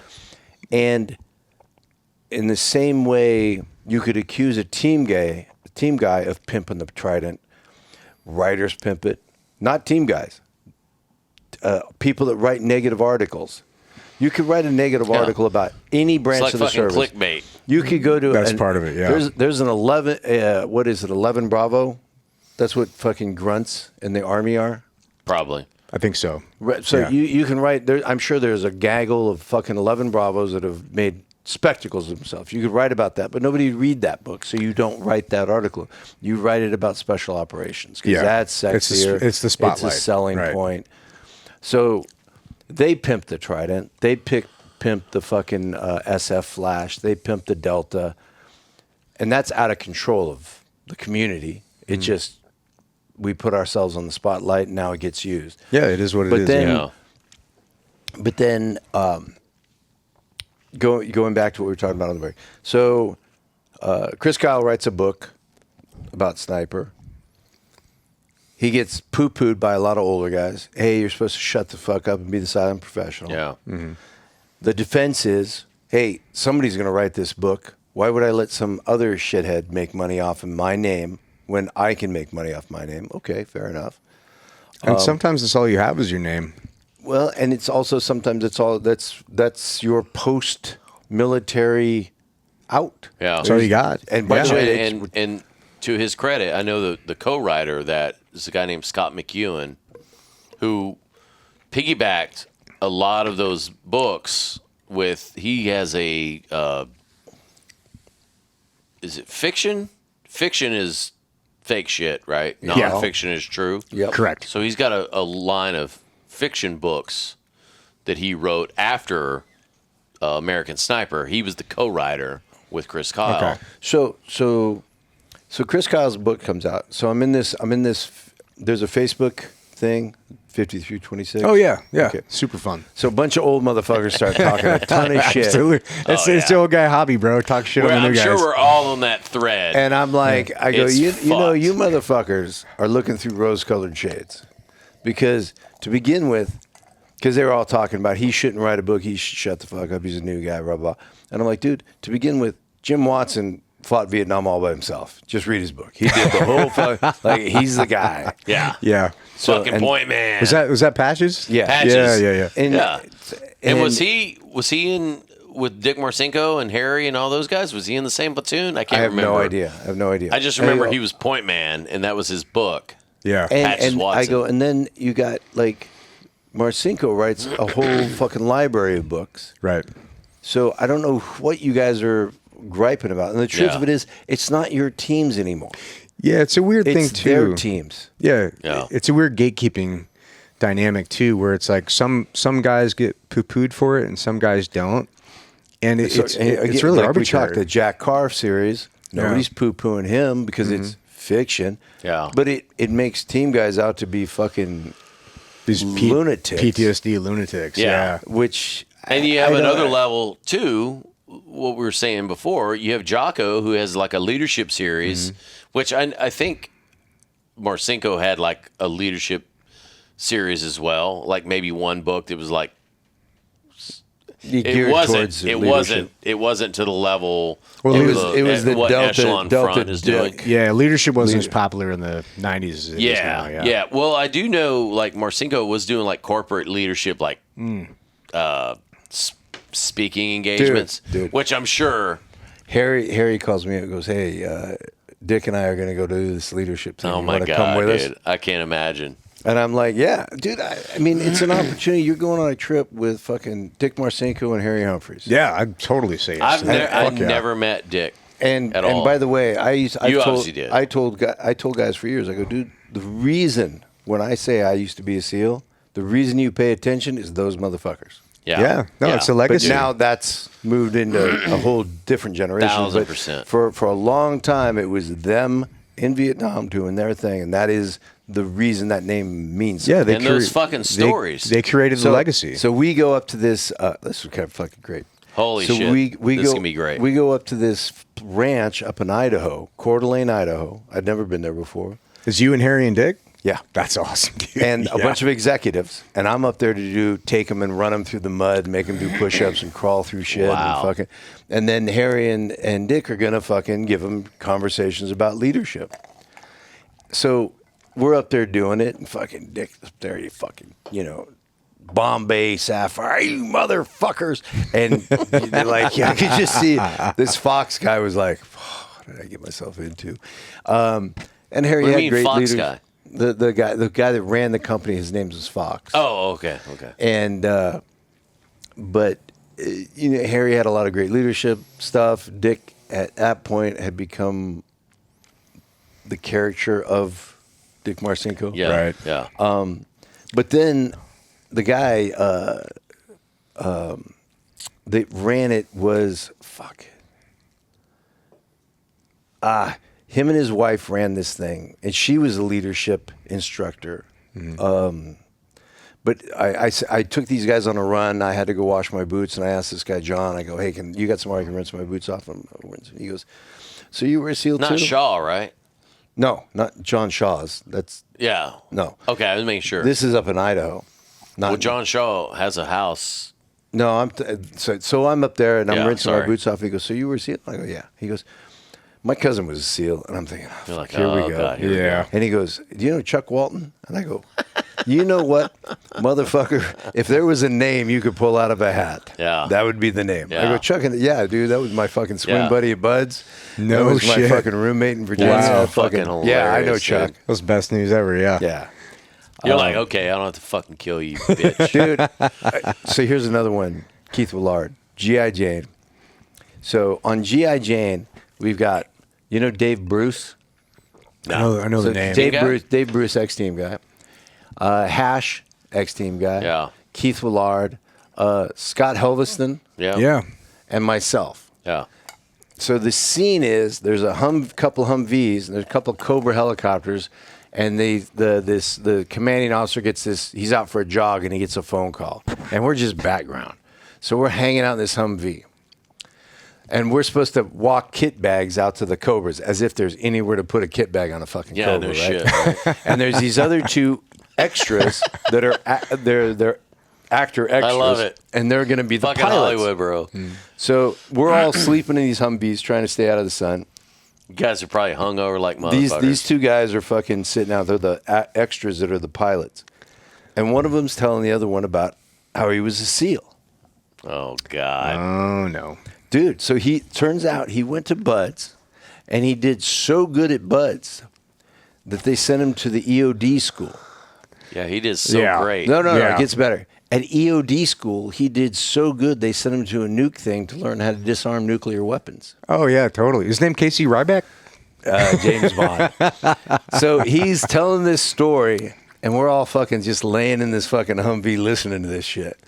And Keith's fucking laying there, and he opens the door. Fucking Willard. He opens the door, and he goes, you know what I think? I think you're a fucking liar. The guy's like, I what? was thinking, He like- goes, yeah, you're a fucking liar. And he goes, here's the deal. You're going to buy me a bottle of Crown Royal, or I'm going to get out of this Humvee and kick the living shit out of you. Sounds like a deal. Liar. And there was this pause, and we're all like, Like, Keith can't fight. and the guy goes, I'll buy you a bottle of Crown. I would love to see Keith. I bet Keith could throw some fucking hands, bro. Yeah, no question. Yeah. I mean, No question. anybody, shit, he was in like class like 114 or some shit. He was Something like 110, I don't maybe? know. He was one of the first team guys out in L.A. was Mark Stefanage. Yeah, I know Mar. I remember Mar. That sounds He used to familiar, live in, he might still live in Del Mar. So he's out of the business now, and he's moved Yeah, on. yeah. He was the last time I saw him. Shit, I think it was. He was coordinated the on last ship a few times. Yeah. So he was on Last Ship. Yeah. So he was Jean-Claude Van Damme's double through the height of the Dude, Universal Soldier. he had some phenomenal fucking stories. So you know when in Universal Soldier the guy does an Australian rappel down the dam. It's been a while since I've seen it. So he sets the world record. So that was Stefanage doing that. And then at It one was like point, 300 fucking feet or It some was- shit. it was- Dude, It was that, ridiculous. that's a dude. heavy ass rope. so 300 feet. The way they did it, because you couldn't, there would be so much rope that the brake would just be on. Yeah. So what they did was they put a certain amount of rope in front of him, and he runs down, and they're putting out rope on a spool. So he's running down, and then when he comes to the end of it, his brakes out here, and he just starts running down the rope, and then he breaks at the end. Yeah. Because the weight of that much rope wouldn't even let you go down the line. Yeah, we rappelled off the Sydney Harbor Bridge one time. It was about 300 feet. And, dude, if you just let go, you're just sitting there. Yeah. Because that rope weighs... Yeah. I mean, shit ton. you couldn't even go. You have to, like, and feed it through for the next, like, 150 feet. Yeah, anyway. Yeah. Yeah, it's Hollywood. So of course. I had to do an Australian rappel in this show, and Stefanage is hooking me in, and I go, don't think it's lost on me that the motherfucker that's got the world record for this is clipping me in. That's dope. What do you say? Like, I'm not clipping you in, bitch. That's my finger. On belay. Yeah. So we're kind of talking about the dichotomy of like because Of books. Well, yeah, because there is this weird, and it's not a hard line. Here's the thing. If I wrote a book, any book, adventure book, fitness book, whatever, and I said USMC, Navy SEAL. No. If I put a Marine logo on it, the Marines would think it's cool as fuck. Yeah. Every Marine I know would be like, dude, that's cool as fuck. Doesn't get the clicks. If though. I do it with a Trident, Yep. the community You're a be like, turd. dude, what the fuck Yeah. are you doing? Yeah, exactly. Yeah. No, it's weird, man, and it's a strange thing too because the community is very cannibalistic, but it only eats certain people, and it's weird how like. But you can also transcend that, right? There have been certain people, I don't want to name names, but there are certain people that don't really have that good of reps as an operator, as a team guy, but then they do really good work on the outside, and they portray us in a good light. And I feel like a lot of guys are pretty torn on it, where they're like, hey, look, they weren't a really good team guy, but they're making us look really good. And so they kind of get a pass, which honestly I think is okay. Because it's like Dick Marcinko is a good example of this, where not that he was the pinnacle of like what it meant to be a team guy. Awesome fucking team guy, stood up damn neck, so like an amazing fucking character, right? But a lot of people talk shit about that. But you look at the good that he did, and I'm like, dude, he helped cement the legacy. Like, He probably brought more motherfuckers in the teams. Yeah, his book's one of the main reasons that I made it through. I was so excited about. I mean, he was the Frog- Top Gun. Frogman's He was the Frogman. Top Gun of our era. Yeah, absolutely. At least in my opinion. And I if think not there's this movie, yeah. Navy SEALs. And I think there's value to that, right? So it's like maybe you can be a mediocre team guy, or even I was a mediocre team guy, but maybe you can be a less than mediocre I think team we're guy. all mediocre. Yeah, there's been some amazing dudes in the fucking teams, bro, or in all spec ops. Much respect. But even that's subjective / yeah, exactly. There's always gonna be somebody. right place, right It's like time. we were saying. Well, I mean, look at 50% love you, 50% fucking hate you. Yeah, I mean, look at sniper guy. You were just talking about him. Chris Kyle. Yeah, Chris Kyle. Look at Chris Kyle.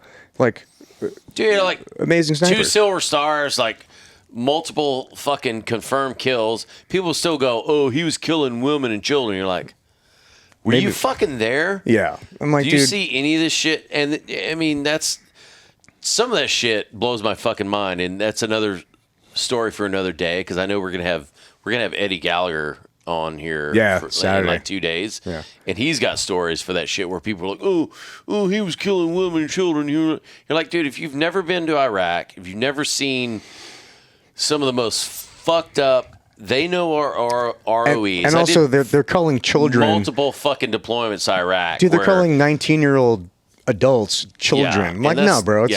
I was a team guy at 19. I'm like, motherfucker, It you're like, you're not a blows my child. fucking mind how people lose their fucking mind and how they will literally go tit for tat, going, "Oh my god, you literally just killed a child." Like that motherfucker was. Whatever. He he's could have been firing 12 AK. fucking years old and had a goddamn AK-47 or RPG. Yeah, what are you supposed to do? Not shoot him? I don't give a fuck bro. if he was 6. Right. The motherfucker had a He's weapon. firing He's AK. getting dumped. Yeah, exactly. And people don't understand the nuance, but some of that shit blows my Well, fucking and mind. I think this goes back to like that thing about the Like the New York. There's Duffy's like, oh, take it easy there. No, there's certain writers, I think, that they not get off, but they know where the money's to be made doing hit pieces on special forces. Oh, for sure. Some people have made entire careers on that. Yeah. Absolutely. And I you'll think get their phishing emails the New sometimes. York Times has some career motherfuckers. Yeah. That do hit pieces Well, on it comes Spec with the Ops. spotlight. The spotlight is good and it's bad. Like the spotlight comes with a microscope. It does. Yeah, and I feel like the whole book thing, it is what it is. I mean, you're never gonna keep people from fucking writing books, and I don't think you should. I mean, honestly, you go back fucking years ago. Well, some of these stories need to be told. Yeah, and they're amazing stories. What's some of the earliest fucking books from World War II and I mean, this is what I was saying is like, so my dad's would be on the Lexington, and the skipper of that book writes a memoir of what it was like to be the skipper of an aircraft carrier in World War II. That's a story that should be told. It's the first engagement of aircraft carrier versus aircraft carrier on open sea. Was the Battle of Coral That's Sea. wild. Yeah. Japanese aircraft carrier not coming off land. where's Coral Sea? Is that in the Philippines? Coral Sea. It doesn't matter. Keep going. South No, Asia. I'm just South curious, Asia. because I know the Battle of Leyte Gulf in the Philippines.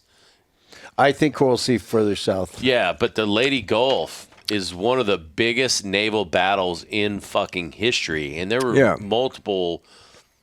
It was fucking insane. Anybody who hasn't never heard of fucking Leyte, Leyte, Leyte Gulf. I never heard of it before. Really? No. Holy fucking shit! I read the Battle of Midway, but I never heard of Leyte Gulf. but the Leyte Gulf was the biggest naval battle, I think, in World War II, and they sunk fucking multiple ships. And so a all this story like fucking crazy that, shit. I think there's value in telling it, right? And at a certain point, some of these stories are so valuable to other people that you're kind of not obligated, but I think you'd be doing a disservice to everyone else if you don't tell the story. But see, now there's a book that came out, Mike Vickers. Mike Vickers was a Army guy, turned SF guy, turned CIA guy, went to Washington, was a policy guy, and he writes a book. I bet you if you went to young Mike Vickers as a young SF guy and you said, I bet you're going to write a book about your shit someday, he'd go, fuck you, I'd never do that. He'd probably go to fucking fisticuffs with your ass. And if you went to young Mike Vickers at the CIA and said, I bet you're going to write a book about your fucking time at the CIA, he said, fuck no, I'm never going to write that. Life looks different. But somewhere down the line, he thought, I'm going to write a book. And in the opening of the book, he says, I'm writing this to give credit, to set the record straight, blah, blah, blah. What he doesn't say is, there's a shit ton of money in me writing a book. Mm-hmm. Yeah. Which I think is disingenuous. Well, I mean, book. There's actually not a lot of money in writing books, surprisingly, because my mom's An author. but a good author. She's in her niche. She's like really high up in her niche. But it's like there's still not a lot of money to be made in books, man, especially now. So it's like, but that does parlay into you write a book and then you do speaking engagements and other shit. So there is a pathway to profitability. Yeah. But that's kind of why, that's a big reason why we started the show was, I mean, yeah, I would love to be able to make money doing this and spend time with my friends telling funny stories and learning and just talking shit. And if we can make money doing this and do this as a living, that would be fucking amazing. I'm 48. I would love to be doing this when I'm 58. You know what I mean? That the money thing is not like so I can buy a yacht or whatever. Probably won't get at that point, but that's What? not. Yeah, maybe. But The fuck? I thought there was yachts in this for all of us. yeah, next episode we're Now, doing I that. will say, and you pitched me the idea of this fucking podcast. So I was doing another podcast called Bar Talk, which was, More retarded? oh my God. It was I can't even imagine. It was so retarded. It was good. was fun, It was though. me and another guy named, Tim? dude, why the fuck am I? Oh, Tim Piles. Jesus Christ. I'm having fucking brain farts. So yeah, it was me and Tim Piles, and we were literally sitting at a bar critiquing the bar, talking to guests like this, but dude, there's so many shows. There was one show I can't even remember the guy's name, but the cardboard thing that's got a 12 pack cardboard thing, like case of beer. Is that what it is? 12-pack. 12-pack of beer. Pack. Yeah, but it's like seltzers. It's like square. Oh, yeah. At some point, I was wearing that on my head, just a cardboard thing. There's about 12 drinks in it. So I've seen that photo. That's a great photo. Oh, dude. Like it was at McGregor's in San Diego. Ian McGregor basically shows up with a red breast 12-year-old. And we start, I don't know how many of those shots we did, plus everything else we drank. That's a shame. I was blasted. Some of the best Irish whiskey on but you earth, were and saying you're like like shooting it like it's shit-ass Jack. Yeah, but you were needless saying to say, I pitched you on the idea. You pitched me on the idea of this show because the stories for posterity. Yeah. Like, dude, there's so many great team guy stories. Yeah. And there are. Just like these books, which people are discouraged from fucking writing because the only reason, honestly, that a lot of team guys would never write a fucking book is because they're afraid that other team guys go, "You're a fucking fag." Yeah. And we're like, well, fuck you, dude. Yeah, well, I might be a fucking fag, but guess what? In 35 years, you're going to be able to go to fucking Amazon and look up Kevin Kent book. The name of the book is "I'm Not a Fag," or whatever. No, it's not. Yeah, But whatever the case may be. And I get there is some level of like, dude, I'm not going to write a book that's like, hey, here's the tactics, techniques, and procedures of the Navy SEAL teams. Yeah. Which, yeah, I mean, You should. why the fuck would you ever fucking do some You shit shouldn't like write that book. And also, too, it's like some of these guys who have amazing stories have earned the right through their actions to write that book about themselves. Do you know, But this podcast is not about us. This podcast is about the stories. Duffy Gaver. Yeah, well, this one is.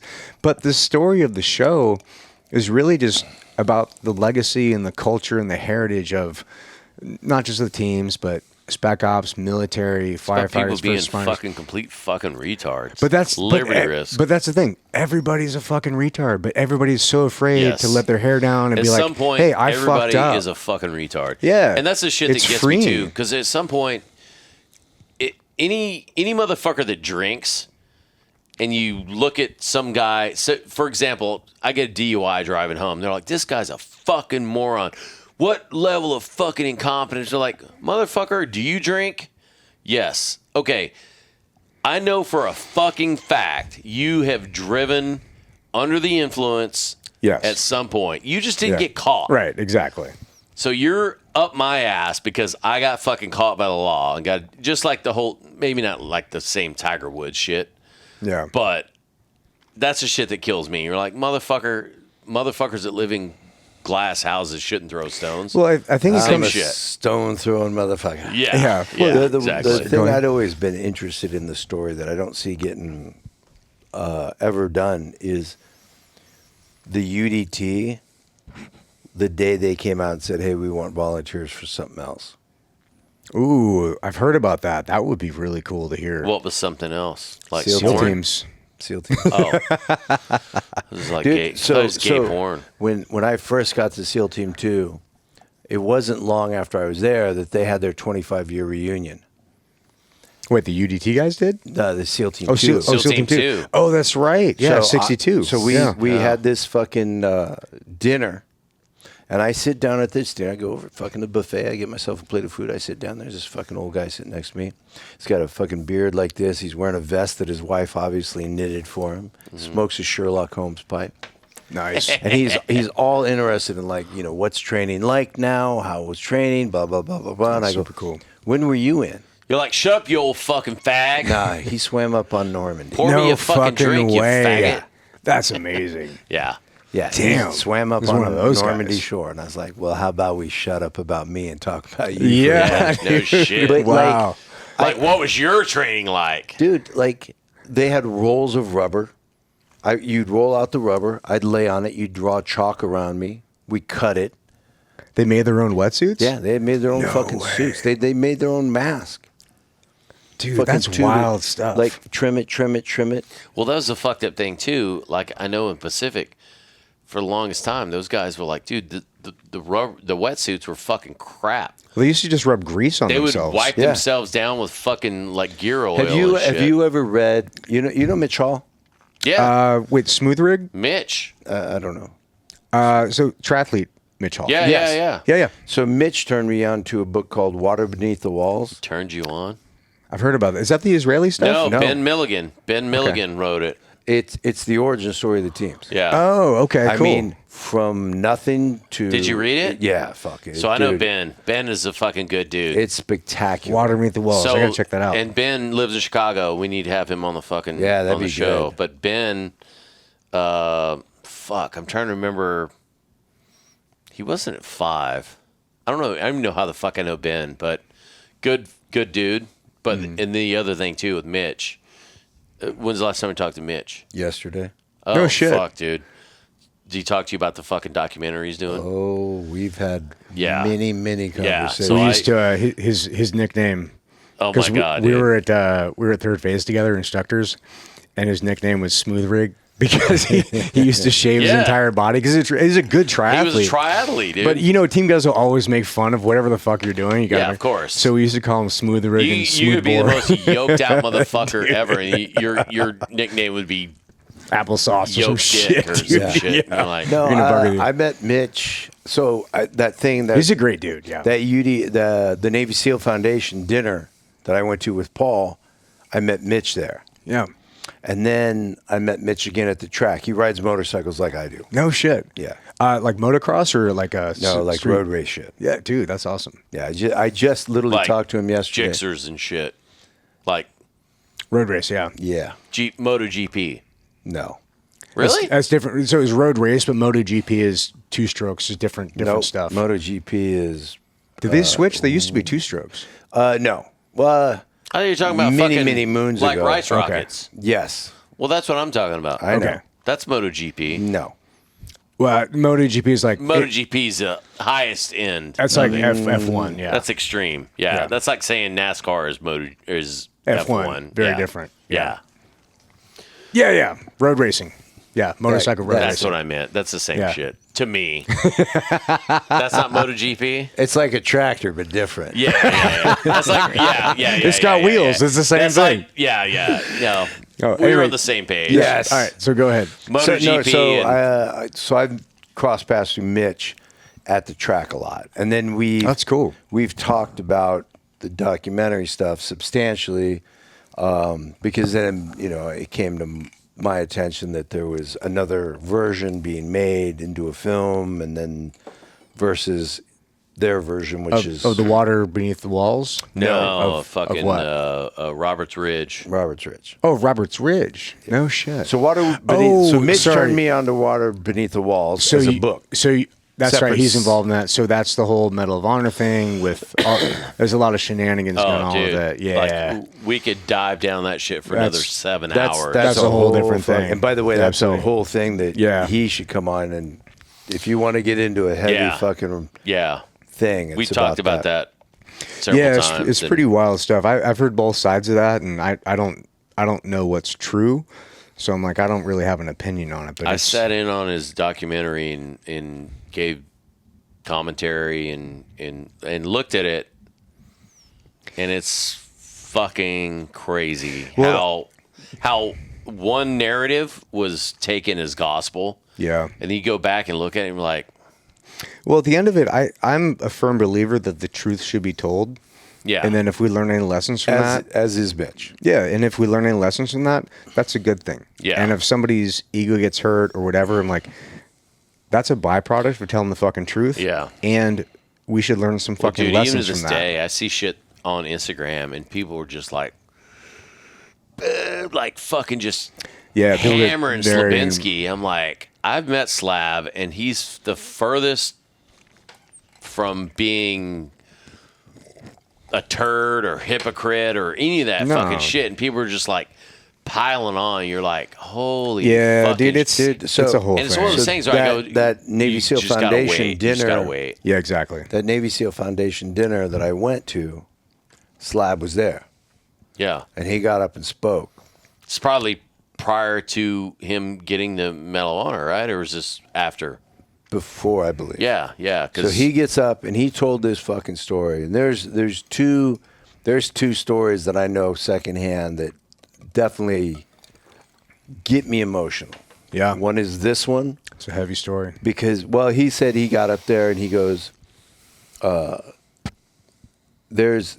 And you know, when we went over for our last deployment, you know, Norm Carley, you know, we had the DOD guy come in and say, you know, the rules of engagement, blah, blah, blah, blah, blah. And then that guy fucked off, and Norm Carley came in and said, if you think that motherfucker owns a gun and it's home in his nightstand, shoot him. I don't want to write any letters to any of your fucking parents. You cover each other's asses. That's I don't give a fucking funny, fuck yeah. what you got to do. Yeah. That's hilarious. Yeah. But Slab got up there and he was talking about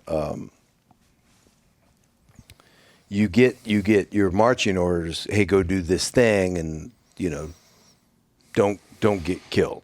Basically, then you get the at all cost, which means that target is more important than you fuckers. So Yeah. suck it up, and that's the deal. Yeah. And they were on this mission to go rescue the girl, I believe.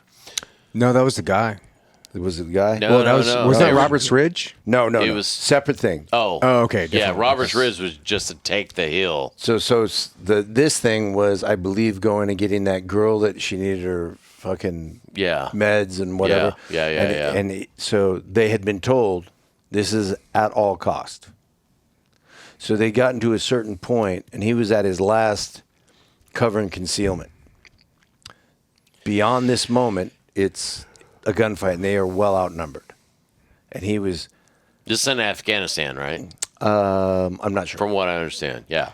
So, and he said, and he had a little kid at home, his son. Yeah.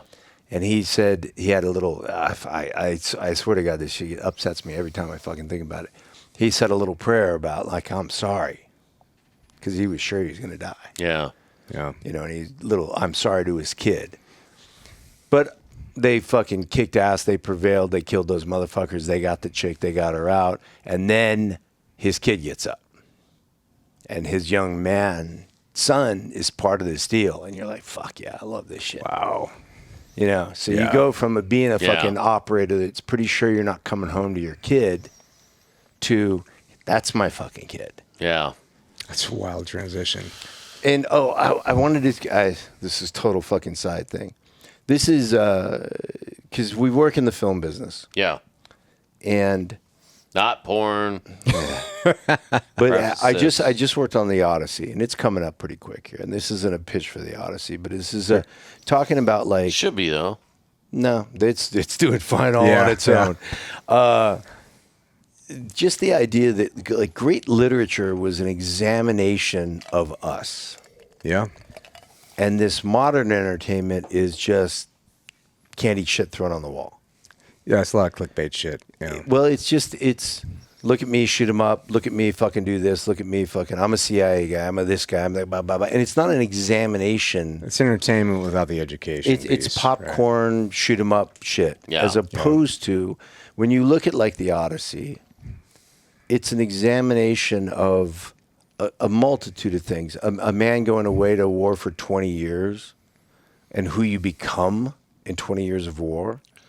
It's leaving your kid behind who's grown up without you. Right? Yeah. How do you come home to that kid? How do you come home to that kid when you know 20 years later, I'm fucked up? I've been Yeah. at war for 20 years. I am fucking not right, motherfuckers. Should I come insert myself back into your life? Yeah. You could have him as your dad now. He's a cunty fuck, but he's not fucked up like me. Cunty. It's a good, Do you know it's what a I good mean? word. Like it's Yeah. it's this wild examination, and I think that's So evolution of human. Yeah. but it's like these things that some of this great literature that they make into movies now are the stuff that you read, and it's a real dissecting of the human character and the human experience. Whereas the majority of the shit we make is just like, let's make it cool, let's make it sexy, let's make it, you know what I mean? Popcorn stuff, like you said. Entertainment, and which is fine. It's the film business, it ain't the film charity. Yeah, good point. Yeah. Yeah. So Bryson, do you work with Bryson over there? I worked with Bryson before. Yeah. So I had a question. It's we're over 4 hours now, so we probably got to wrap up soon. Filming? The Michael Biehn? Yeah. So I did have a question. You said that Michael Biehn from Navy SEALs had a problem on one of the and we're not. Wait, is it Bean or Bane? Well, we don't. I call it Biehn. Michael we're Biehn. we're not a shit talking show. We don't. No, we don't want to throw him under the he was bus, having, but there's if you ever watch The Rock, yeah. there's this scene where we all come out of these like helicopters, and there's this whole like he has to give us a speech, and it's Sean Connery and Nick Cage and all of us. Yeah. And you get a really good look at Steve Decker, and he's supposed to be giving us that fucking rousting fucking let's go get him. Dude, he couldn't remember his lines for shit. And Sean Connery and Nick Cage are looking at him like, listen, kid, you better fucking sort it out. Wow. And the worse it got, you know what I mean? The worse it got. bet. Yeah. I bet. in And his you head can about just it. see him being like, fuck. Dude. Cascading failures. I Yeah. ran into some of the same fucking shit. Only one time. The fucking movie Navy SEALs versus Zombies. Did you work on that? Michael Dudikoff. Michael Dudikoff was like mission fucking US. Like he had a made. Is an actor? I know the name, Dude, but I don't come know. on. I Like, know you the don't name, fucking dude. I'm know not who in the fuck Hollywood, he bro. is. Google this guy. Michael Dudikoff. I'll have to check out the face. I Great. probably recognize his face. but I Michael don't know names. Dudikoff. Dude, We're looking it up right now. he's a good looking Oh fucking yeah, guy. yeah. He's been Dude. in a lot of stuff. Yeah, he's been in a ton of shit. So he was the commander that was given. That's a good thing. He's been in a ton of shitty stuff. Yeah. Oh yeah, he's been in a shit ton of B movies. I don't know if he's ever been an A-list actor. He's American Ninja. Yeah, Was he? that's what I meant. I thought I meant Mission. I recognize something, Mission his name and USA face, but or whatever. I couldn't pick him out. And yeah. he's a fucking fantastic guy. Like we hung out with him, and he was like, fucking. But on the day, we're all sitting there, just, and it's. I never claimed to be a fucking actor, but dude, when a camera's pointing in your fucking face and there's 10 motherfuckers staring back at you, It's the pressure, bro. that's a fucking daunting task to remember your shit, especially, and her shit was like a paragraph. He's giving a PLO. He's like, gentlemen, we're fucking, fucking doing A, B, C, and D, and we're tasking with this, and we're doing this, and there's this happening, and it's blah, a lot. blah, blah, blah, blah, blah, blah. It's a lot. And there's cameras pointed at us, and we're like, looking at each other, and like cameras pointing at him. You got so bad they fucking made cue cards for this guy. Dude, by the way, Marlon Brando, cue cards. Marlon Brando used to wear an earpiece. Did you ever work with that guy? No, but Marlon Brando used to wear an earpiece because he couldn't remember his fucking I lines. heard there was He some, wore a hairpiece, some dude. shenanigans on Apocalypse Now, and it's a whole other fucking show. But like, yeah, Dude, oh, fuck, I always said if I could have ever worked on any film, I would have worked on Apocalypse Now. And The Odyssey is that for me. I could see that correlation. No, yeah. just because it's You guys just rap. no, we Last year. last year. But we were 91 days on the road. So here's the deal with that, and not to beleaguer any of this shit, but you guys were in Morocco, right? Yeah, 'Cause- 4 different places. Yeah, so I filmed with Bryson in Casablanca in January, and we were filming a different show, but he referenced that a lot and was like, A, B, C, and D. He was like, dude, I had Christopher Nolan and all the fucking crazy shit, and I've worked with Tommy Struthers too, which I love that guy to death. He was supposed to come on the show and had to cancel for some reason, but we'll get him on sometime. dude, that guy lives in Texas now. Yeah. Good fucking guy. Good fucking guy. yeah. Fucking lunatic. Well, Dude, I heard He's who was a it? phenomenal guy. Matt Damon said it was the hardest set he's ever worked on. I'm like, dude, Dude, it was Oh, really? yeah, it was So we went to Morocco first. We went to Essaouira, Ouarzazate, and Marrakesh. Then we went to Greece. And Where'd you go in Greece? I don't know. I don't know. It's fucking Not the mainland, but an island? Cave. Oh, okay. Okay. Dude, we get to Greece. This is fucking hilarious. I was born in Athens. Fucking Greece. so we're in You're like, I hate that fucking Morocco. place. Myself and another guy, Marlo, are going to go to Greece early to get this rowing thing going for this massive ship. So we fly to Greece. We get there. There's a driver waiting for us. We've got these 3 women. One of them is one of our costumers, and then 2 Italian hairdresser ladies. Marlo has family in Athens. So he goes, dude, I'm just going to give you my bag. I'm going to fuck off to Athens. I'll rent a car. I'll see you at the hotel. Cool. So we go out to the car. We get in the fucking, dude, we get in the fucking van. I got Marlo's bag. He fucks off. It's me. It's this Greek driver, me and this woman who's a wardrobe woman, and the 2 Italian women. One's up front, one's back here. We drive for an hour. We get to the hotel where all the women get out. So help them with their bags, get out.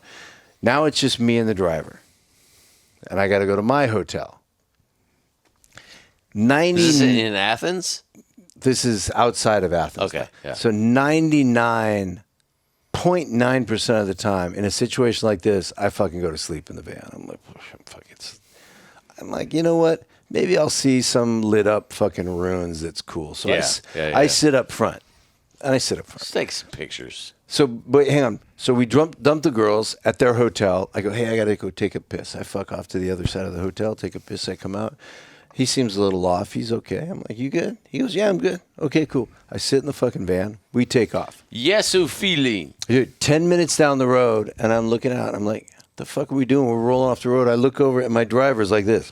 Oh, shit. I'm like, dude, I grab the wheel. I'm like, what the fuck? Wake the fuck up, bitch. And I pull over. I hit the brake. He's fucking, he throws up all over the fucking steering wheel, all over himself. I'm like, what the fuck, dude? Did he throw up in your leg? No. Okay. Fucking throws the ball over. He says, I'm sorry. I'm Duffy. I'm sorry. Was he shit-faced? It's some cake I ate. Dude, but here's the thing. He just drove an hour. I leave him. I come back, and he's a train wreck. He fucking cleans up. Do some drugs or something? Dude, What's going on with this? He cleans up, wipes the fucking car down. He had one of those mats, those beaded mats. He throws that in the back. He fucking cleans up. I'm like, are you okay? He drank some water. He goes, I'm okay. I'm okay. Okay, let's go. We drive. Looking out the window. Obviously, we're going, fuck. I look over Same and shit? he's, dude, God. throws up. No I'm like, way. You motherfucker. Twice? We pull over. I fucking stop the car. I fucking turn the car off. I go, clean that shit the fuck up. I'm driving. He cleans up. Dude, I'm like, I love it. I go, get out. There was some driving, shit. bitch. I cleaned up more. He's like, no, I can drive. It's not even a question, No, dude. This fuck is not you. up for grabs. Take Fuck your off. gate beads. Sit over there. Luckily, the navigation was already set up, and the car stinks like fucking vomit. It's fucking cold out. I can't fucking turn the heat on because it'll make it. I'm like, This is toasted vomit. this Yep. was my intro to fucking Greece. Oh, awesome. I could skip Greece. I can Sounds see that. fun, man. I like America, bro. Yeah. I like But America. then we went from Greece. We went to Italy. We went to this place Favignana, which is west of Sicily, and there's this castle. It's fucking phenomenal. And then we went to Like on the Lipari. island. Yeah. Well, that's a lot of life, man. So what do you get into now? Like, what's life look for you these Yeah, days? dude, we didn't even so- scratch the surface so- of what you've done. So I came back from the Odyssey, hung out a bit, took my son to Hawaii, and then went back to Texas for Lioness season 3 and went through that. I came back. What did you do on that? Training the Stunt cast. performer? Yeah. Training cast. When are and you going do to coordinate some shit? Never. Or do you give a fuck? Nah, dude, the guys that coordinate They gotta. And I get it. Yeah. You know, I don't. I'd rather work for them than try to make that jump up into their rice bowl. Yeah. So what's life look like for you these days? You know what I mean, like what's a day in the life? Like what's your are you doing I mean, this? shit, you just trained somebody today, right? Yeah, I get up, I train my guys, go to the gym, train with some other guys, hang out, drink a smoothie, talk some shit. Nice. Go home, have the middle of my day to myself, go back to the gym at 3 with my son. Like, how Work crazy out is with that? him. You probably training dudes that are younger, way younger than all of us. And, I mean, fuck, you say you're 61. I'm sure you fucking do, you know, routes around all of us in terms of fucking lifting shit, Yes. being heavy, and, you know. Yeah. Dude, here's a good one. So in Santa Monica, there's this place, Shoop's, where it's a indoor, outdoor deli thing. I was having breakfast one day. I'm having breakfast with my son and my ex-wife. And Chris Hemsworth and his buddy show up. They'd driven by, and his buddy said, I think I just saw Duff. So they come over, and they sit down, they have breakfast with us. And my son and Chris are sitting next to each other. And my son watches YouTube, right? So he's sitting there and he's having breakfast. And he turns to Chris. He goes, I have a question for you. Very official, like. And Chris is like, what do you got? And he goes, what movie did you like making the most? All right. Fucking Yeah. YouTube, he asked question. And Chris is like, well, I really enjoyed Ragnarok. I had a really good time on that, blah, blah, blah. He didn't say 12 strong. So he goes back to fucking breakfast. And he goes, I have another question for you. And he goes, what's that? He goes, who's stronger, you or my dad? And he goes, well, win what, motherfucker? win it. Since the beginning of, and he goes, your dad's stronger than me. Goddamn right. Yeah. And then breakfast goes on, and then my son's like, I got another question. He goes, what's that? I go, who's better looking, you or my dad? I go, dude, whole fucking planet thinks he's handsome as fuck. I'll concede. It's hard to beat that. It's hard Fuck to beat yeah, that dude. for sure, man. Well, shit, man. Where can we find you? Instagram, or do you want to be found? And No, I'm good. let's fucking wrap this bitch up. Okay. I'm good. Yeah. Is there anything you want to plug or any projects you want to I have a book. Sweet. I didn't think about that Oh, until what the fuck? I was already here. Yeah, tell us about No, a book. I'm going to give you one so you can have it laying Absolutely, around. man. You have Hell yeah. one? No, I didn't think of it like that. Oh, send it to us, man. We'll It's put it up. Hero Maker. It's a workout book. Cool. I'll give you one. I need one. Well, Fuck yeah. if you guys are listening to this and not looking at it, bro, Dude. I would say I hope I look like you when I'm 60, but I've never looked like you my entire life. So, Yeah, no, and that's the thing, That's a dude. long Duffy's stretch. always been, every fucking project I've been on, they look at Duffy and they're like, team guy? Yeah. Fits. They look at me, they're like, whatever, you fucking marshmallow fucking Tattoo guy. douche. Yeah. Somebody told me that, what was the thing? It used to be you could tell team guys because of their tattoos. Now you can tell the team guys' wives because of their tattoos. I don't know. Maybe. My wife doesn't have any tattoos, but my wife's, yet. my wife's got two, same as me. I got two. yeah. Both arms. Yeah. They're different sizes, Yeah, I but think yeah. I have two as well. Yeah. Fuck yeah, man. All right, brother. Great, Well, dude, great show. Thanks for coming on. dude, Love you, fucker. Thanks for having me. Yeah. Thanks for I making the drive appreciate and it. sharing the stories, brother. Yeah. This was awesome. All right. It was good fun. Good Fuck shit. yeah. Thanks.